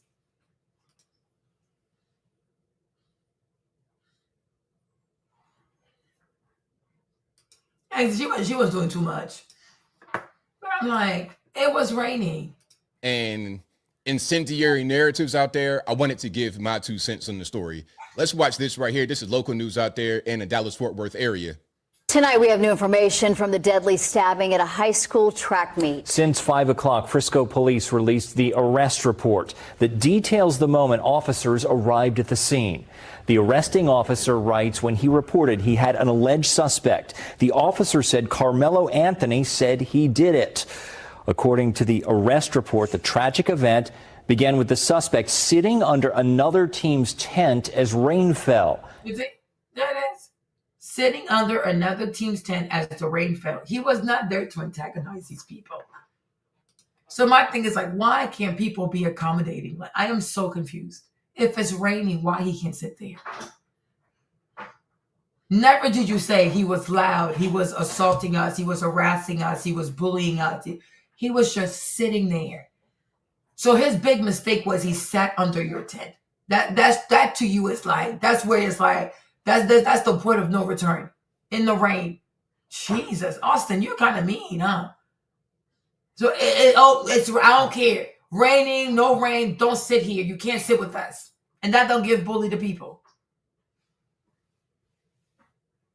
Yeah, I think that he asked, and he even said like, he asked like, is he gonna be okay? That me, I really think honestly, he was just what I believe is he was sitting there because it was raining. And like I said, I wish they had a bigger picture so we can see where all the tents were located to see how far his tent was. Because that will also give more perspective. Some Mexicans can be that way too, especially the white ones. Especially the one that have like really, really white skin. Not the ones who look like Native Americans, but the one that have white skin, they can be very mean. They can be very, very mean. I'm like, this is just insane. And being told to move. A witness. We see if there's rainfall, why does he have to move? Why does he need to move? Like, that's just mean spirited. That's just mean spirited. Told police Anthony immediately opened his bag and reached in, telling the victim, "Touch me and see what happens." When the victim pushed him, witnesses say Anthony pulled a knife from the bag and stabbed Austin Metcalf in the chest. Let's pause right here. Now, the news, they're not telling the full story. This is pretty much what happened, but there's a little bit more. There's a little bit more that may add some context, okay? Let's go to People, and we're going to scroll down a little bit in the article. The affidavit also details just how quickly things escalated between Metcalf and Anthony. An eyewitness told police that Metcalf asked Anthony to move from out under the tent that had been set up for members of his high school track team on that field that day. Anthony then reached into his bag, according to the eyewitness, and told Metcalf, "Touch me and see what happens." The eyewitness said Metcalf touched Anthony, at which time Anthony allegedly told him to punch him and see what happens, according to the affidavit. Metcalf then went to physically move Anthony, which is when Anthony allegedly pulled a knife out of his bag, stabbed Metcalf in the chest, and fled from the tent. Now, this is what it says right here. Okay, I'll link to it. This is a real thing. Okay, like, I'm not making this up. The local news, I got sources. So look, let me just say this before we get back to the video. I'm sitting under a tent at a high school track meet because it's raining. There's no assigned seats at a high school track meet. If you come up to me and tell me to move, you're trying to bully me.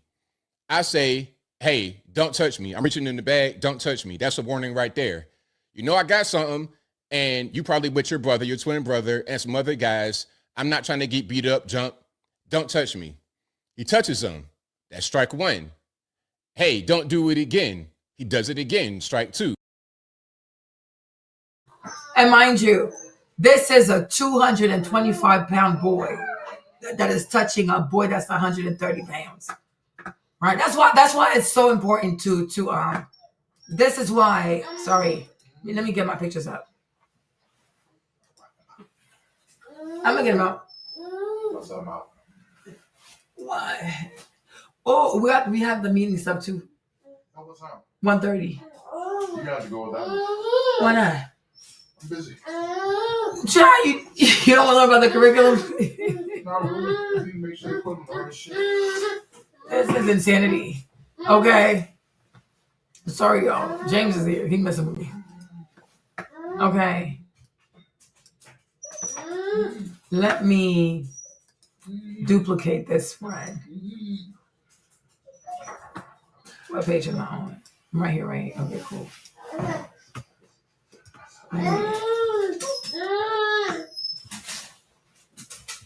Let me delete this. Okay. Right? So, 225 pounds, putting his hand on somebody that's 130 pounds. And we didn't want to act as if they don't understand why the boy said, don't touch me. Don't touch me. Don't touch me. And he keeps doing it because the boy is small. So I'm like, yeah, you're a bully. You are definitely a bully. So like somebody said, this is a bullying incident that just went wrong. It just turned deadly.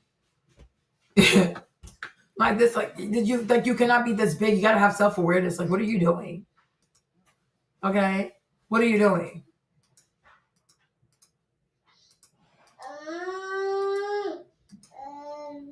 Let's get back to you. Now the fight happens. Some are going to say, well, look, ABL, don't you think that was over the top? Shouldn't have just been a regular fist fight? Well, we could say that, sure. We could say it was over the top, absolutely. But well, I'm not going to say it was over the top because 225 versus 130, yeah, he needed something else. He needed something else to even out the playing field. This is 95. He has 95 pounds of extra muscles. And then he's also taller. I don't think Anthony also, I don't think ABL, he also compared the pictures.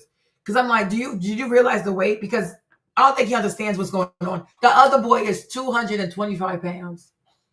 Over 6 feet, 225 pounds of muscle.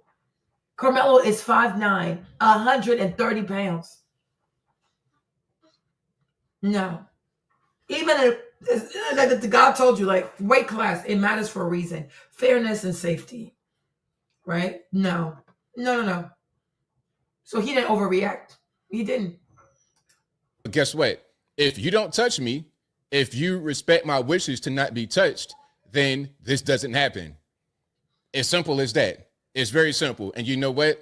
I've said the same thing before. Matter of fact, we get back to the video in a minute, but remember this from 2023? I posted this September 30th, 2023. There was a YouTuber who got shot in the mall by a guy because the guy did not like the prank that he was trying to do on him. Let's watch this right quick, and then we're going to get back to the news out there in Dallas-Fort Worth. Oh, we're good. He's good. And I'm going to cut it right when the actual gun comes out or when the gunshots ring out. What's that? Quit thinking about my twinkle. No. Quit thinking about my twinkle. Get out of my business. Stop. Quit thinking about my twinkle. Stop. Now, I cut that part out where the gunshot happened, but you can see right here, there's a gun in this man's hand, and he shoots the YouTuber. Now, the YouTuber did live, so shout out to him. But this man has a gun in a shopping mall and produces it and shoots the man. Now, I'm sure a shopping mall is a gun-free zone, right? The same way that a high school track meet might be a knife-free zone. But the guy who did this, the DoorDasher, minding his business with the gun, he did not get locked up. He beat that case. It was self-defense. And a lot of the comments under this, you can go to my page right now. I'll put it on my website. You can see the comments and what they say. FAFO, don't harass people. But now I think things are just a tad bit different. Just a tad bit different. But let's get back to the video. The murder suspect reportedly asked police on the scene if what happened could be considered self-defense and asking if the victim was going to be okay. Maria Guerrero takes a closer look at the case and the grief in Collin County. Facing 5 to 99 years in prison if convicted, Karmelo Anthony no longer appearing as emotional as he did after being arrested in the stabbing death of 17-year-old Austin Metcalf.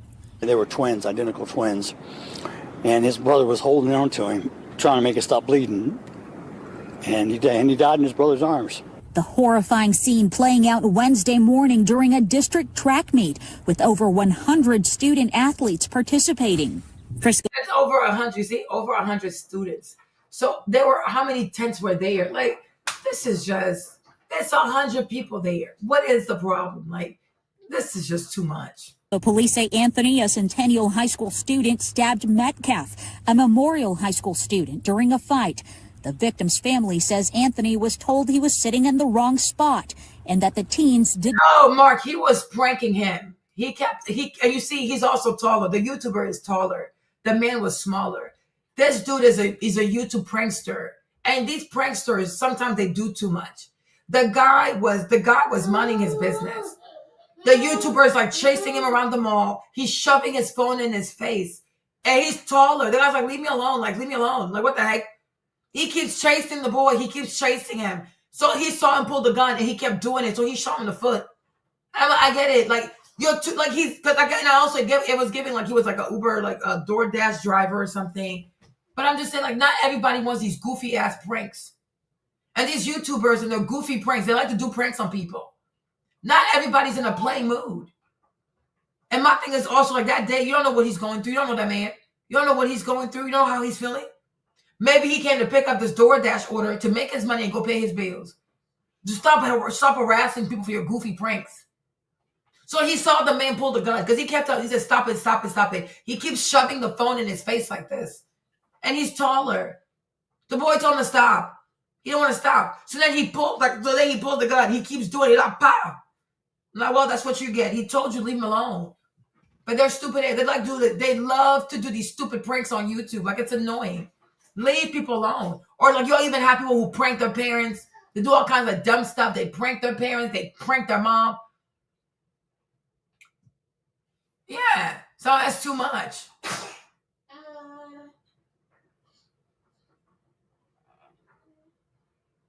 So I don't know. Yeah, there are three are visible. But I don't know, because if it's 100 students, I don't know if you only have 3/10. I don't know.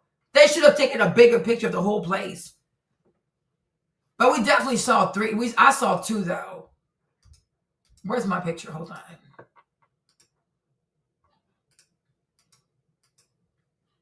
Where's the other picture? I have the picture up.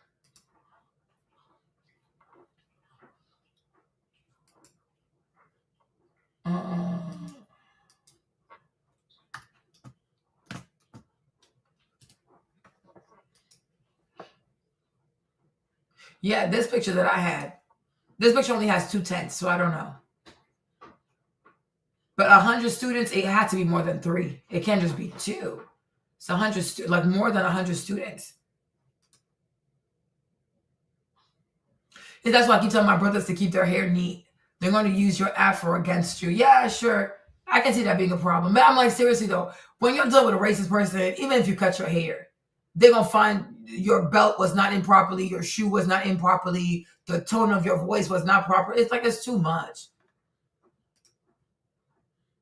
Oh, I don't see that one. I see the black one and the yellow one.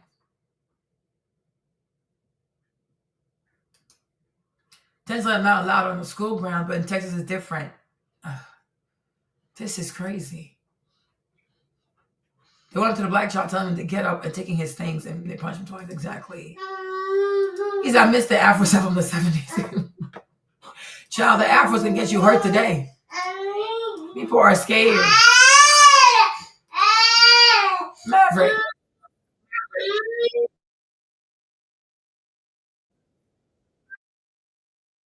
District also not responding to questions raised by a lot of parents about what kind of security these daytime track meets have and whether student athletes' bags are checked. Now, there's more to this video, but you get the general idea of what's happening here. Again, rest in peace to Austin Metcalf. Prayers out to his family. Prayers out to his twin brother who was right there. But as I close, I want to say this. You cannot put your hands on people. You can't do it. We can say that it was an overreaction, and you're right about that. But I was always taught, hey, if you pick a fight with somebody, if you touch somebody first, then you can't really dictate or regulate the way that they react to you. Keep your hands to yourself. That should be the lesson here. And I know people are not going to like that, but it's the truth. Same thing I said with the case in the mall. Okay, stop harassing people. Get out of my face. Leave me alone. I'm trying to leave. I'm giving you warnings. You're not leaving me alone. Okay, now the gun comes out. Some say it was over the top, but the jury of his peers said it was okay because they let him beat the case. Yeah. That's kind of what happens. And then some are going to say that I'm defending this guy because he's black. Meanwhile, I defended Daniel Penny. And the Daniel Penny case was actually worse because Jordan Neely didn't attack anybody. He was just menacing like he was going to attack somebody. I said that Daniel Penny is a hero because he came in and restrained him to prevent him from crashing out, which he had done before. And unfortunately, Jordan nearly died, but that was not Daniel Penny's fault. The same way that if we get into a fight and then somebody gets hurt, it's not my fault if I was the one who was aggressed upon first. And I think I'll leave that right there for now. And what say you? Do you think that this was a case of black on white violence? Do you think it's a case that was blown up by grifters? I mean, influencers online to get some money, to prove a narrative, to prove a point from the same people, Daily Wire, who wanted to pardon Chauvin. And I defended Chauvin, but everybody knows that you can't really get Chauvin pardoned. Like, what are you doing? Are you guys trying to spark civil unrest? I don't understand what your motive is here, Daily Wire. Whatever your thoughts are, let me know in the comments below. You guys know where I'm. Daily Wire, they're going bankrupt. They're going bankrupt. They're so desperate. Let me see this video. Let me go back to my main video here. And it's not a racial thing either. White, black, brown, red, yellow. You remember Back to the Future where McFly goes back in time and he runs into his. What is it? This man is so sick. What is he talking about? But let me show you some other comments, right? Look at these people. Look at, let me show you all these goofy comments, right? People who don't even read. Like, we have to dismantle the Department of Education. Like, some of these comments were so alarming. Okay, somebody says, in Texas, the law on self-defense, section 2206, if you provoke a fight, okay, you have no claim to self-defense. So who provoked the fight? I'm so confused. They're you see, they just write all kinds of foolishness. They don't even know. But and there are a bunch of black people in that comment section. If you didn't know no better, you would think this was white people writing this. White supremacists. I'm telling you, your skin could be black and your inside is full of white supremacy. Who provoked the fight? Who told you he provoked anybody? The brother even said he was sitting under our tent. He was sitting there. Exactly. They're just so freaking remedial. Like, who provoked who? Why? These people are just so slow. They're just so slow. Here's Hunter. Hold on. He gonna tell you himself, right? Here we are. Here we are. Your mom told me that you were there. Let me take you over the thing, Kevin, so we can see this. Here's Hunter. Listen again. Yes, ma'am. If you don't mind, what happened? There was this kid, before I knew his name now, this kid was sitting under our tent at track. We asked him to move. He started getting aggressive and talking reckless. And my brother stepped in and said, you need to move. He's like, make me move. Austin grabbed his backpack. Austin grabbed his backpack. There you go. Right? The brother himself is telling you. The kid was just sitting there. It was raining. So I'm like, what are we to? Oh, in Texas, if you initiate the provocation, then you can claim self-defense. Of course, he's dead. Yeah. But it can be their tent. That's the thing, though. That's the thing. It can be their tent. That's fine, but it's not their bleachers, right? It is their tent. It is not their bleachers. They pay for these bleachers, Thomas. It is their tent. You even said it's illegal to do this, right? So even this is an illegal installment. You said it's illegal to have these tents. Didn't you say that? So all of this is illegal in the first place. It can be your tent, but it's not their bleachers. They don't own the bleachers. He was sitting down. So if they don't want him to sit, exactly. Nobody pick exactly. The bleachers belong to everybody. The tent, that's their private property. Who cares? And also, they didn't drill their tent into the ground. They didn't drill it into the ground, so they can fold it up. These are foldable tents. They can fold their tent and go somewhere else. So the tent belongs to them. No problem. Have your tent. I don't really care. But he was not sitting on the tent. He was sitting under the tent on the bleachers. Those bleachers are public property. Nobody owns the bleachers. He belongs there. He's rightfully there. He's a student at the track meet. It's 100 people. They're all sitting on all these bleachers. Nobody owns the bleachers. You own your tent. You don't own the bleachers. So because he doesn't own the bleachers, Austin can't tell somebody to move. He can move his tent. And because he doesn't own the bleachers, not only he can't tell somebody to move, he cannot proceed to physically trying to pick somebody up from the seat and throw them in the rain. He cannot do this. He cannot do this. He doesn't own the bleachers. Even the tent, I don't even think he paid for the tent. Right? He's able to use the tent because he's part of the team. But he didn't even buy it. That's not his property. He didn't pay for this.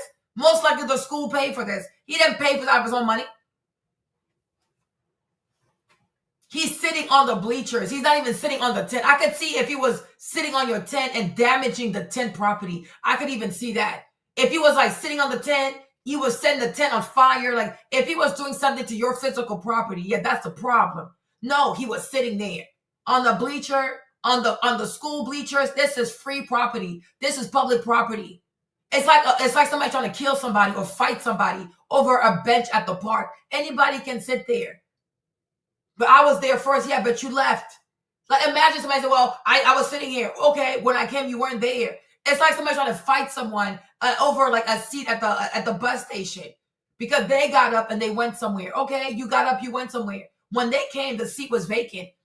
You cannot try to fight people over a seat at the bus stop. You cannot try to fight somebody over a bench at the freaking park. You cannot try to fight someone over even a seat on the bus. Oh, but I was sitting here. Yeah, but you got up though. On the subway, if you get up and somebody sits there, you can't try to fight the person or physically remove the person. This is all public property. If somebody goes there and nobody is sitting there, he sat there. The bleachers do not belong to him. So Austin can't say, oh, you got to get up. You can't sit here. No. You pick up your goofy ass tent, go open your tent somewhere else. These bleachers, anybody can sit on, anybody can sit there. It's the bleachers, it's school property, especially if it's raining. But even the tent, did Austin buy this tent out of his own pocket? Like he used his money and he went to Walmart and he bought it? Yeah, exactly. Like he wanted to check this boy so badly. Yeah, I'm like, this is insanity. Like this is insanity. Like this is really, really insanity. If Karmelo was destroying the tent, that's a problem. If Karmelo was setting the tent on fire, that's a problem. If Karmelo was using his knife to cut their tent like this, yeah, like you cannot destroy. That's the same thing we said. You can't destroy people's physical property. You didn't pay for this. No. Oh, he was sitting there. What the heck? So all of this because someone was sitting there? He was sitting where? And it's not even like we're at a stadium where everybody has you have one seat per butt. These are bleachers. It's not even like, oh, this seat and 34B and 34C and 34D. These are not individualized seats. Like, oh, one seat, one pair of butt. No, these are just bleachers. You don't own the bleachers. Anybody can sit there. What is the problem? Like, this is crazy. Yeah, he's like, yeah, they're still mad about integration 1,000 years later. That's why I'm like, it's really silly. Like, I'm like, he can sit there.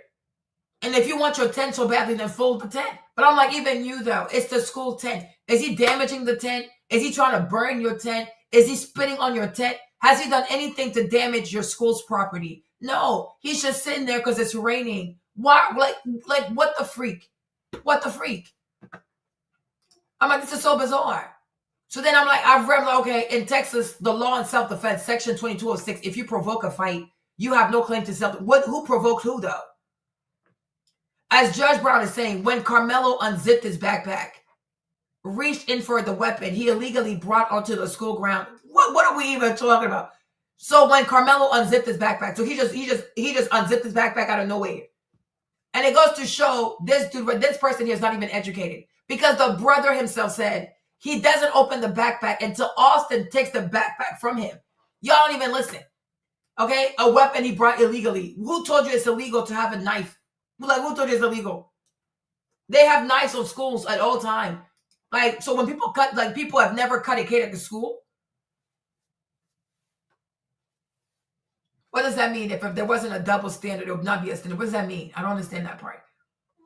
People have knives at school. Like, what the heck? They cut cakes at school. Like, you've never seen a knife at school. You can have a knife at the school. They're not even inside. They're outside the school. Schools are gun-free and drug-free. Nobody ever said that a school was a knife-free zone. Please send the paperwork. We want to see the receipts. Saying all kinds of foolishness. Okay? She wanted more sympathy for the kid. She wasn't getting what she wanted. Well, she should have one. Okay? Foolishness. So let me get this straight. Karmelo is sitting in the tent specifically allocated for the visiting team, which he is not a part of, okay? gets called out for it instead of just being like, you know what? I'm in the wrong place. Let me just go. You see this? Also, the part about raining. So you see this once again. It's like, oh, the black kid had nothing better to do. He's just out here trying to trigger people. Did the people not say it was raining? Let me play the video again. Oh my gosh. People are just so damn racist. People are just so damn racist. Let's do it again. Let's play the news again. Oh my God. Jesus. Let's do it again. People are so freaking racist. Suspect. The officer said Karmelo Anthony said he did it. According to the arrest report, the tragic event began with the suspect sitting under another team's tent as rain fell. Okay, so why was he sitting there? Unbelievable. Why was he sitting there? So he intentionally went and sat there. I mean, this is crazy. This is just insanity. Okay? Oh, yeah, right, Gary. So trying to put someone, it's raining, and you claim to be a Christian, right? You claim to be a Christian. So if we're all at a track meet, and it's raining, and if I sit under your tent while it's raining, you gonna put me out. You gonna put me out. Like the part where they're saying it's raining. You don't get that part. Oh, bye, Kevin. Okay? You make no sense, Gary. You really make no sense. So if you, Gary, if a child, if anybody, a black person, anybody sits under your tent while it's raining, they have to go. But you claim to be a Christian. They have to go. Like it's raining, like that's like it's raining, I don't know, drizzling, pouring rain. Oh yeah, you gotta go at a track meet. A place where people are supposed to have sportsmanship. A place where people are supposed to act professional. These are all young people, they're there to compete. They're there to compete. Right? So also, if a white kid was under a black tent and it was raining, the black people should say, go. We want you to leave right now. And if that white kid does not move fast enough because it's raining, it's okay. Like you're really saying this right now, Gary. You are truly saying this. Seriously, as a Christian, you are really saying this. You are like, so you died today. You're going to tell God, oh yeah, this kid sat under my tent. It was raining. And I told him he had to go in the rain. And because he wasn't moving fast enough, I grabbed his bag. I threw his bag in the rain. You think that's the behavior of a Christian? For all the times you have quoted the Bible on here, you think that is the behavior of a Christian, right? If you heard that Marlene, Gary, a young white boy came to sit under my tent and I threw the white boy out in the middle of the rain, Gary, you would be okay with this? You would be okay with this? If you heard that I threw a white child in the rain, like, oh, you gotta go. I don't care, just go. And I grabbed his bag, I threw him in the rain. You'd be okay with this? You didn't answer my question. You didn't answer my question. And you can't claim to be a Christian and have an issue with murder. Moses killed someone. God still used him. Right? It's cool. Everybody wants to be the Christian until it's time to be a Christian. You see? And that's why a lot of people don't trust white people and their Christianity. They think it's just a cover up for some disgusting form of racism. Right? Because that don't make no sense. Anybody hears that me, I'm 40 years old. I'm a grown-ass woman. If a white kid comes under my tent at a sports event, even any event, and it's raining, even right now, I can have a white baby knock on my door right now. Oh, Miss Marley, I need some food. I will give it to the baby. You understand me? If a white baby sat under my tent and I said, oh no, you gotta go, and it's raining, oh, go. I'm gonna let this child walk in the rain. And he can catch pneumonia, he can hurt himself. I'm gonna tell this white baby to go walk in the rain. Like, do you people even hear yourselves? You have so much hatred for black people. Do you even hear yourself? Like, do you even visualize what you're asking people to do? Like that's normal to you? How would you feel if you saw a white child that was seeking refuge being told, you gotta go. Your ancestors were slaves. Your ancestors had slaves. And you see the little white baby just walking in the rain and the rain is just hitting his head like this. You would be okay with this? You wouldn't even shed a tear. You're like, oh, that's really sad, man. That's too mean, Marley. What did that child do to you? Did his people enslave your people? Like, did he own the plantation? How would you feel if you saw that? How would you feel? I mean, this is so inhumane. What are we even talking about? What are we even talking about? Oh, please. Yes, he murdered. The guy murdered. And you claim to be a Christian and you support someone who throws a person out just for sitting there. So because if somebody is sitting there in the rain, it's okay to throw them out? Are you serious? The murder happened because he kept on beating his ass. Where were you when the mother said, yes, Gary, I'm glad you're here, right? Come, let's do this. Let's play this. I got time for you today. I got time for you today. Okay? Our hearts for Let's ever. listen. You know, Let's listen. It's going to be really hard. The thing about This is water going to be flows. really hard. You think, no, Gary, you are entitled. You think because you're white, I owe you to say what you want me to say. I ain't saying shit you want me to say. We're going to stick to the facts. The lady going to tell you how big her son is. We're going to do this today. Let's do it. Yeah, I'm really trying not to cry, but Let's let her say it. Foolishness. No, it's your baby. Foolishness. He was my big baby. He was 225 pounds. Okay, so here's the mother. She said her son is 225 pounds. Her son is 225 pounds. Here is Anthony. Here's Anthony. The boy is 130 pounds. We're going to get to the bottom of this. Me, Marlene, I came to snatch the racism out of some of y'all. Some of y'all, you need to have the racism spirit snatched out of you in the name of Jesus. She said her boy is 225 pounds. This boy is 130 pounds. You think it's okay for twins, two brothers, everybody weighs 225. Together, that's 450 pounds. You think it's okay for two boys who are over 6 feet, everybody weighs 225 pounds, to walk up on a child that's 130 pounds? You think that's okay? You think that is okay? It's two of them, exactly. Goofy shit. You think that's okay, Gary? You think that's okay? You think it's okay for two people over 6 feet to walk up on somebody that's 5'9" and weighs 130 pounds? Do you even hear yourself? Do you even hear yourself? Do you actually hear yourself? 130 pounds. That's okay? Imagine if he was white. If he was a white kid and he weighed 130 pounds, would you be okay with two white boys that are 6-something, 200 and something pounds, walk up to a white boy that's 130 pounds? What are we even talking about? What are we even talking about? What are we even talking about? These are some big ass people. These are not no small people. These are two big brothers. They're all muscle. They're all muscle. When I say 225, we're not talking, oh, they fat. These are two muscular boys. Most likely they even play wrestling. Brother, this one, 225. The other one, 225. On top of that, hold on. Look at him over here. I got time for you today. Look at how tall he is. This is Hunter. He's towering over everybody.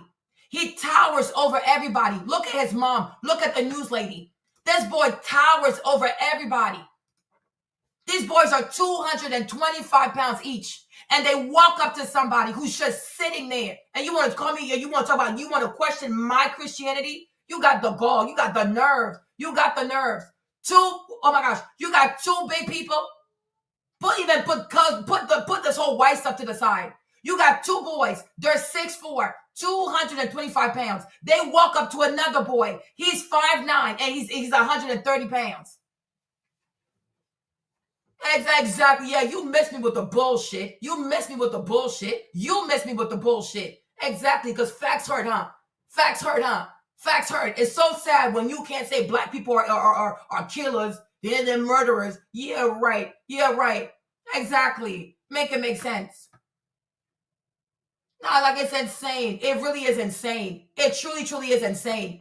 A boy that is 225 pounds. He's grabbing people, snatching people up. He's grabbing their property. But there's nothing wrong with that. There's nothing wrong with that. There's nothing wrong with that. Like, you have no shame. You truly have no shame. You truly have no shame. You have no shame. So because he's white, he can do whatever he wants to people.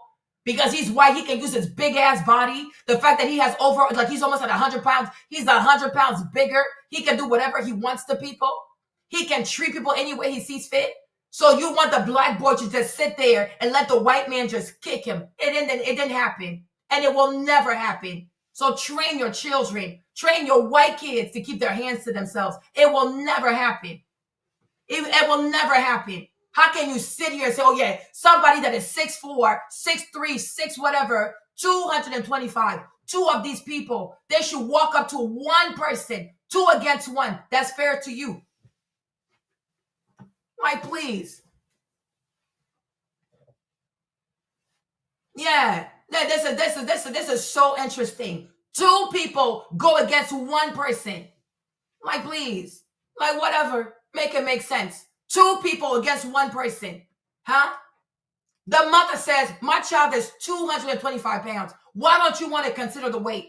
Why don't you want to consider the weight? Why aren't you considering the weight? You think 225 against 135, 130, it's okay. You think it's okay for someone that is 225 to fight someone that's 130 pounds? Are you actually serious? Are you actually serious? Are you seriously serious?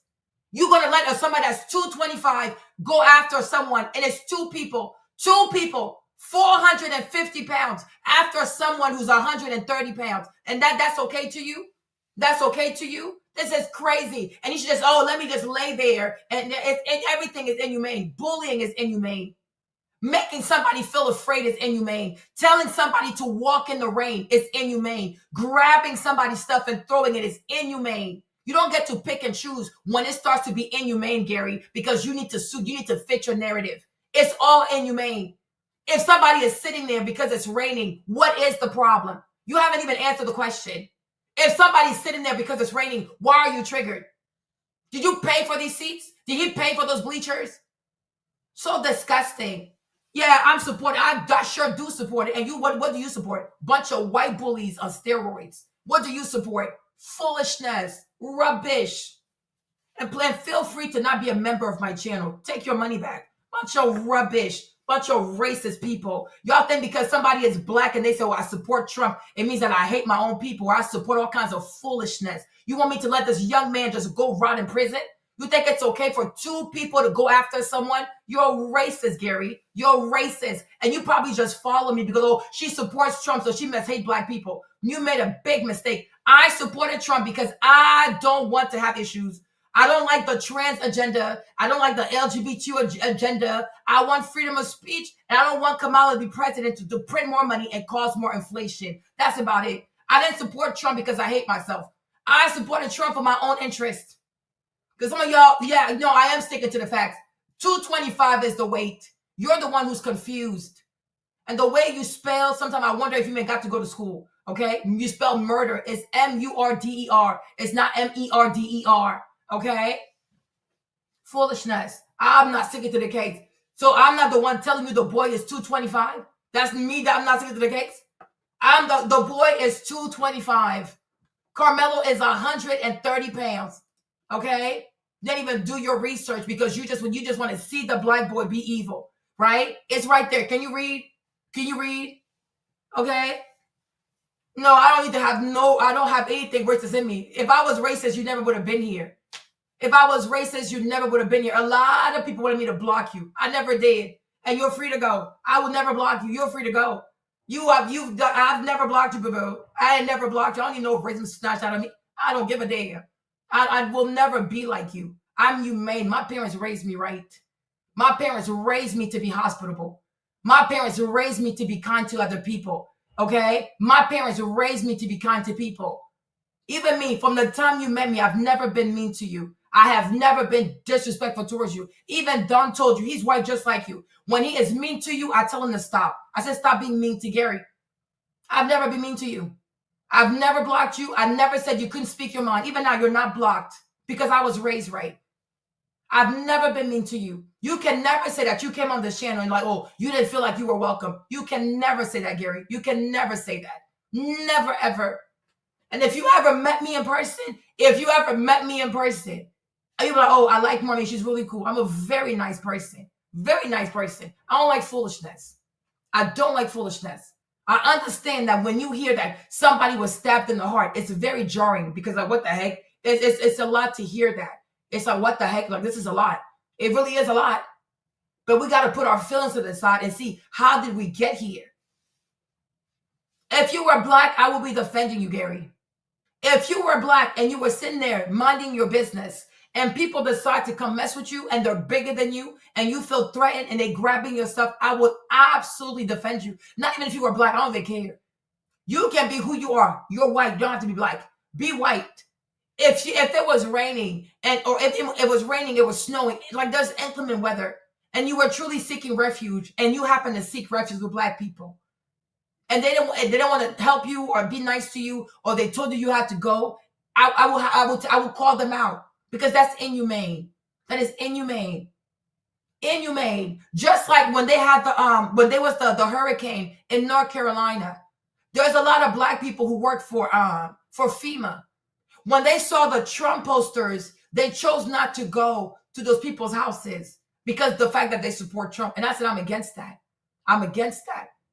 Just because somebody supports Trump, does that mean they don't deserve aid? Even if you don't like the parents, how do you know there are no children in that house? So you're going to punish the children. You're not going to give the FEMA aid to the children because you don't like the fact that their parents put a Trump poster outside. That is ridiculous. That is ridiculous. I was even against Kamala Harris because she went along with this. When the young white people got killed in, what's that place called? In Afghanistan. 13 people got left behind in Afghanistan. There was they had 3 anniversaries at at Arlington Memorial. Kamala Harris, they never went. As a vice president, Joe Biden, they never went. 3 years from the White House to the Arlington Memorial is 4.5 miles. It's 13 minutes to get there. And I even made a video. It's still on the channel. I said, if these were black kids that had died, would you have not gone? You left those people behind. And you said that you were the last one in the room. You see, Gary, I'm very mature. And not just mature. I truly fear God. And when you fear God, when it's right, it's right. When it's wrong, it's wrong. I think you're still walking in your walk with Christ. And I wish you all the best. You know what I'm saying? Because like Paul said, when I was a baby, I spoke like a baby. But there's a time you have to grow up in the Lord. And when you truly become a real Christian, what is right, and what is wrong. That's it. What's right is right, what's wrong is wrong. Even in the Bible, we have the story of the Good Samaritan. There is the story in the Bible of the Good Samaritan. Am I lying or am I lying? That's the thing about these white people, huh? Y'all love to be Christians until it's time to really be a good Christian. Right? Right? Am I lying or am I lying? Make it make sense. In the Bible, the story of the Good Samaritan found in Luke 10:25 or 37. It's a parable Jesus uses to illustrate neighbor and compassion, teaching that anyone can be a neighbor, regardless of their background, and that helping those in need is a fundamental act of love.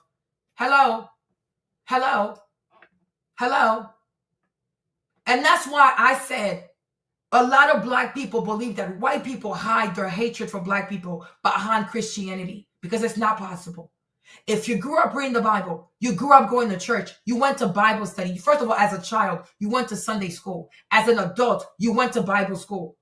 It is not possible for you as a Christian to be okay with somebody saying, oh, it's raining, you have to leave. Because you say, okay, why does he have to leave? That's why I said, was he stealing? Was he harassing y'all? Was he loud? Like, what was he doing that you felt like he had to go? Because it's raining. It's raining. Why does he have to go? And we don't even know if it was raining crazy. I don't know what kind of rain it was. But you know, sometimes walking in the rain can cause somebody to have pneumonia. Walking in the rain can make a person sick. Even walking in the rain, it can cause somebody to get hurt. Why does he have to leave? Nobody is saying, oh, he was stealing, he was playing his music, he was being loud, he was harassing people. Gary, you can say whatever you want to say. You don't have the intellectual capacity to do anything to me. Like, honestly, you don't have the intellectual baggage for me to feel any kind of way.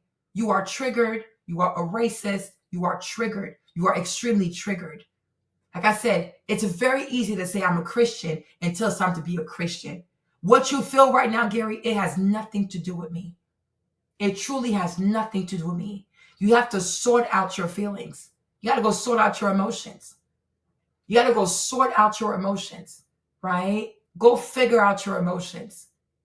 That has nothing to do with me. You can barely spell. You can't even spell murder. Come on now, right?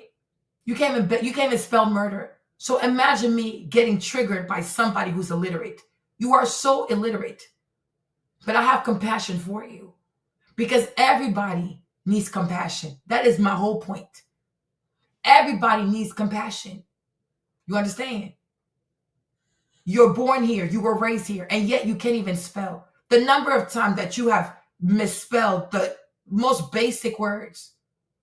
You understand? But compassion and mercy, because you always got to put yourself and say, you know what? Maybe he didn't have the best upbringing. You said you've been arrested multiple times, right? So who knows how you grew up? Everybody's a work in progress. You understand? And then when you're an adult also, when you're an adult and you're a Christian, you got to have compassion for people. That's why I said, you've always, you see, you keep saying, oh, well, you fixed it, right? You always got to have compassion for people. You hear me? And that's why I can deal with all kinds of people. It's not a problem for me, right? But I have yet to hear what exactly Karmelo did that made Austin or Hunter or anybody else under that tent that made them uncomfortable. What made you uncomfortable?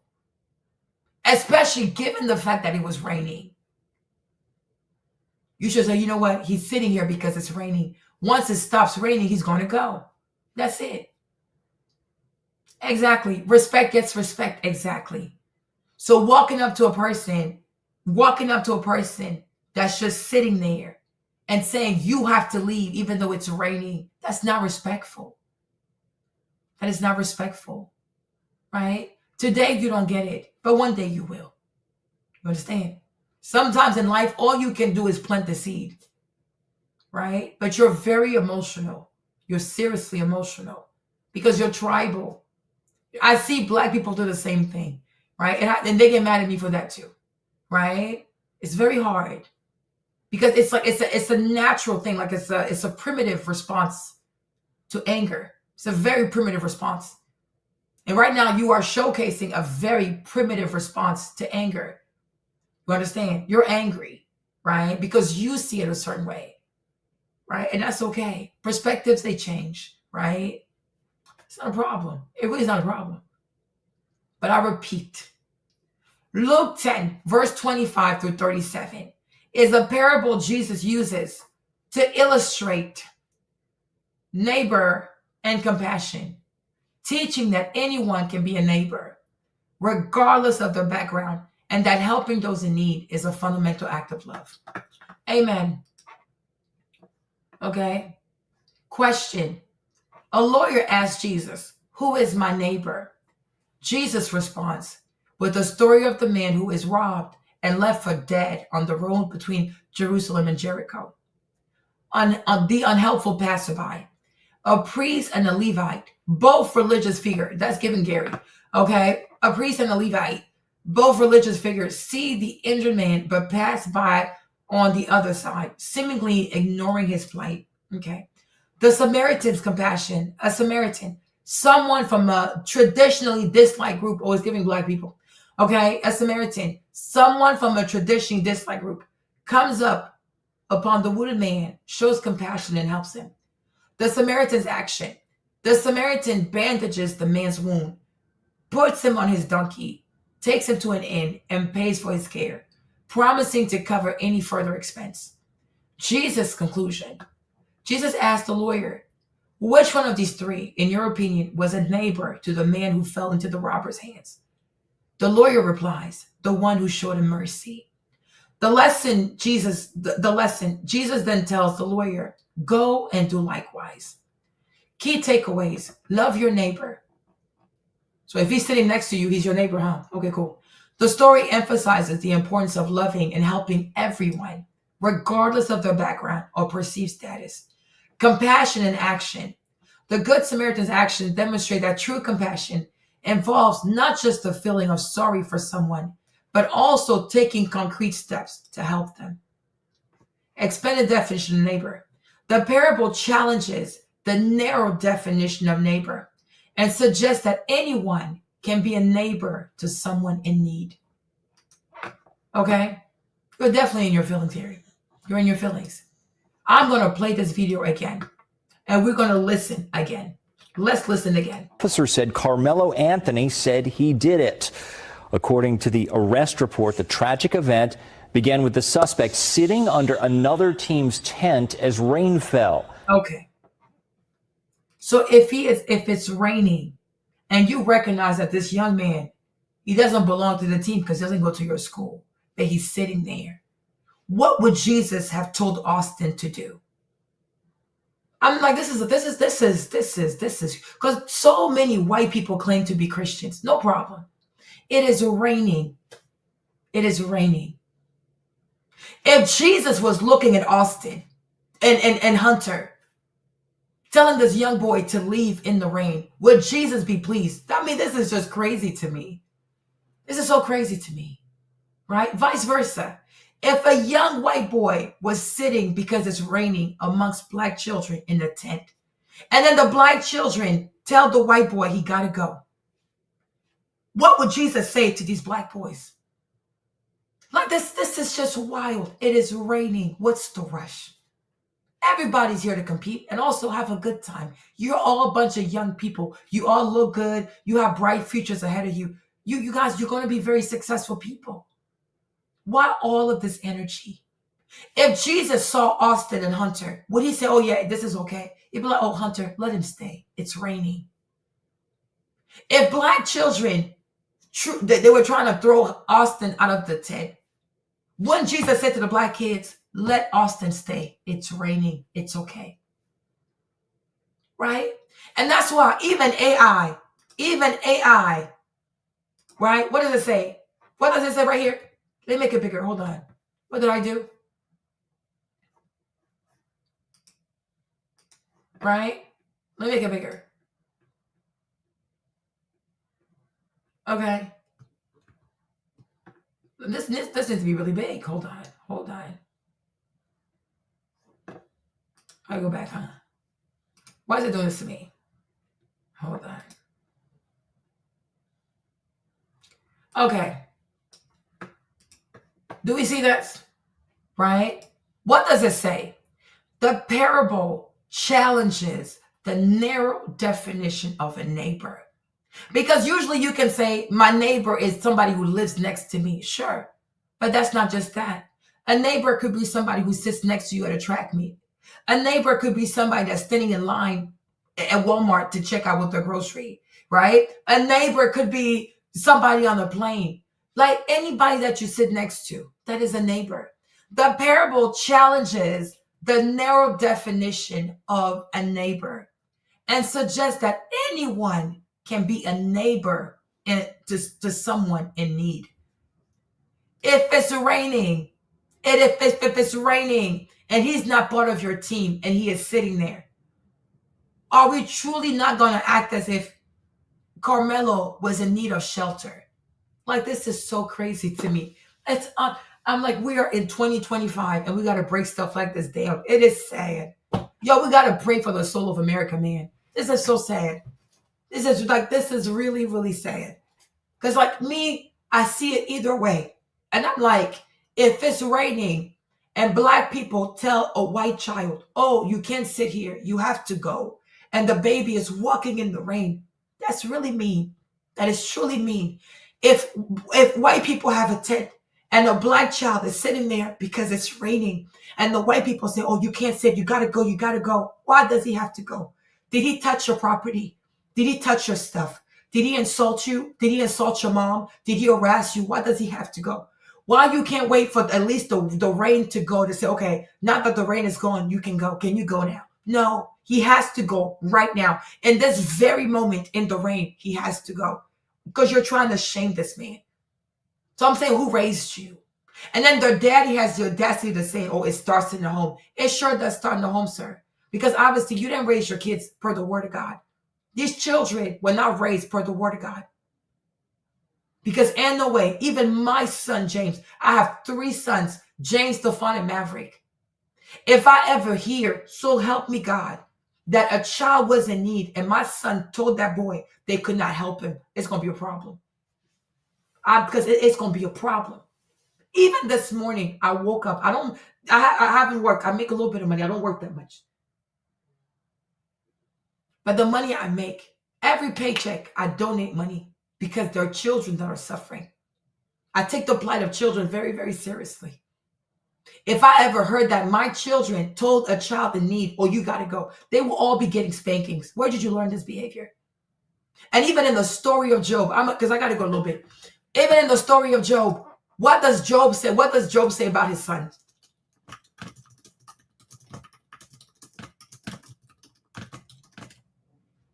Okay.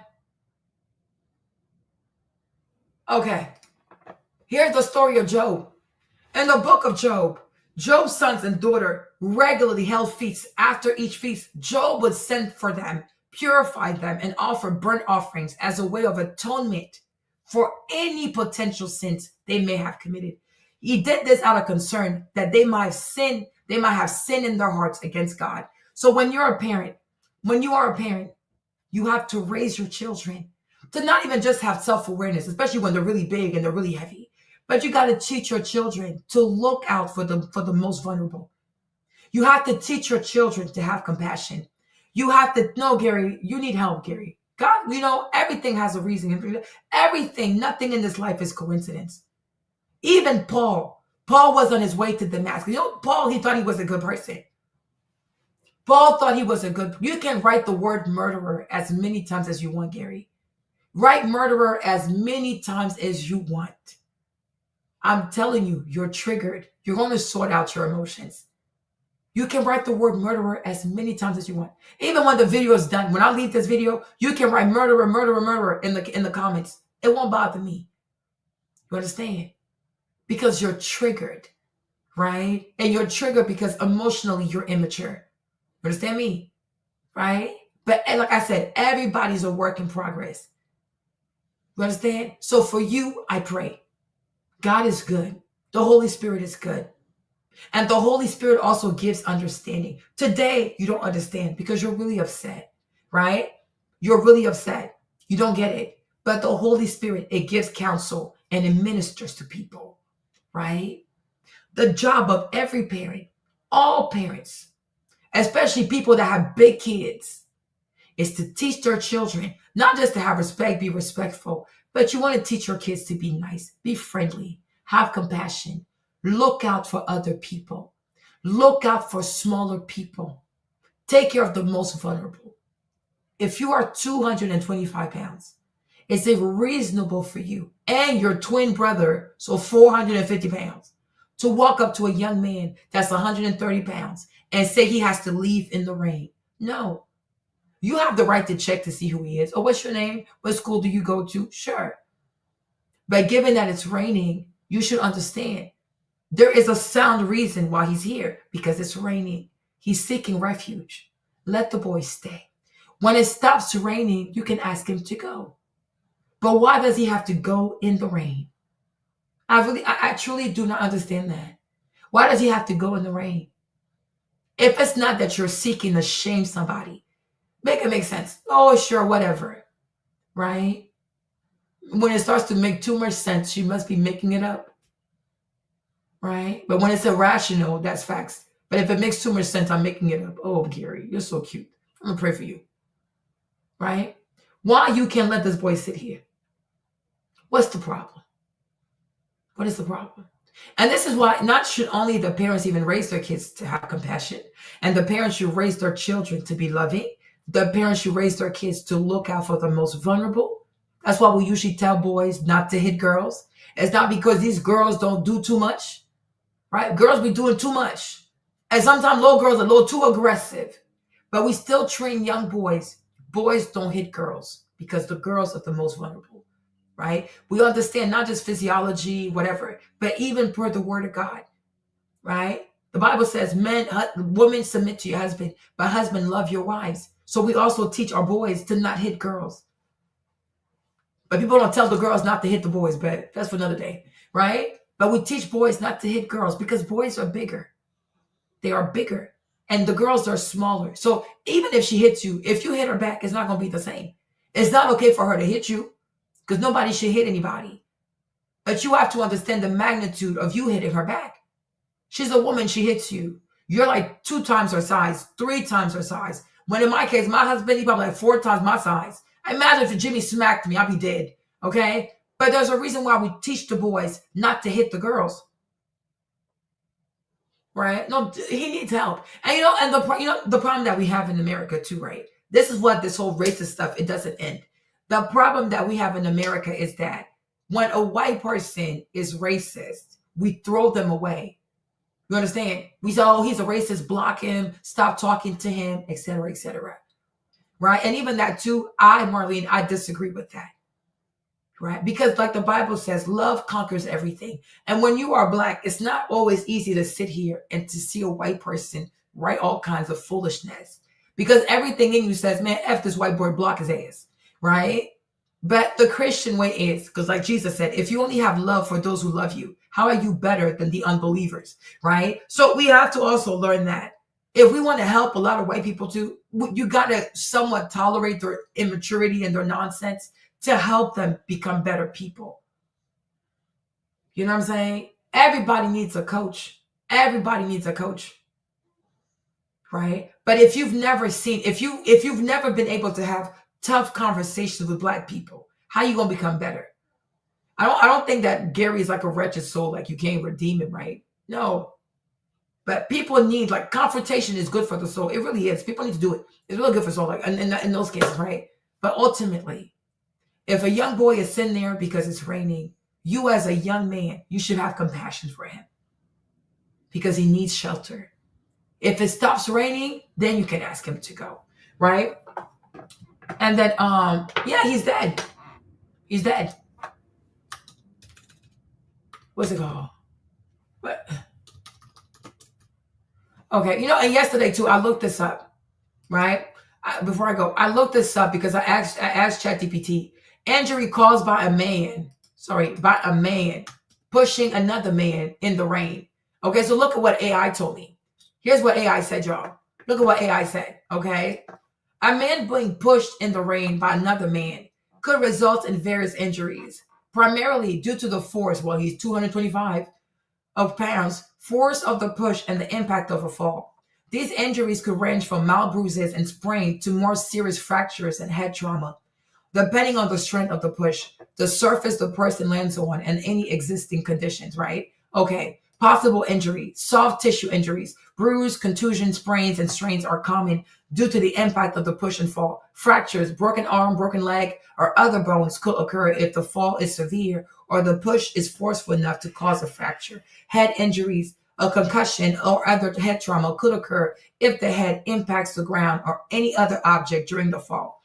If a nerve is damaged during the fall, it could lead to numbness, tingling, or weakness in the affected area. Hypothermia, prolonged exposure to the cold and wet weather could lead to hypothermia, a dangerous drop in body temperature. Okay? Factors influencing severity, force of the push. A more forceful push will more likely result in more severe injuries. Surface impacted, falling on a hard surface, concrete pavement, will likely lead to a more serious injury than falling on a soft surface, glass or sand.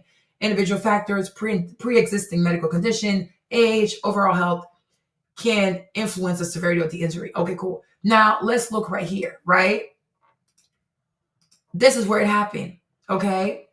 This is where it happened. So it's raining. As you can see, you got the concrete on this side, because I don't know, they could have been here, they could have been here. So if you're pushing here, these are concrete stairs. They're pushing this boy, they're throwing his stuff. So if this is on this side and it's raining, you can push somebody, they can fall against these concrete steps. The bleachers are made out of metal. He can cut himself or he can hit himself, right? It's a very dangerous area to be pushing people in the rain. If it's happening on this side, now this side has nothing but bleachers. This is all metal. This is all metal. If somebody slips and fall, this thing could go left, right? If it happened here also, and you push somebody, once again, you have concrete. You don't know how somebody could fall and something really, really bad could happen. You do not push people in the rain. You don't push people in the rain. You don't push people when you're surrounded by sheets of metal. You don't push people when you're standing on concrete steps in the rain. You just don't do that, right? It starts in the home. Like Austin's father said, it starts in the home. It's a track meet. Leave your violent ass aggression in your house. Come to school, come to the meet, and be a sports person. Display some sportsmanship and some good home training. It's raining. Someone wants to sit there. Let the people have shelter. With that being said, you guys, I got to go. I have a meeting a little bit, right? I love y'all. Exactly. I love y'all.